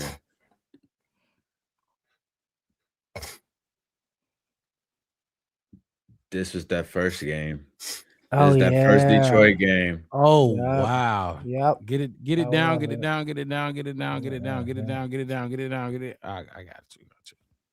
Remember, if it's too long, they gon'. Oh, really?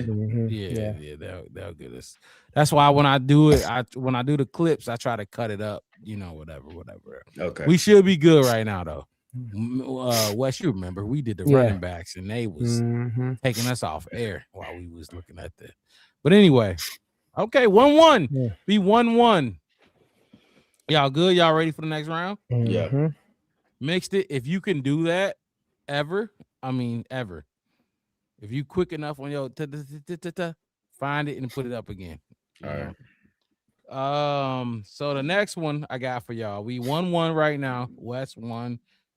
He got Caleb's of course he got Caleb's longest throw of the year.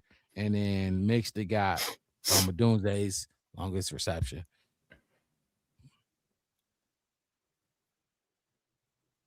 Whoa. Okay, we're gonna do this one. This is an easy one. And this is an ant. I need y'all to say ant. Just quick. I need y'all to say ant. Who was the Chicago Bears leading pass catcher of the season? And pass catcher as in receptions or total yards? Yards is yards. Oh. Easy. I said it was gonna be easy. Dude, I don't know why I feel like I'm overthinking that shit now. Dude. Is it come on? We got. Yeah, hey, right. Wes. Hey, Wes. Look, Wes. No, you are right. Hey, no, Wes, you right. 10-second run off that, man. No, yeah. I should have. Hey. It is Colston Loveland with I don't know what, but he had 7-13. 13. Was it was 7-13. Yeah, because they were 62 yards apiece. The four top pass catchers. Okay. I was sitting there thinking like, damn, did DJ end up getting it? But no, it wasn't. I know it wasn't DJ. Not at the end. First, I thought it was Sandler. All right, cool. I went with it. So I went with the two split up. Went with the easy one to try to the easy ones. I thought both of y'all was gonna be quick with the ant. That's why I said the ant. He ended before I can end it, and I knew the answer. And I'm trying to count him down. I'm playing defense. Hey, 3, 2, 1. I'm trying to run out the clock. Howie, you said you got 3 trivia for us. Put it in the chat. All right, here we go. Send all 3 of them as separate because I'm gonna put the question on the screen. Who, fellas? Remember, listen to the question. All about just this past season. Who was the Chicago Bears leading tackler of the season? And Tremaine Edmonds. How much? At the end of the season, he had to be like 93. Okay. Go ahead, Wes. I'll give you a chance. At the end of the season, I'm gonna go. Wait, who are you going? Tremaine Edmonds. I'm going Tremaine Edmonds too, but I'm gonna go. I'm gonna hit him with a 98. Wow, this is crazy. I wanted to go over 100. He was at 86 when I did the profile on him. I know that, but that was a few games before the end of the season, and I'm trying to remember to myself how well he did in the last few. 93, and what you go with, Wes? I went with 98. I wanted to put a solid 100 on there. Wow, y'all both might have said the same number, but guess what? It was 112 tackles. That means I wanted Wes, to say 100. I really feel like I don't know. I'm like, see, because the thing about it is, messed up his own stat. When he did the profile on him, he was at 91. Was he? I thought he was at 86 when I did. Nah, he was coming off injury at 91. Because remember, we talked about it. He had missed 4 games, and he still led the team with tackles with 91. Clocking my T on live. Clock the T on live. We on live. This why hey, look, I missed my boys, man. I'm just saying, and that's the number. Look, that's the number I remember when he came off. I got to do homework on my I'm like 91. And he still had a few games. I don't remember him tackling too much, so I'm gonna guess. That's what I was thinking too. Like, I wanted to put 100 on it. Cliff at the end of the year. Or what? Yeah, I wanted, like I said, I wanted to give him 100 because I felt like I'd be closer with 100 for sure. But I'm like, man, I'm trying. He missed those games, so you like let me dock him a little bit. And I figured if it was like, look, and I figured it was like 96 or 97. I'm still 2 closer than your 93, so I would have still won. It's a math thing. You gotta watch the Price is Right, baby. That's how they do. Some people do $1. Beat your ass by literally by some $1. change. Yeah, $1. Okay. Well, look, I got another one for y'all. Y'all ready for that? So now it's 2-2. And I ain't set this up to make it, but it is 2-2. Chef West and mixed it. I know you looking up something. Are you ready for this next one? I can give you some time. No, I'm good. I'm ready. Okay. What was Montez Sweat tackle total? I'm lying. What was Montez Sweat's sack total of the season? 10.5. And 10.5. Oh my God.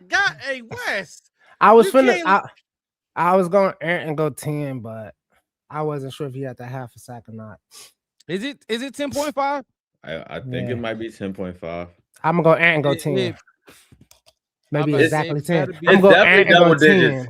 It's definitely double digits. So if you go and go 10, I'm winning anyway because I'm seeing 10 by $1, right? Oh shit, you got it on 10. The head. I'm gonna say, oh, that's dirty. That's what I said. I said if we gonna do that, I'm gonna go and go solid 10. You had to get a solid 10 because he was quick with the 10 and then I'm like, oh my God. I was like, was it straight 10 or did he have like a half or nothing? You said 10.5. All right, let's play the game. I'm gonna go and I'm gonna put in 10, Bob Barker. Wow. I gave you a chance to get it. And I'm glad you stuck with the bag. Yeah. Wow. You know why? And mixed it. I know why. You had one in the postseason. I take my. Yeah, I was just about to say that, but I was about to say I know why you like went with 10.5 because they not they Ben Johnson, and I love this about our head coach, fellas. He touted that for him. You know what I mean? He bragged about Montez getting double digits. That's what he said. He has double digit sacks. What the? That's you mixed it? That's me. I don't know, but on the chat. It's air blowing. It sounded like air. Well, it was like air. Nah, it was anyway. Ben Johnson touted that like he bragged about it. That mixed it, mixed it. Montez Sweat had double-digit sacks, and he kept saying double-digit sacks. He had y'all remember, like we all watched the pressers. Yeah, he kept saying it.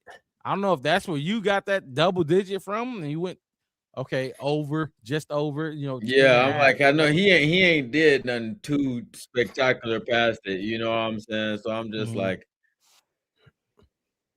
he's got to be like hugging it, you know what I'm saying? I was gonna say 11 because I wasn't like exactly 100% sure about it either. Because I know he got robbed of a few sacks too, and then you know how they kind of counted. It was like that wasn't a half sack or a half sack for him. So I was like, that's what it was. Because I know in the last game he got a half, but I thought he made 10 before the last game. He was at 9.5 when we played the Lions in Week 18, and he got a half, and that gave him, the 10 for him to get to double digits. I thought he was at 9.5 going into that game. Yeah, because I know the last time I checked, he was at like 8. Because this was like 9 weeks. He got a sack like within like a 9-week span. He had like eight sacks. Like he was finally kind of ramping it up. And I was in my mind, I was like, I wanted him to end with like 12.5, but I know he didn't hit that mark either. So. Y'all ready for the next one? Yep. Come on. Once you get this one, you win this battle of trivia. Other than that, if you don't, I got a tiebreaker. Right now, you are up 3-1 or 3-2. I need an ant, fellas. I need the ant. And I know maybe Mixed It hear me before you. You know what I mean? The latency. Maybe he, you know what I'm saying, or maybe I don't know. Or maybe he ain't even listening. We don't have the question. He's just saying ant, so he can say the answer first. He's just saying it real quick.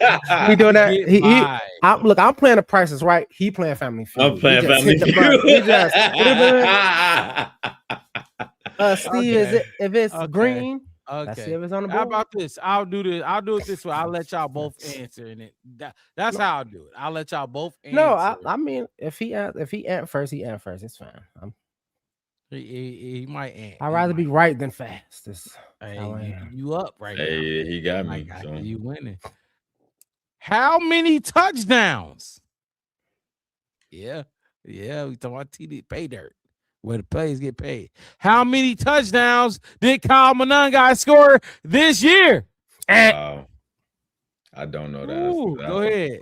I'm going to go 5. Okay. Mixed It. What you got? I'm going to try to beat him by $1 and go 6. You going to go 6. Mixed It.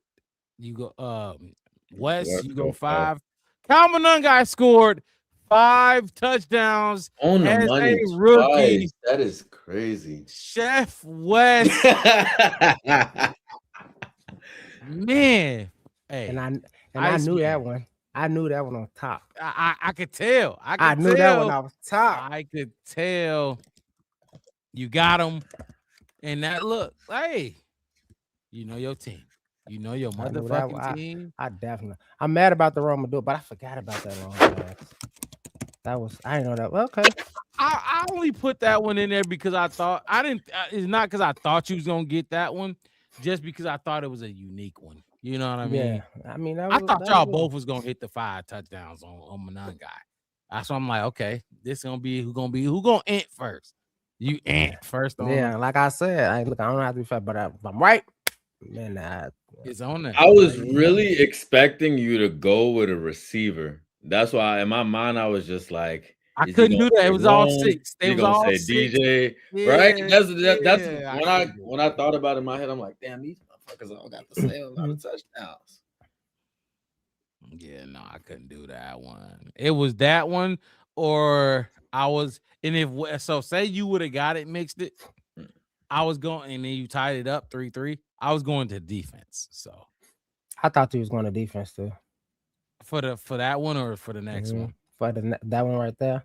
Okay. I was trying to think of how many fumbles we recovered or who had the most who had the most forced fumbles. That's what I was thinking. I was trying to count in my head like as a the defense, how many forced fumbles. Because we know how many total turnovers and pretty much how many interceptions. So I was trying to do the math on it too. Like 33, I think we had like 26, so it's about 8 fumbles. I mean, okay, well, Wes got you. He up 1-0 in the battle. I don't know if y'all, I mean, how y'all want to do it. I see how you want to jump in here. Yeah, he said he has some questions for us. I'm trying to see if he's gonna hop in. I dropped the link in the chat. I don't know if he's seen it already, but he been trying to get in for 4 hours. He said he Facts. Dedicated. All right, let's. I got a question. Put me up. Okay, go ahead. Wes. I mean, since we're gonna wait on him, give him about 5 minutes. I had a question. We had some fun. Something I thought about. Let's have some fun. We ain't do y'all? About, we got a lot of content to get into next week, but we ain't gonna get into new content. This a question that I thought about with all this, with everything, these offensive, these off-season maneuvers and how, as Bears fans, how we get hyped about certain things. If Khalil Mack comes back, do y'all think Drew Dalman should give him his jersey number back? If Khalil Mack comes back? Yeah, on a 1-year minimum. Do you think Drew Dalman should give him 52 back?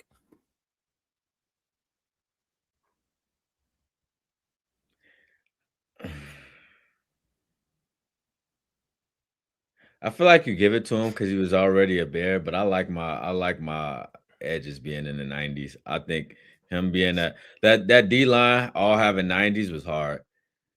Yeah. Ask this question right when I get into a coffin attack. Yeah, no.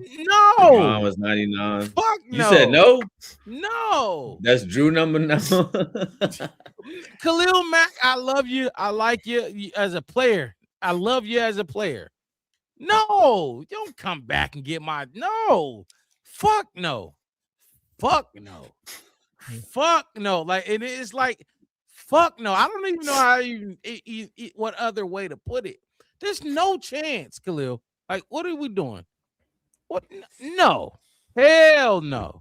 Hell no. Hey, I'm just saying that's a reasonable question. It's like if he came back, it's like, hey, look, a lot of people ain't got to buy no new jerseys. We could just put our old Khalil Macks back on. So somebody gonna have like a Khalil Mack 52, and then gonna have like a Khalil Mack. They already do. They're gonna have a Khalil Mack 91. He comes back. They already do. Right? Like they already still got a 52 Mac. Yeah. And a 52. I mean, Dalman got 52, and they already got, you know what I'm saying? They already do that. Even if he come back, no. Unless you gonna get a certain price. Yeah, I mean, I'm just saying, like if Khalil Mack came back and was like, "Hey, my number back, I'll give you."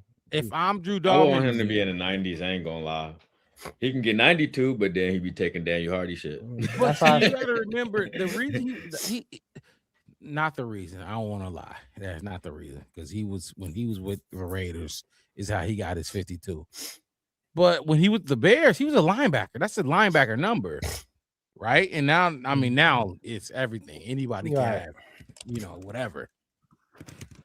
But no, that like linebackers,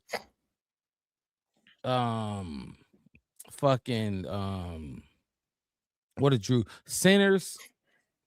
No, don't do it, Drew. Don't do it. Like, and I love Khalil Mack, but I'm really just speaking as like in a player's lens. Like if I was Drew Dalman, type shit. Mm-hmm. No, unless he's spinning, you're not getting that. You were here. Cuts for me, it reminded me of the Giants player that asked the Hall of Fame or whatever, can he wear his number? Oh my God. Oh, okay. And I'm like, that's preposterous. You know what I mean? Like, like that's preposterous to ask, but who did he ask? Strahan? No, he asked Abdul Carter and Lawrence, didn't he? Lawrence Taylor? Was it Lawrence Taylor number he wanted? No, because was it? Yeah. No, so it might not have been Abdul Carter. It was Abdul Carter. It was 100% Abdul Carter. It was Abdul? Yeah. Okay. Mm-hmm. And they told his ass, you can get the fuck out of my face. Because remember, what's the name? He won number one, didn't he? He got that was Warren Moon who gave Cam Ward, his number one jersey. Not Cam Ward. Yeah, it was. Yeah, it was Cam Ward. Warren Moon. It was Cam Ward for the Titans, right? Yeah, for the Titans, and then Abdul went and called. He asked for LT number. Lawrence Taylor. Yeah, his 56. Yeah, he told his ass, "You can get the hell on." Yeah. Told his ass. Okay. But I'm just saying they're more LT. You talking about LT and a rookie? No, that LT. guy. You better not give that. But you got like you got like that's what I'm saying. You got a Khalil Mack, like a Khalil Mack who had a pretty good career in it versus a Drew Dalman who had a pretty good career. They're closer than Abdul Carter asked LT for his jersey. But Drew Dalman can still put shit on his legacy. Oh, you talking about no. It's not like it's retired. It's not like that's what I'm saying. You can't. You coming back to what? Some shit we built? No. Just find something else. You ain't like you said. You're not even retired yet. No. We equals. Soon as you sign that contract, we equals. We both here. They love me just as much as they love you here. Mm. I mean, you know what I'm saying? Not the fans. I call it the front office. Yeah. The fans. Yeah, I was gonna say you're gonna lose that battle 10 out of 10. You definitely gonna lose that battle. 10 out of motherfuckers. 10 out of 10. And that's what I'm saying. Like fans gonna look at it like Drew Dalman bogus. Like, hey Howie, I know you trying to get in. I don't know if you could see us, but if you could still hear us, I redropped the link in the chat because the first is it not working for him? No, I'm looking at the first link. It looked like it just posted it twice. Like I copied and pasted it twice in the chat. Is it a different color? Like, it's an actual clickable link. I don't know. I just I posted it in the comments, but I can't see how it popped up on YouTube. I know usually you can't even copy and paste the stuff. Yeah. Pin it for him. But hey, look, I like the questions. I don't know. It's a clickable link. Yeah, the second the next one you did was clickable. That one was good. No, yeah, that's all I was asking. I don't want to get too deep into it because we didn't talk about some of this stuff, and I don't want to like start up a whole nother. Get into it while we trying to figure out what unless it's gonna be. It's been some moves being made. Gonna have some fun from it. Oh yeah. Oh, the coaches, everybody else on the outside. Yeah, the most recent one. Matt LaFleur's brother. Oh, there he go. He gets a head coaching opportunity in Arizona out there with you. Oh man, look, let me go first. I'm gonna just say this. This is what you get, and I know we got Howie in here, and I don't know his race, but this is what you get when you're white. You can get in. I'm being 100. You can get in. Your brother can get in. Your cousins and sister and your mama can get in, and that is fine. I'm not mad at it. Like if I was a GM, I would be, not GM, owner. I would do my shit too. How I would do my shit too. I'm just calling it like it is. Mike LaFleur where was he before Sean McVay? That's a good question because I don't know. No, it's a question. And maybe mixed it. If you want to look it up, you can look it up. Yeah. If not, fuck it. You know what I'm saying? But fuck it. They ain't got it. Like, but it was a legit question. It really was. Like, come on now. Like, you know what I'm saying? Like, we got Eric Bieniemy who had hella success in Kansas City,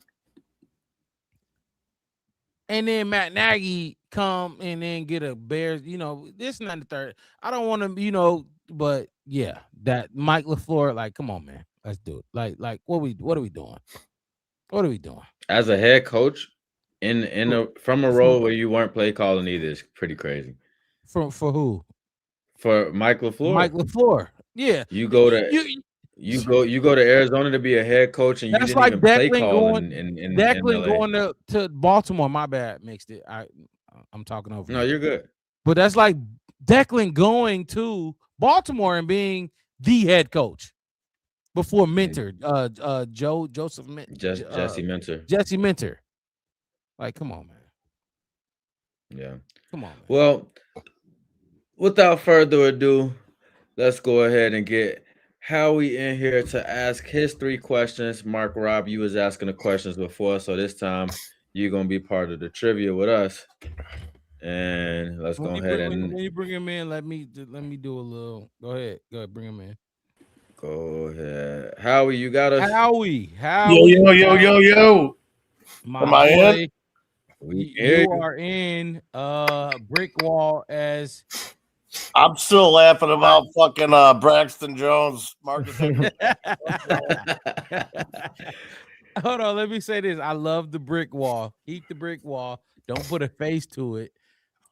Because if we bring you back, and not if, but when we bring you back closer to the draft, we need the brick wall. This got to be your theme. That's my Howie was here. Round 1 pick right now. Yeah, exactly. So let me set you up. Howie was here for the post-game show, the emotional post-game show during after the Rams beat the Chicago Bears in the divisional round of playoff. Yeah, Howie here. We had Ghost of Judah West out there. We had Ghost of fucking Judah here talking. Everybody was talking. Everybody was putting their heart on their sleeve for that episode. Howie, you're back. Rough. Yeah, it was. It really was. But you are back. You had 3 questions for the panel here. Myself, Chef West, and Mixed it. Don't duck out for this one. Hey, thank you. What you got, Howie? The floor is yours, my boy. All right. I'm gonna give you're gonna name the player. Okay. He's a current free agent. Okay. A defensive player. No, I'm gonna say this. No college players. We have not gone that far yet. Free agent. Okay. Is it a Bears player or is it just a defensive player in the league? Defensive player in the league, non-Bear. Okay. He had 10.5 sacks last year. He's age, and you're just gonna ring in and tell me the name of the player. He's age 37 or 36, had 10.5 sacks. He's a future Hall of Famer. He's played in the league 15 years, getting 8 Pro Bowls. Was not a Pro Bowler this year. And he played for Dennis Allen 10 motherfucking years. That should probably do it. I'll go first. Go ahead. Is it I'm gonna go with what's his name? Cam Jordan? Hell yeah, Cam Jordan. Yes, sir. Yeah, I'm about to say that's an easy one. He's my number 3 free agent. I got 3 you gotta have. And Cam Jordan's my number 3, bro. Okay. Yeah. He's on a Downy commercial. He smell like hot dog water. So let's talk about Cam Jordan real quick. No, Cam what Jordan. What are you paying Cam Jordan? And what do you think he'll ask? I forgot one thing, though. In his 15 fucking years in the league, he's only missed like 1 or 2 games ever. So take that injury-ridden shit out your ass. He's only missed 2 games in 15 years. What are you paying him? Stuff. What are you paying? You too. What did you said some ass shit too? I don't know. Y'all be with that ass. I don't know. But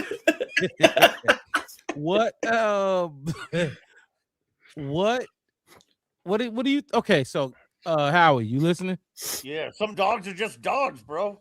Him and Calais Campbell. What do you think he's asking, and what are you gonna pay him? And then we'll answer. Spot Track's got him at 6.75. I do that every day, all day. That's the best damn deal out there in free agency if Spot Track's right. So you're using the same shit that I'm using. Yeah, Spot Track and Sports Reference. They my main. Yeah. Okay. Chef West. I like that take, Howie. You heard him. I'm doing it. It's a no-brainer, right? That's a no-brainer. 6.5. So my thing is, I doubt that it's gonna be that. It's gonna be that price. 10 years with Dennis Allen. I think he'll come for it. He a free agent too. I think he'll come for it. I'll give him 7.5. Hell yeah. Well, here's the other thing. He used to play 85, 90% of snaps for about a dozen years. Now he's down to like 50 or 45% of snaps. And then who else you got that can fill that void with him? Austin Booker. Get him some tick on top of being across from Montez. That's not bad. That's three motherfuckers that's stopping the run at defensive end. Now, so you got Montez, you got Montez, Cam Jordan, and Book. And don't forget, we overpaid Deo Dingbo, so you might as well. And we're trying to forget Howie. Oh my god! But use him early in the year to stop the run, and then when he gets hurt, then we go to playoff Super Bowl at the other three. Mister, you cold? When he gets hurt. No, when I'm done, I'm gonna go outside. Well, the way electricity is set up in here, when my sister got her heater on, I can't have mine on to shut all the power off in this moment. Yeah, it is. Shut. Yeah, I got you. Yeah. But so you with him? You agree with this? You like it? You like the? He did say he has some ideas to kind of help us solve some of these problems we was talking about earlier, and that one is not a bad idea. My biggest concern about what we was talking about earlier was making too many moves, and then we got heavy contracts to have to deal with down the line and stuff like that. But if you can, if he's coming in and putting up 10 and Montez is putting up 10, and you really need him to be a bridge, especially if you're going to go get an edge in the draft this year, get somebody where whoever you pick, they don't have to come in and try to be Micah Parsons right away. So yeah, I'm with that. I like that move. Yeah, it's a 1-year deal. He's with his 10-year coach, 8 Pro Bowls. He's just making sure the ship's running right. Howie. Yeah. You hear me? Is this a part of your 30-year 4 free agents or 30-year 3 free agents? Yeah, he's the cheapest one. Okay. I'm just asking. I'm trying to, make this is how Super Bowls are won. Is your other 2 questions the other 2 players on that list? The other 2 players. When he came up with the question, I knew where he was going with it. So y'all know the other 2 players? No. Oh, okay. Well, I'm just starting to understand how you want to work these questions. 30. It's a 3-year 30? No. He got 3 players in FA that he wants to get. That's gonna account he for said 30. He told me 30 a year, right? How no, 30 3 players, total. 30 total for all 3 of them together. 30 total a year. I got more money to spend. I got a lot more money to spend. You say what, Howie? I got a lot more money to spend. This is how we get to the Super Bowl. Hey, Wes. Hey, the post game show after that Rams was a time, man. It was a time, man. I made sure. Hey, Howie, this is not gonna be the last time you see us. This is not gonna be the last time you on here. Because when the draft come, I'm gonna really need to see what the fuck you talking about. Utah tackle. See, you see what I'm saying? He got the Utah. We gonna need that. What do you have for your next? How if you got Howie, if you got Instagram, DM me on Instagram at Marcus Mixit. I got it's fucked up. I got Facebook, but I ain't got nothing else. Oh no, okay, check this out. I'll do this. I'm gonna put my email in the private chat. Just send me an email because I might have some ideas on some stuff I want to work on with you for this draft process. What I do everything on Microsoft Excel as far as numbers because I'm a numbers guy. Okay, that's all. Unless you write shit down, but I just do fucking Microsoft Excel. So Howie, are you seeing the private chat? Yeah, I got Gmail here. Yeah. Make sure you shoot me an email because I'm trying to get in touch with you. Y'all handle that there. But you ready for number 2? Absolutely. You knew I was queuing you up for it. What you got for number 2? All right, this bad boy. Went to college in Louisville. You're a bad boy? Oh my god. Oh, he's a dog. He's a dog. Not a dog. Hey, Wes. I want dogs. I want dogs. To win. Let me ask you this before you reveal this name, Howie. you've been watching the show, but you weren't watching it early enough to where you heard me say Ryan Poles needs to go all in these. Nah. For these next 2 years before you got to pay Caleb a huge amount of money for the quarterback position. 30%, 25 to 30% of your salary cap will go towards him, and you're not gonna have the luxury to be as flexible as you are right now. You got 2 years, push the chips all in. Yeah. Well, let me ask you this. Excuse me, my bad.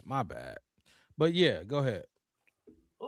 Who signed Grady, Jarrett, and Deo Dingbo? We got someone. We got to scout the fire first. What? We got to scout the fire first. Whoever signed, recommended don't Grady, Jarrett, and Deo Dingbo. Yeah, definitely. I get that. Deo's making 20.5, and Jarrett's making 19 next year. That's shit. That's they got 1 sack last year combined. That's bullshit. That is crazy. But go ahead with your number 2 real quick, I just Howie. gave you a 36-year-old that costs less than $7 million. They got 10.5. What the fuck's wrong with them? What's your number 2, man? All right. Dude was Louisville. Mm-hmm. Dude played for Houston last year. Dude's Texans? Who? What? Oh, this next guy played for the Texans? Well, last year he played for Houston. Now he's a free agent. You said Louisville before that? You're saying okay, I got you. He went to college in Louisville. My bad. I had a sneeze attack, cough attack, all that before I got back. He's 31 years old. Mm. He'll be 32 next year. Last year he played for Houston. Daniil? No. Ain't Daniil a free agent? No, he's making 25 million. They re-signed him. They sent okay. Mm-hmm. No, he's a current free agent, 31 years old. He'll be 32 next year. College in Louisville. 5 years with Dennis Allen. As a New Orleans Saint. Cam Jordan teammate. We just going to go get the whole New Orleans cast. People that had success. Hey. Who's the name? What's the name? Sheldon Rankins. Oh my There's your 3 tech that actually stuffs the run. And I'm only going to play him 50% snaps. I was about to say a year after everything you saying, another year, another offseason later, right? So that you're taking that into account, right? And Spot Track's got him at $7.5 million.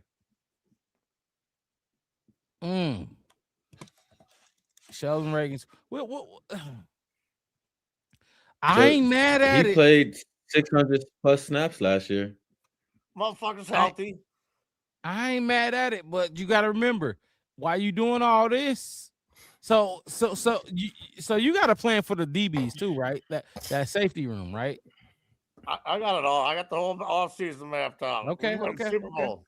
Okay. Motherfucker. Get that honey whiskey ready. Wes, you ain't got nothing to say. I was trying to think of who it, because I knew it wasn't Daniil Hunter. I was trying to think, but when people start saying what college people went to, I just kind of like, I don't fucking know. When I said Daniil because Daniil signed a 2-year deal there, and they must have re-signed. They gave him an extension, and I didn't know. So, but okay. I just wanted to know if you had anything to say about his first 2 guys, Sheldon Reagan and Cam Jordan. I mean, New Orleans Saints. I take. I'm like I said, I would definitely take Cam Jordan for sure. Rankins, okay. Like I said, I'm not gonna lie. I'm not. Y'all hated Billings. Y'all I don't like Javon. He's better than both of them. Yeah, from what I've seen. He might be an old fuck. Rankins on PFF, Pro Football Focus. Oh shit! They ranked him as the 19th best defensive tackle out of 138. That does says a lot. Even if I don't like your rankings, when it's that big of a gap. What? Okay, so where do they got Javon? Oh boy. Oh, give me a second. I got you. I'll pull it up right now. Nixon, you got it. I know you. This is going to tell me everything about this ranking right 72 out of 134. That's a big gap.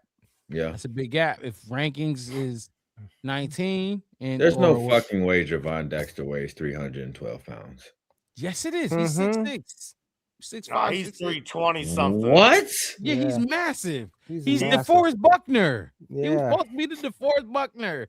That's the littlest 312 I've ever seen in my life. He don't play like it. No. He put on weight. He don't play like it. He don't play like it for sure. He don't play like it. But when you see him, I'm trading him. You see it. Holy shit. When you see him, when you see Javon Dexter, I'm not trading him, Howie. I'm getting Tavondre Sweat. Okay, they're not doing that. Why? And I'm gonna get a DUI with Tavondre Sweat. I don't give a fuck.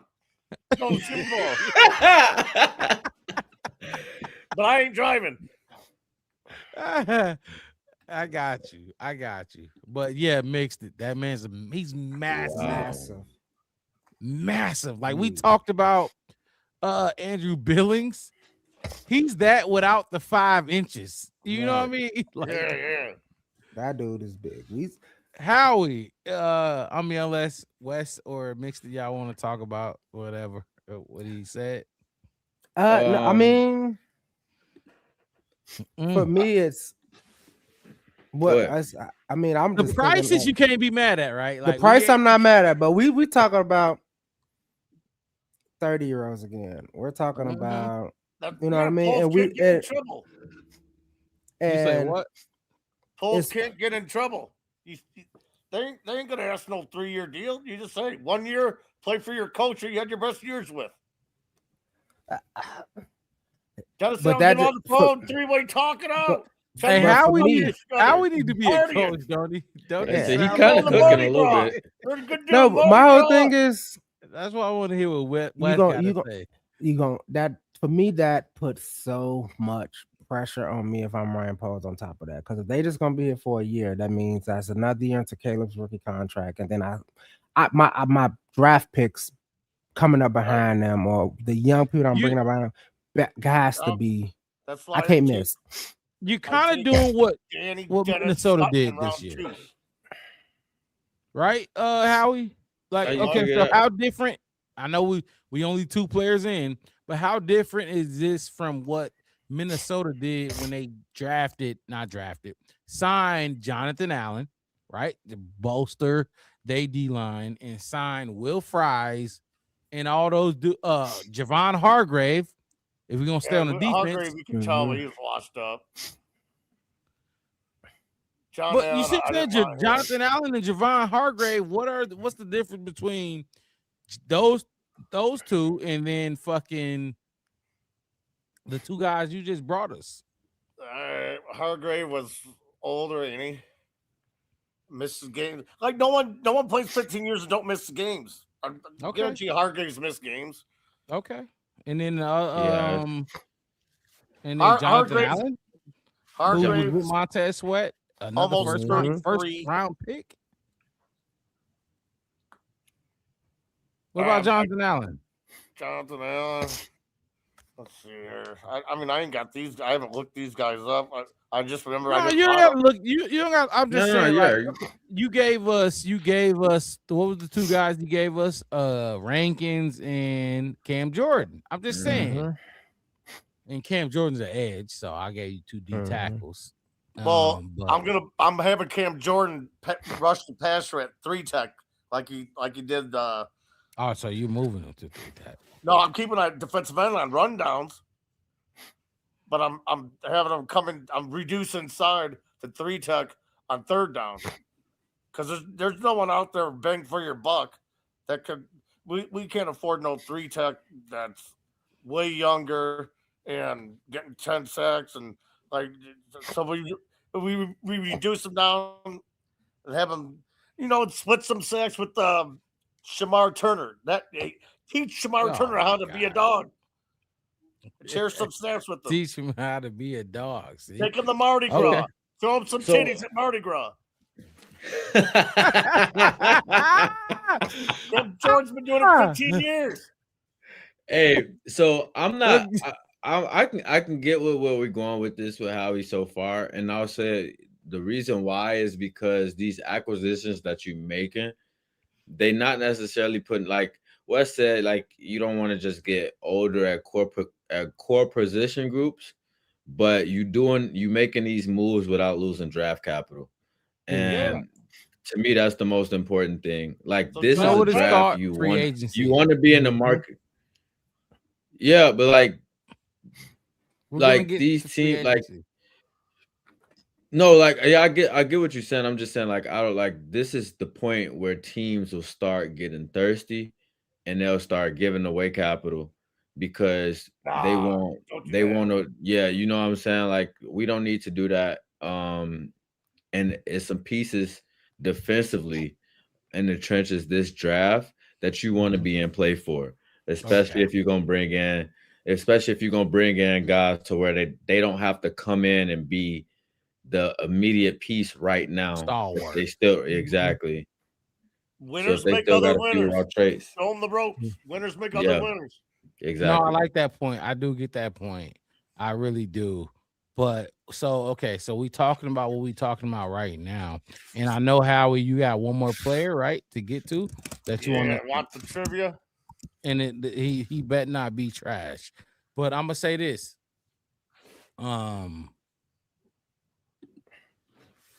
Max Crosby, Trey Hendrickson, Myles Garrett, and I'm just saying those three names.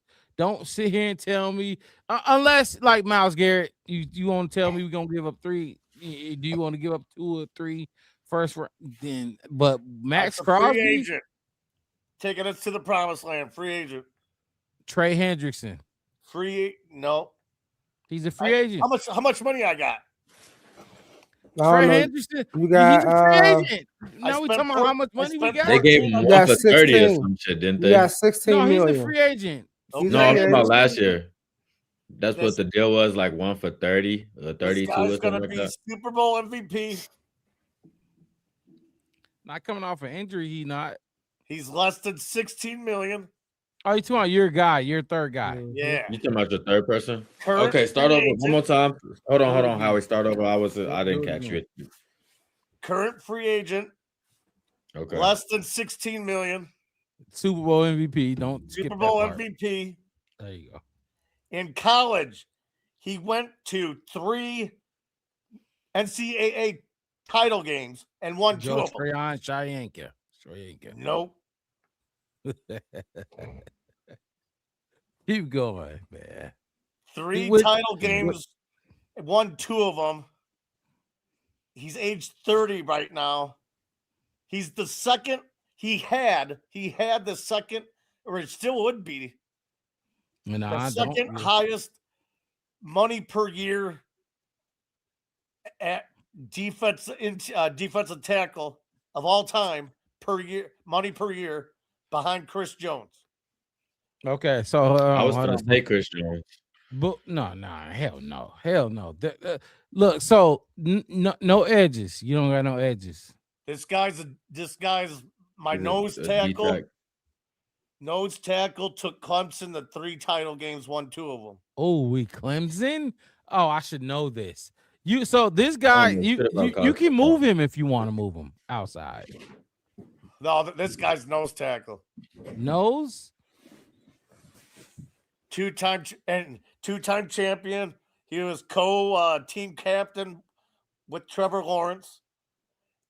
And when he was on the Dolphins, he was a team captain. It's not start with a W. What the fuck is his name?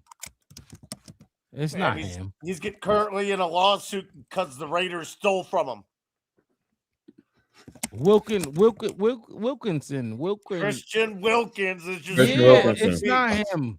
That ain't happening. Come on, man. He's he's a free agent. Once his lawsuit settled. I get it. I get it. Don't hate on him.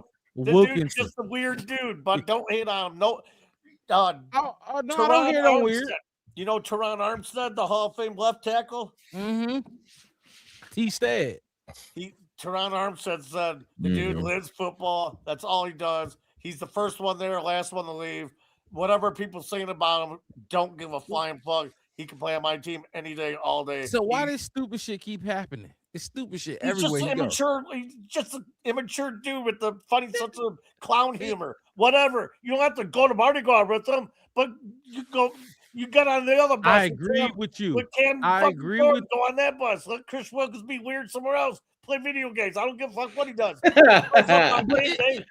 He's your Super Bowl MVP. Is that the one that kiss people and touch their butt and balls and all that kind of stuff? No. But he's the dude. Hold on. See, another guy. That is a little excessive. Name another guy that can do the splits at 320 pounds and jump over Max Crosby and celebrating sacks. He jumps over Max Crosby. Name another 300-pounder that can do that shit. He's a freak. Okay, let him be freaky. Just win me the Super Bowl. He is a freak. Look, I'm not. I will have him on my team, Howie. I will have him here in Chicago. But guess what? I'm not about to pay. I'm not about to pay a lot of money for this dude. That's like that's a head case. 1.7. The dude's gonna take a pay cut because he's the second highest paid ever at $27.5 million. Now, why do you think he gonna take a pay cut?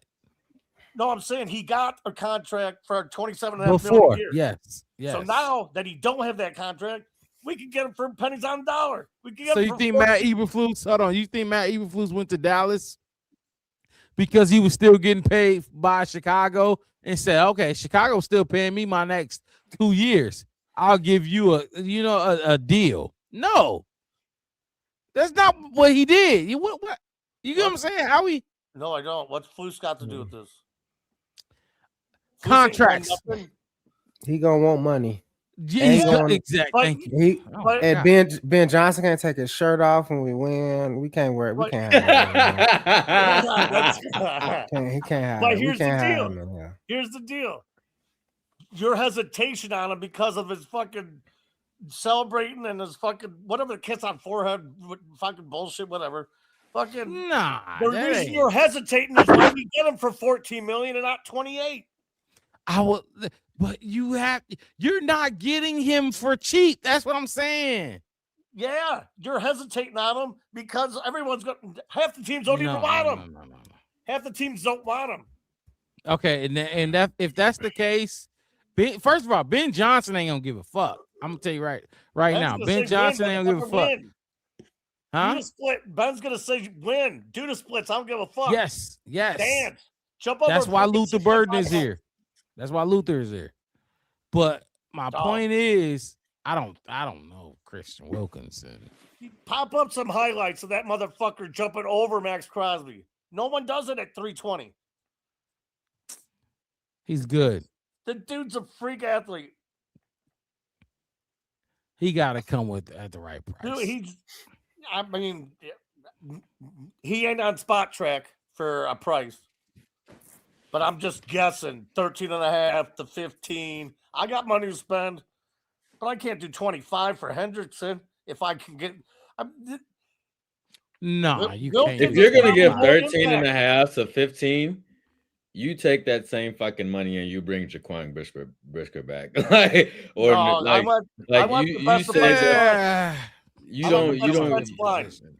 No, it's not. It's still like that's a lot of money in a situation where you kind of already can't afford it. But you see why he said 25 for Hendrickson.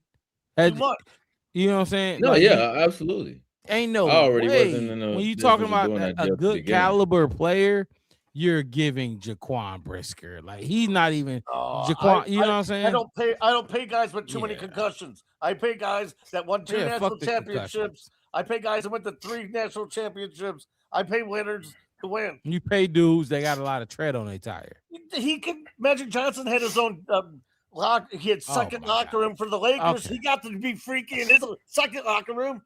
We can't talk about in NBA. Have his second locker room.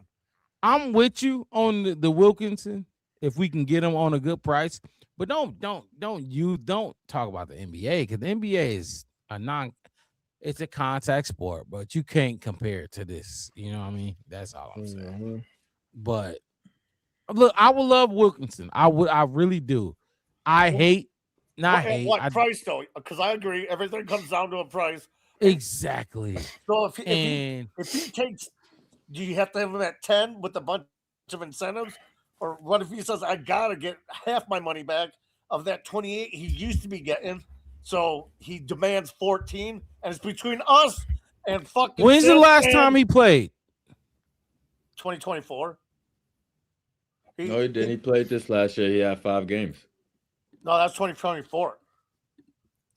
That was 2024. He only played 5 games? Yeah, he was in Miami his first 4 or 5 years. I'm not paying him 14 shit. So wait, hold on. So he didn't play. He would sit out the whole year too if they steal $50 million from you. Is that the team he was suing? The Dolphins? The Raiders signed him for 4 years, $120 million or whatever. It came out to $27.5 million a year, and he played 5 games for them. And they were bitching that he was taking too long to come back. It's one of those not. So he played 5, he got hurt, and then they sued him. And then in spring training, he kissed the dude on the top of the head, and they said, "Fuck this, let's get rid of him." Hold on. They are not paying a guaranteed contract. That's bullshit. They stole $50 million from him. He played for the Dolphins and never played a snap for the Raiders. No, he played 5 games Raiders. He played 5 games for the Raiders. He played 5 games for the Raiders, and then they said that you kissed the guy on the forehead. No. He played 5 games, then had a foot injury. He had an injury. The Raiders said, "Don't come back." And they tried to force him back. Okay. They said, "Don't come back with the foot injury." Because we're tanking. And then they tanked. And then the next year, which is 2025, right, in spring training, he kissed the dude on the top of the head, and they said, "Fuck this, bro, you're off the team." They voided him. Yeah. So he never played in 2025. He didn't play a whole season. Yeah, and his lawyer said this open cut. You're going to win a lawsuit. They're not paying you what they owe you. They owe you $50 million. Sit the fuck out. Don't play. Don't go. And we're going to win this lawsuit. Who's the guy they kissed on? Who the dude he kissed on the forehead? Probably I think it was some quarterback, some backup quarterback, or somebody weird. Yeah, no, you're just some. You know how? Yeah, they playing. Kiss him on the forehead, not kiss him on the forehead. But you ain't kissing. Yeah, go ahead. They saying that the reason that they said they ain't trying to pay him because he didn't rehab. He didn't follow the rehab plan he was supposed to. Instead of going to the doctors and stuff that he wanted, that they assigned him to go to, he wanted to go to his own. And instead of him coming back earlier like he's supposed to, this is why he came back a little bit longer. And they said, okay, well, if you would have went to our doctors, you would have been back by now. So now you know what I'm saying? Like you're not holding up your end of the bargain. So that's what they were saying. Does that make him a criminal? If he's good enough, it don't make him a criminal. But I'm not paying nobody $14 million with that ain't had no tape in a season. One season. Hold on, I'm gonna say this right now. If this man is good enough, and when I say good enough, I mean, what have I been talking about this whole season? This whole episode. Pushing the chips in and going all in. If you got to pay him $14 million, first of all, that ain't going all in. You ain't giving up no draft picks. But if hold on, Howie, hold on. But if you have to do that to go get him about kissing or whatever the fuck is going the fuck on, like what the fuck are we talking about? Clearly, who's his last team? The Raiders. Clearly, y'all saw talent enough to pay him What they pay him? Howie, $7.5 million a year times 4. What was the total? What was his total contract? Just give me the total. 110. $110 million. What are we talking about? Second most ever for a defensive tackle behind Chris Jones ever. And really, I'm telling you, that's why you're not going to get him for all 14. I'm talking about is I'm not paying his ass. Huh? And that's why you're not going to get him for 14, and that's why I'm not paying him. I don't know anybody else that you're not getting him for 14. He's coming off of $100 million contract, and he didn't even have to play. Now you're going to try to get him for one year season. For 14? 1 season. He didn't play 1 year. Well, he's still in that lawsuit. He didn't play 1.67 years. He missed 2/3 of the season. Micah Parsons is going to not. Fuck Micah Parsons. Christian Wilkins is going to go to the Bears or San Fran 49ers and win the damn Super Bowl. I can't hear you, Mark Rob. Yeah, Mark Rob, you're right. I mean, if he come for 13, 14 million. Yeah, he come for 13 or 14, then sure. But winning. He's probably going to leave give me AFC. a draft pick that's going to play as good as him. None. That's all. Like, we talk about winning. All the politics got to go. It's called performance over politics for a reason. And the sick part about the NFL, it's a lot of politics over performance. Not just the NFL, the NBA too. Where did politics come in at? All the forehead kissing and all that shit. That's like, I ain't said nothing about that. I just don't think that you're going to get him for that. It's not even, okay. It's going to take more than that. Take the forehead kissing out of it. Yeah. Well, I don't give a fuck about none of that shit. That ain't none of my business. Right, but hold on, mixed it. The fact that he didn't play last year is a part of it, right? No, everyone wants their $50 million when you say that's politics. It's politics. I know dudes who ain't play. Shamar Turner. Y'all keep talking to me about Shamar Turner. That motherfucker basically ain't play all season. He's Javon Dexter. You know what Shamar Turner did? He punched you in the nuts on the football field. Do we want another one of those? Like, can we just go for the title right now? Let's go for it. My whole thing is like he probably gonna want closer to 20, somewhere around there. And if you're gonna go there, you might as well do what you said. You might as well do what you said and go get it. Saying, dude, he did this and that. Half the team. No, my whole thing was this. This is who we're talking about. Because when the name, I'm like, oh, that's the case. You ain't getting Max or you ain't getting Trey. Right. I'm saying it ain't happening because Trey got a back injury. He didn't finish the season. Going to sign him and go to the Super Bowl. Which one you want to be? San Francisco's going to sign him, or we're gonna. One of the two. And one goes to Super Bowl, one don't. My whole angle, what I'm trying to do is the all-in angle. Whether that's Max, Garrett, Trey, or this motherfucker that he bringing up, or the next Garrett guy that we talk million? About, fellas. You want to pay Garrett $40 million? Fuck. But hold on, Howie. Not just the all-in aspect is what I'm pushing. You absolutely have to. I don't care what nobody say. You could keep this slow burn draft. You want to pay, try to $30 million. Hopefully, Fuck, man. Hopefully, Ryan Poles does what he does, and Ben Johnson. They keep hitting 100. Y'all, we batting on 100. We want them to bat 100. That shit ain't gonna happen. What I need to see, I want just 2 years. Because I look, Ben Johnson and Caleb, they gonna be good. Trust me. Cunningham's old job. Give me Ian Cunningham's old job. We go Super Bowl. You need a defense. You need a top 10 defense. Mardi Gras. How old is Trey Hendrickson again? 32. Trey Hendrickson 32? He's old. He's older. He's I thought it was 29. Real quick. I thought it was like 28, 29. He's well over 30. Okay. Let me see. I'll find 31. It real quick. 31. Yeah, there you go. And my guy's go for 30 and can do the splits. Fuck that. Okay, 30. That's go for it. I don't give a fuck about a jumping jack, a backflip, a dolphin dive over another player. Like none of that shit matter to me. They run it into an issue where they can barely afford the room that they have because of the moves that you made last year, and you can't get off of those moves yet. That's the whole problem. You can get off some of them. You can't exactly, but the ones that are the biggest ones, that's the biggest problem. You can't get off of them shits yet. You gotta wait to the end of 2026 at minimum to try to get off of them. Well, Dio, you gotta keep Dio until the end of this fucking play him on year. rundowns. You absolutely got to. But play like Dio Grady, on rundowns, but we can't Grady at 43, and we talking about bringing in 2-3 techs. No, just one of them. A 3 tech. My thing is, I don't want us to talk about the cap. You know, we are not here to manipulate the cap because the cap will be manipulated and has been and will continue to be manipulated.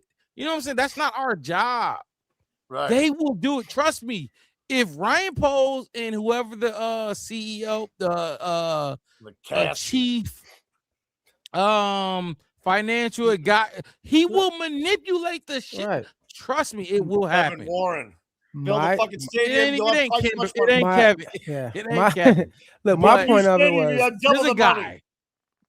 My point of it was this. Okay, cool. 1 year difference all of them. For me, it's like, okay, after this season of we won the Super Bowl. All right, they're done. They're old. All of them, the 33, 34, 37, 39, 30, 40.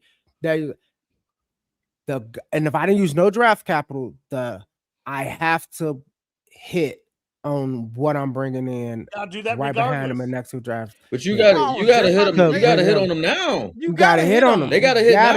You gotta hit. That's my whole thing. They gotta hit now. They have to hit now. If you don't, the guy, like I'm with you, Wes. Like the guys that you bringing in, like they're like you can put yourself in a position to where you can win with them right now, but they're a bridge. That's what they are. A bridge to what? Caleb?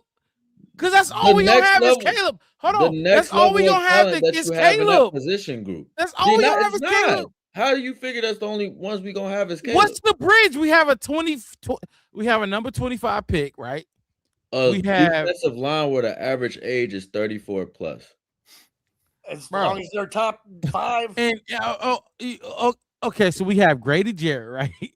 We have Montez Sweat, who's on a max contract, who we probably, as soon as the Bears can get out of the Montez Sweat contract, they gonna get out of it, which is probably after this year. Correct. Like what? Like we have to go all in now.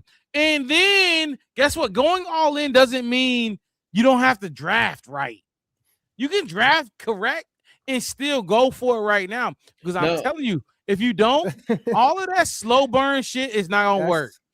It's not a slow burn. That's the point. Like you keep saying it's a slow burn, but it is. It's not though, because we're not losing any draft capital to make the moves that Howie is talking about. We're gonna about. So all Wes is getting at is that when we if we do that shit, you cannot fail starting this draft. But you talking about giving out $100 million contracts. We're not giving out you're not giving out max contracts, $100 million contracts. How long do you think these people gonna play when you get them? What are you talking about? You got Caleb to pay in 2 years. Not talking about offense. I'm talking about these 3 defensive players. Rome is going to want to get paid in 2 years. These 3 defensive players that you talking about bringing in. Cam Jordan. Who else we talk about? Cam Jordan is not a 3-year player. You bringing him in. That's exactly 1 year plus. That's exactly my point, Mark Rob. Is all these fucking people contracts is gonna be ending when? Okay. So if you don't make those moves, right? If you don't make those moves in free agency, because it's called free agency, you're talking about making those moves in the draft, right? You gotta spend the money at some point, right? You have to spend money on somebody. I see, because me and you not on the same page. I'm saying what I'm saying is in conjunction with the moves that y'all are making, not an either or. I'm saying, like, if you bring these players, like, you cannot come in here and stop at, okay, we got Cam Jordan, we got this guy, and because by the time these guys are done here, it's gonna be time to pay that man 2 years, and it's gonna be time to pay his ass. So that's what I'm saying, and that's why I was saying, like, these picks and stuff, you got to start hitting them now because you don't want somebody who's gonna be raw coming in to replace them. But mixed it. What I'm saying is, like, we're not trading for these players. You're just signing them, and you still have your draft picks to go ahead and draft and learn behind free agents. That's why we can't dive into. That's what we're saying, Mark. Wes, that's exactly what we're saying. We're saying go. Shit. All three of us saying the same thing. You can get them, but the picks that you're gonna have to come behind. No, hold on. We're not saying the same thing. I'm gonna say this. We're not saying the same thing because what y'all want is to still have the draft picks, which we are all in favor. Have the draft picks, but you don't want to spend the money. You want to keep spending. You want to sign. Hold on. Let me finish. Y'all want to sign the 2-year, $6 million players. Keep doing this 3-year. The shit we did with Kevin Byard. Y'all want to keep doing that, right? Kevin Byard's 32. Yeah. No. Hold on, Howie. I'm talking to these two. Y'all want to keep signing those little small deals leading up to what? I don't want to do that shit to begin with. But so what is the plan outside of the draft? Because the draft is gonna happen. I'm telling you right now, regardless of what any of us think, the draft is gonna come. And they are going to have to all draft agreed players. on 2 of the 3 acquisitions that we just tell me about. those. Tell me no, fuck the acquisitions. Talk about the plan. No, don't talk about. No, I'm not talking about no plan today because we just said we're not talking about the plan today. So I don't have a plan to give to you today. But what I'm saying is that's the 3 players. I'm talking about the. I'm not talking about the draft. I'm talking about the plan as far as who we should target in free agency and all that stuff. What I'm saying is the 3 players that Howie put on the board. We agreed with 2 of the 3 of them unanimously. We did not unanimously agree on Christian Wilkinson, the best one, the Super Bowl MVP. Well, okay, we did not unanimously agree on that. Those are just okay. Well, how he presented is just guidelines on, for me at least, how to go about free agency. Yeah, hell yeah, go get Wilkinson if you can get him at a number that works. I think we'd all agree if we can get him at $2 million, we'd go there, right?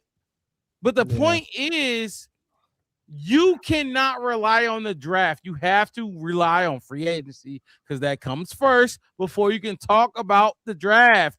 And it matters. You have to push your chips in because I'm telling y'all, fellas, this happens with every team. We ain't the only team with a quarterback. When Caleb wants his money, he's going to demand his money, and you ain't going to have it for nobody else. Go ahead, Wes. That's what I was just saying. I don't know why I'm okay with it. I'm okay with it. And the only thing, like I said, I was not just him okay with Cam Jordan. Money too. Rankins is cool. Even Wilkins, I never said nothing. I didn't care. I was just giving the profile of the player that we were talking about. That's the guy that we're talking about, right? Okay, now I know where we're going with this. And I kind of agree with Mixed it on the type of deal he might want, that it might be more than what Howie was saying. And for me, if he wants, right, that's what I'm saying. We're not getting him at 14, right? And if he gonna go up to that 20-something, we might as well push our chips in higher and try to get like Henderson or something else. But if he coming in for 16, that's fine. And I just said with Ryan, with Pose, it's like, okay, now that I got them right here, now my draft picks has to be like, if I got them, then I need to bring in like some predecessors to learn from them. If I got this skill and this talent for the next year. That's exactly what I was saying. Like, the moment you make these moves, that's the plan. It's a fucking magnifying glass on these. So Wilkins is over. So Wilkins' contract is over because, and correct me if I'm wrong, Wes. Wilkins' contract is over Trey Hendrickson's. No. Got paid $1 million, like 30. I mean, 1 year, $32 million. No chance is that. No. I'm just saying, if Wilkinson's like, I want 26, I want 28. It's like you might as well push 28. Like, come on, fellas, saying. That's not gonna happen. First of all, fuck Hendrickson. We're not paying him that. We damn sure ain't paying Wilkinson 28. It's not happening. No, that's what I was saying. Fucking drama going on. Half the teams don't want him because of the 16, drama. That's hold on. Let Wes go. That's what I'm saying. If he's coming in at 16, it's fine. I agree. I was like, oh, okay, that's him. I'll take him at 16. But I did agree with Mixed that he might want more than what Howie is saying. And I'm saying, like, all right, go get them. But then it's like, now you have to definitely try to hit on some of these picks. Giving up draft picks, what? This free agency. I'm just signing them for 1 year. I'm not giving up my draft picks. That's all I'm doing is now is that's a big chunk of my free agency. I might go get a safety for $7 million or something. How much money I got? You know, whatever. This is just hypothetical. And then when I get my draft, like that's a year. Better. Now I only got one more. Like you said, Mark, I got another year before it's Caleb money. These next 2 drafts has to be like I have to start bringing in cheaper, younger people to learn behind these people. Right now, that's what I was saying with the plan. I'm not disagreeing with what you're saying. I'm just saying, like, you got to have a plan behind it. It's fine. Can I give you player number 4? Hold on. Let's not dive into this shit and make it a 6-hour show. My only thing is this. Now is the time. We can wait on it. Trust me, it's not gonna go nowhere. Chiefs ain't going nowhere. Chiefs will be here. They finally missed the playoffs. We not going nowhere. But we right now, us, if I'm going to separate us from the Chiefs, we got to go right now. We better than the Chiefs. We got to go fucking right now and get these contracts because it's not going to affect your long term. You got Caleb. You have Ben Johnson. They're here. Get you a top 10, if you can, top 5. To say top 10 defense to win now because when you oh my God, it's gonna be so hard. Oh my God, I wish we were teams of quarterbacks. We ain't used to it. We ain't used to nothing. We used to having Justin Fields and Andy Dalton and all the other quarterbacks that ain't worth shit. So we can keep doing all this Brian Urlacher. Land all this other shit, we can just put money everywhere. It's not going to be the same when you have your Aaron Rodgers, your Tom Brady was taking pay cuts. That's known. But when you have this quarterback that's not going to take, and I guarantee you, the way Bears fans have the Bears brass have treated this kid, he's not taking a discount. Not taking a discount. I don't know why we can't understand that. Why? Who do you think is not understanding that? You have to pay him, and you're not going. So you Who's pay not him? Understanding that he's gonna get. Okay, he has how to about get paid. Let's do this. Let's do it real. I'm gonna go through it with y'all real quick, and let me know if when y'all disagree. I'm gonna be real quick. Caleb, Max, Rome, Max, right? Max, right? What? Max, what? What do we do? Contract. No, Rome ain't max. Rome ain't 30 million. You see what I'm talking about? Not a fucking max contract. Today, he's not a max contract. Okay, what do you think he's going to do? So when Caleb is ready for his contract, you think okay. Rome is asking for the max. Look, Mark, Rock. That's what I'm saying. This is what these next. It's not about what they deserve. I'm telling you, this is what I'm saying. Did DJ deserve the contract the Bears gave him? No, he didn't. But he asked for it, and the Bears gave it to him, right? Because they had the money. And my whole point is this: it's like pay them, do this right now. But you're gonna get to that point where this ain't no Karams and no those little. I'm gonna reach. You have to be dedicated. You have to pick. You have to build. You have to do it right now. So if you're gonna spend the $30 million, go get those guys right there. These next drafts, it's gonna be that. We're gonna see after Caleb get paid, like another Javon Dexter kind of thing, a fucking right. You know, like these kind of mediocre players is about to get paid. Like, do we not understand that? Yeah, he's finna get paid. That's what I'm saying. That's what I'm saying. Like, all of this would have happened. So you have to start looking at your draft picks like they are all like the most valuable things you got. right now because you're gonna have to bring in those young baby contracts. That's what I was saying. I was like, yes, do this. Listen, but the draft is going to be very, very, very, very important to you, Pose. You ain't gonna have no more time. Ain't no kicking the can down the road like you've been doing. No, ain't no. He had his years to do that, had. Right? That's exactly what I'm saying, Mark. Right? You had that. That's what I said. So the next draft, you gotta hit on 60, 70%. I'm not saying 100%, but 75, 80. You gotta be picking those players that can come and replace these 30, 70s, 35 kind of players that you bringing in. Because you ain't gonna be able to do it. Nope. Can I get? I appreciate you, Wes. Like I said, because go ahead, Mix, jump in here. No, I was just gonna say, Wes. Just again, you just reiterated that we reading the same paragraph right now. We just on different sentences. So, I appreciate you. Because like what y'all are saying is not. It's not wrong, but like we just saying like a different angle that we got to look at it is like that don't absolve y'all from having to go. Like I talked about this earlier. At some point, we gonna have to fucking go in here and we're gonna have to address the elephant in the room. Our biggest problem is not being able to develop talent, and especially in these trenches. And if we don't do this shit right, it will all be for naught. All these moves that Howie's trying to make and all that stuff, they sound great. They gonna get like they feel like they're gonna get us close and all that stuff. But if Ryan Poles can't come in here and cook, if DA can't come in here and get some of these players to play at a next level, if Shamar Turner in a year and a half looks like fucking Javon Dexter after that's gonna be a problem. It's gonna be a big problem. It's gonna come back and bite you in the ass. My thing is you cannot. Okay, because Mixed, I feel like the way you looking at it is you want to extend guys that we have, right, and build. No. I'm talking about right. No, I'm not saying that. I'm not taking away from the. Okay. Let me say it like this. You got to go. Let's say we make. Do you want to go for a big fish? If it makes sense for us, yeah. I don't want to overpay somebody else. Talking about.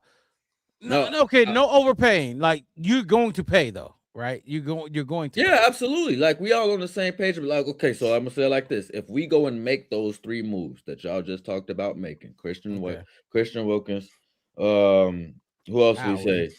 Rankins and Jordan. Thank you, Cam Jordan and Rankins. If you go make talk about the big guys, the big fish, right? We make a move and bring all 3 of those guys in, right? I'm not just looking at you bring all 3 of those guys in. That's 3 free agents. You don't need a trade. You have all your draft picks to do exactly what we want to do, right? Exactly. But that's exactly what I'm saying. This is why it's going to be a bigger magnifying glass on Ryan Poles and this regime and this draft class, because now you got to get it right. You got these guys that you want to have in front of them that's going to be a part of building these guys up. But at the same time, you don't have too much life with them. One, Caleb's going to have to get paid soon. 2, right, but fuck it. Because if you don't do that, right? Okay. So Mixed it. Give me the scenario if you don't do that. It's Caleb and the bunch of young guys, right? If you don't sign, and that's a fucking problem. That's a problem. No, that's a huge problem. That's what I'm trying to see. I'm trying to understand the opposition for not going for those guys. Or not like fuck. Go ahead. I think we're just highlighting how important, like when you go do this, how important the draft is. You can't get lost in it. Exactly. You can't get lost in just bringing in these free agents because these other dudes behind them, that's going to be your next regime. They need to be led by these people. You know what I'm saying? Well, how is that thought process different than what we were talking about last year? And what was y'all talking about last year? With Ryan Poles. No, not just us on the show, but I'm talking about Bears fans. We can talk about us on the show, but I think we've exhausted that. How is that any different than how Ryan Poles has been here for? This is going to be his 4th offseason, right? Fourth. So like, and that's his worst drafted position group is linemen on both sides of the football. Right. So and free agent too. And free agent. We gonna keep letting them keeping on drafting Nate Davis. Or we gonna keep doing what the Bears do best. Excuse me. And I'm not a fan of this, but Julius Peppers. Love it. Khalil Mack. Whether you like it, whether you thought, but you Peppers was a free agent. And my whole thing is this, and I think this is what I was getting at. Go ahead. How it was like, okay, we signed $30 million 3 players, Super Bowl. Got it. Cool. I can see. I hear the players you called out, all this kind of stuff. That's what you put in the chat. That's what you just said. Yeah. Make you Ian Cunningham again. My whole thing is, what about my 5 Super Bowls? What about the 8 Super Bowls Caleb Williams won? This is draft better.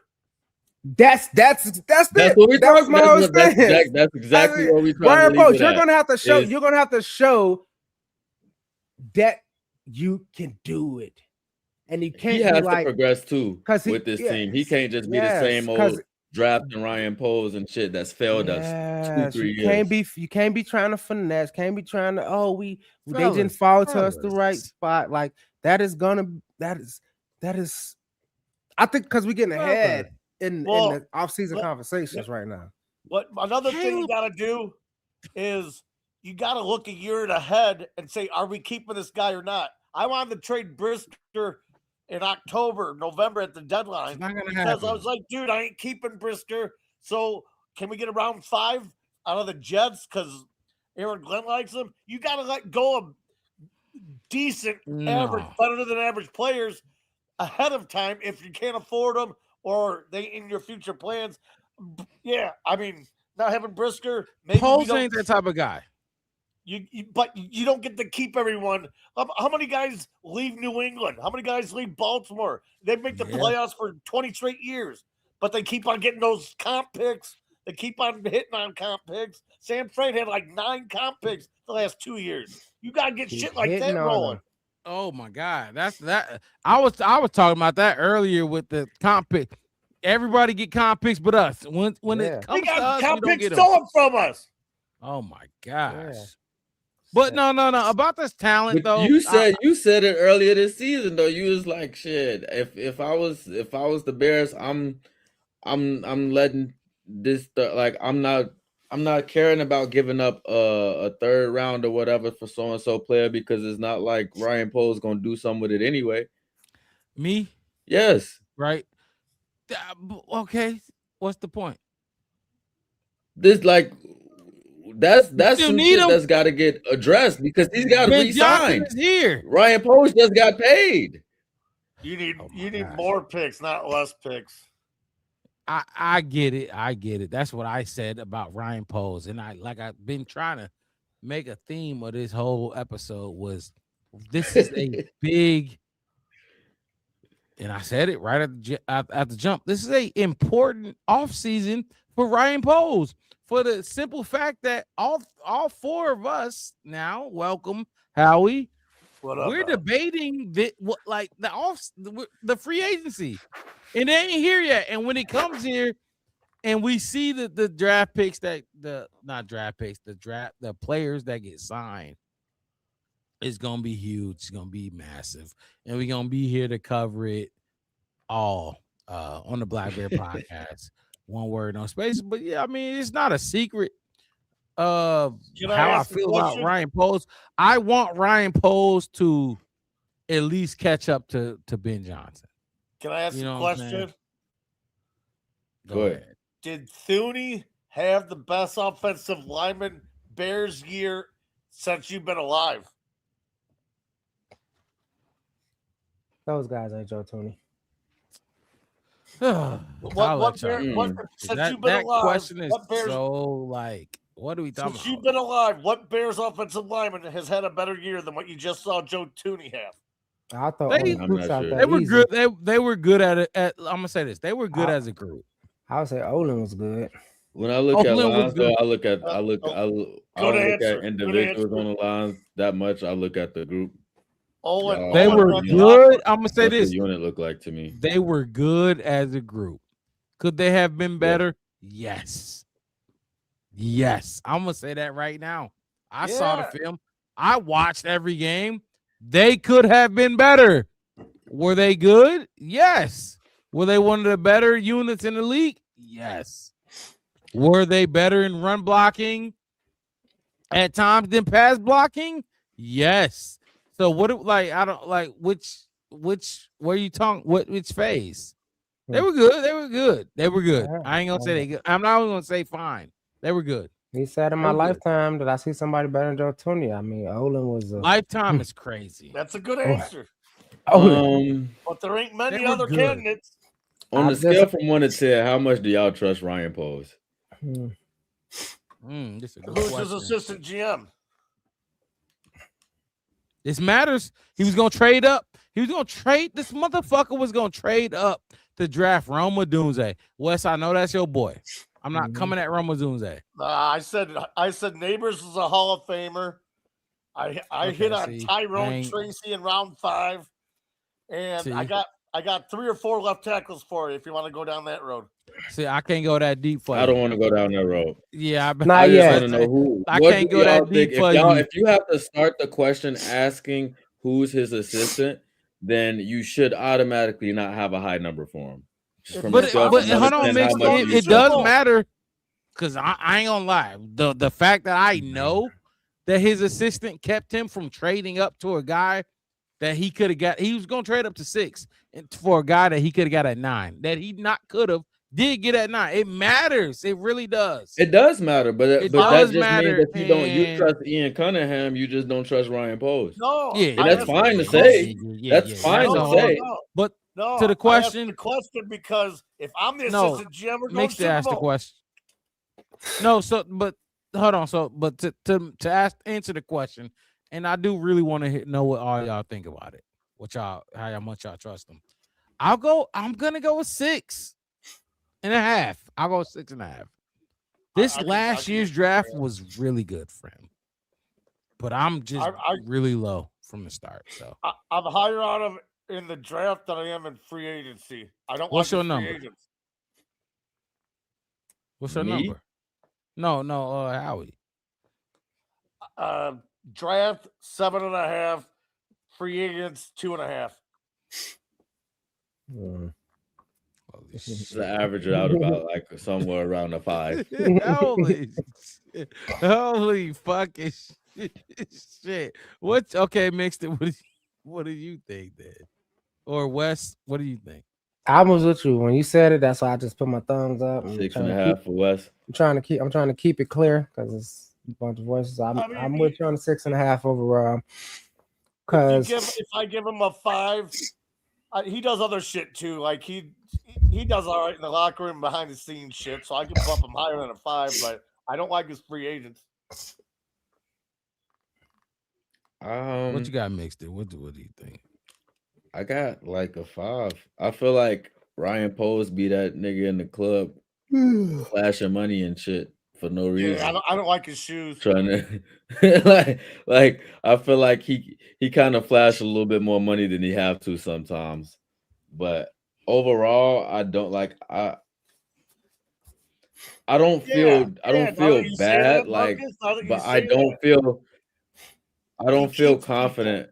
Like I don't feel confident going into this draft. Like I'm hoping, you know what I'm saying, that in the draft he's, getting to where we need us to get. Now, like we talked about last draft, but we also talked about how big of a role Ben Johnson played in that last draft. Like hell yeah. That's the big part of it. So as much like the change in the leadership from Matt Eberflus to Ben Johnson, that played a huge role in the direction that Ryan Poles is trying to take with certain stuff. And I feel like that also played a huge played a huge role in how aggressive he was in some of these acquisitions and stuff like that. Was Dennis Allen there for Booker or just Shamar? Dennis Allen came with Ben Johnson. So Dennis Booker Allen was a Flus pick. Okay, so Shamar is Dennis, his only defensive pick. Correct. Or Zach Frazier. No. But Zay Frazier too. Ruben Hippolyte. Oh, fuck. I forgot because he didn't play. He was a sideline merchant. Yeah. Crazy. It's crazy. So Dennis deserves a round 1 or 2 pick, but I would go left tackle round 1. He deserved the first 3. Nah, yeah, they'll give Dennis his fair share of picks this year. And then I take the Penn State defensive end in round 2. Is he even gonna get there? Danny Dennis Sutton. Oh, you talking about Dennis Sutton? Oh, I thought you was talking about McDonald. Oh my God, I can't. Oh, that's Ohio State. Ohio State. Yeah, but I say I was. Oh my God, I can't. See, like I said, go ahead. I know the names. I can't really put the schools. I just know they wear the same. Some of the same colors. Some of the same. The McDonald is your run stuffer, but he ain't nothing on pass. Yeah, that is correct. Whereas we gonna talk about very low pass rush grade. We're gonna talk about it all. We're gonna grade it ourselves. We're gonna look at the film. We're gonna Dennis look at the Sutton is your Penn State perfect athlete, and he's probably your Montez Sweat replacement. And you say $25 million next year in 2 years. The highlights, the lowlights. We're gonna talk about the drafts, the players. We're gonna look at the entire Chicago Bears draft needs extensively as this off season goes on, but it's good to be back. It's good to be back in front of the camera, the studio. Howie showed up talking and giving his analysis. Going to the Super Bowl, Mardi Gras. I hope so. You keep saying that Super Bowl shit. I hope so. You'll be the first motherfucker. It's every 20 years, right? 85, 06, 27, every 21 years, something like that.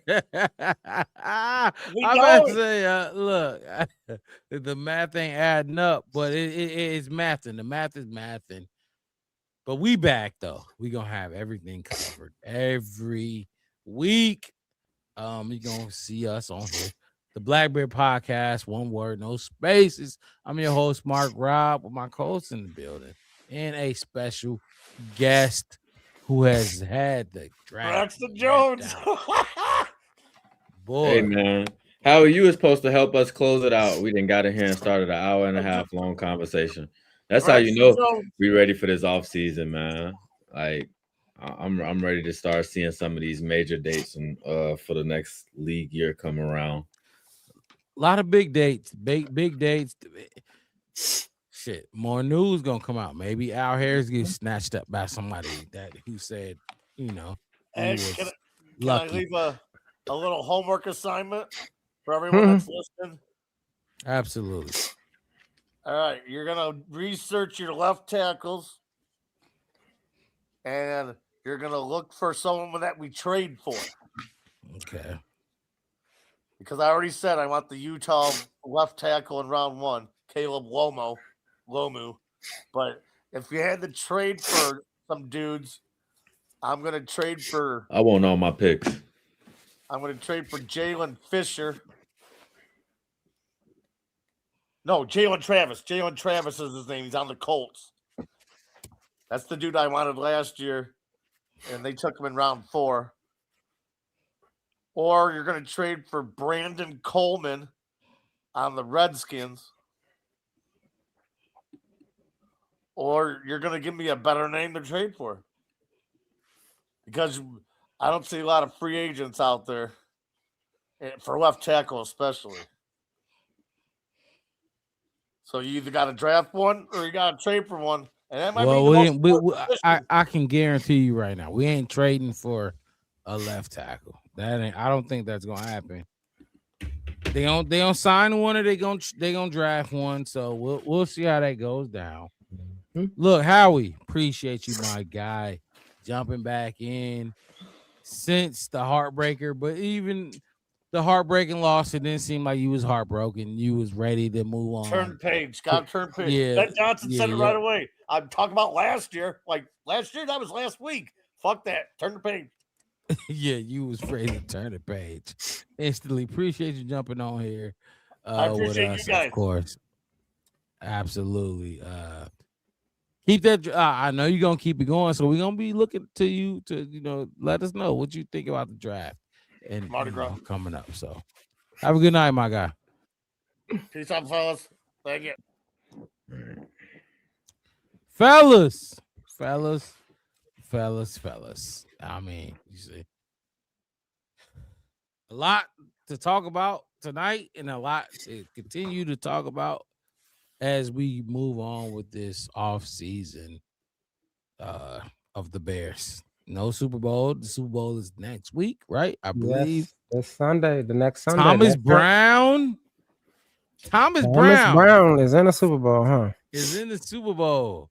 Good former Bears head coach, former Bears offensive coordinator, tight ends coach for the Patriots.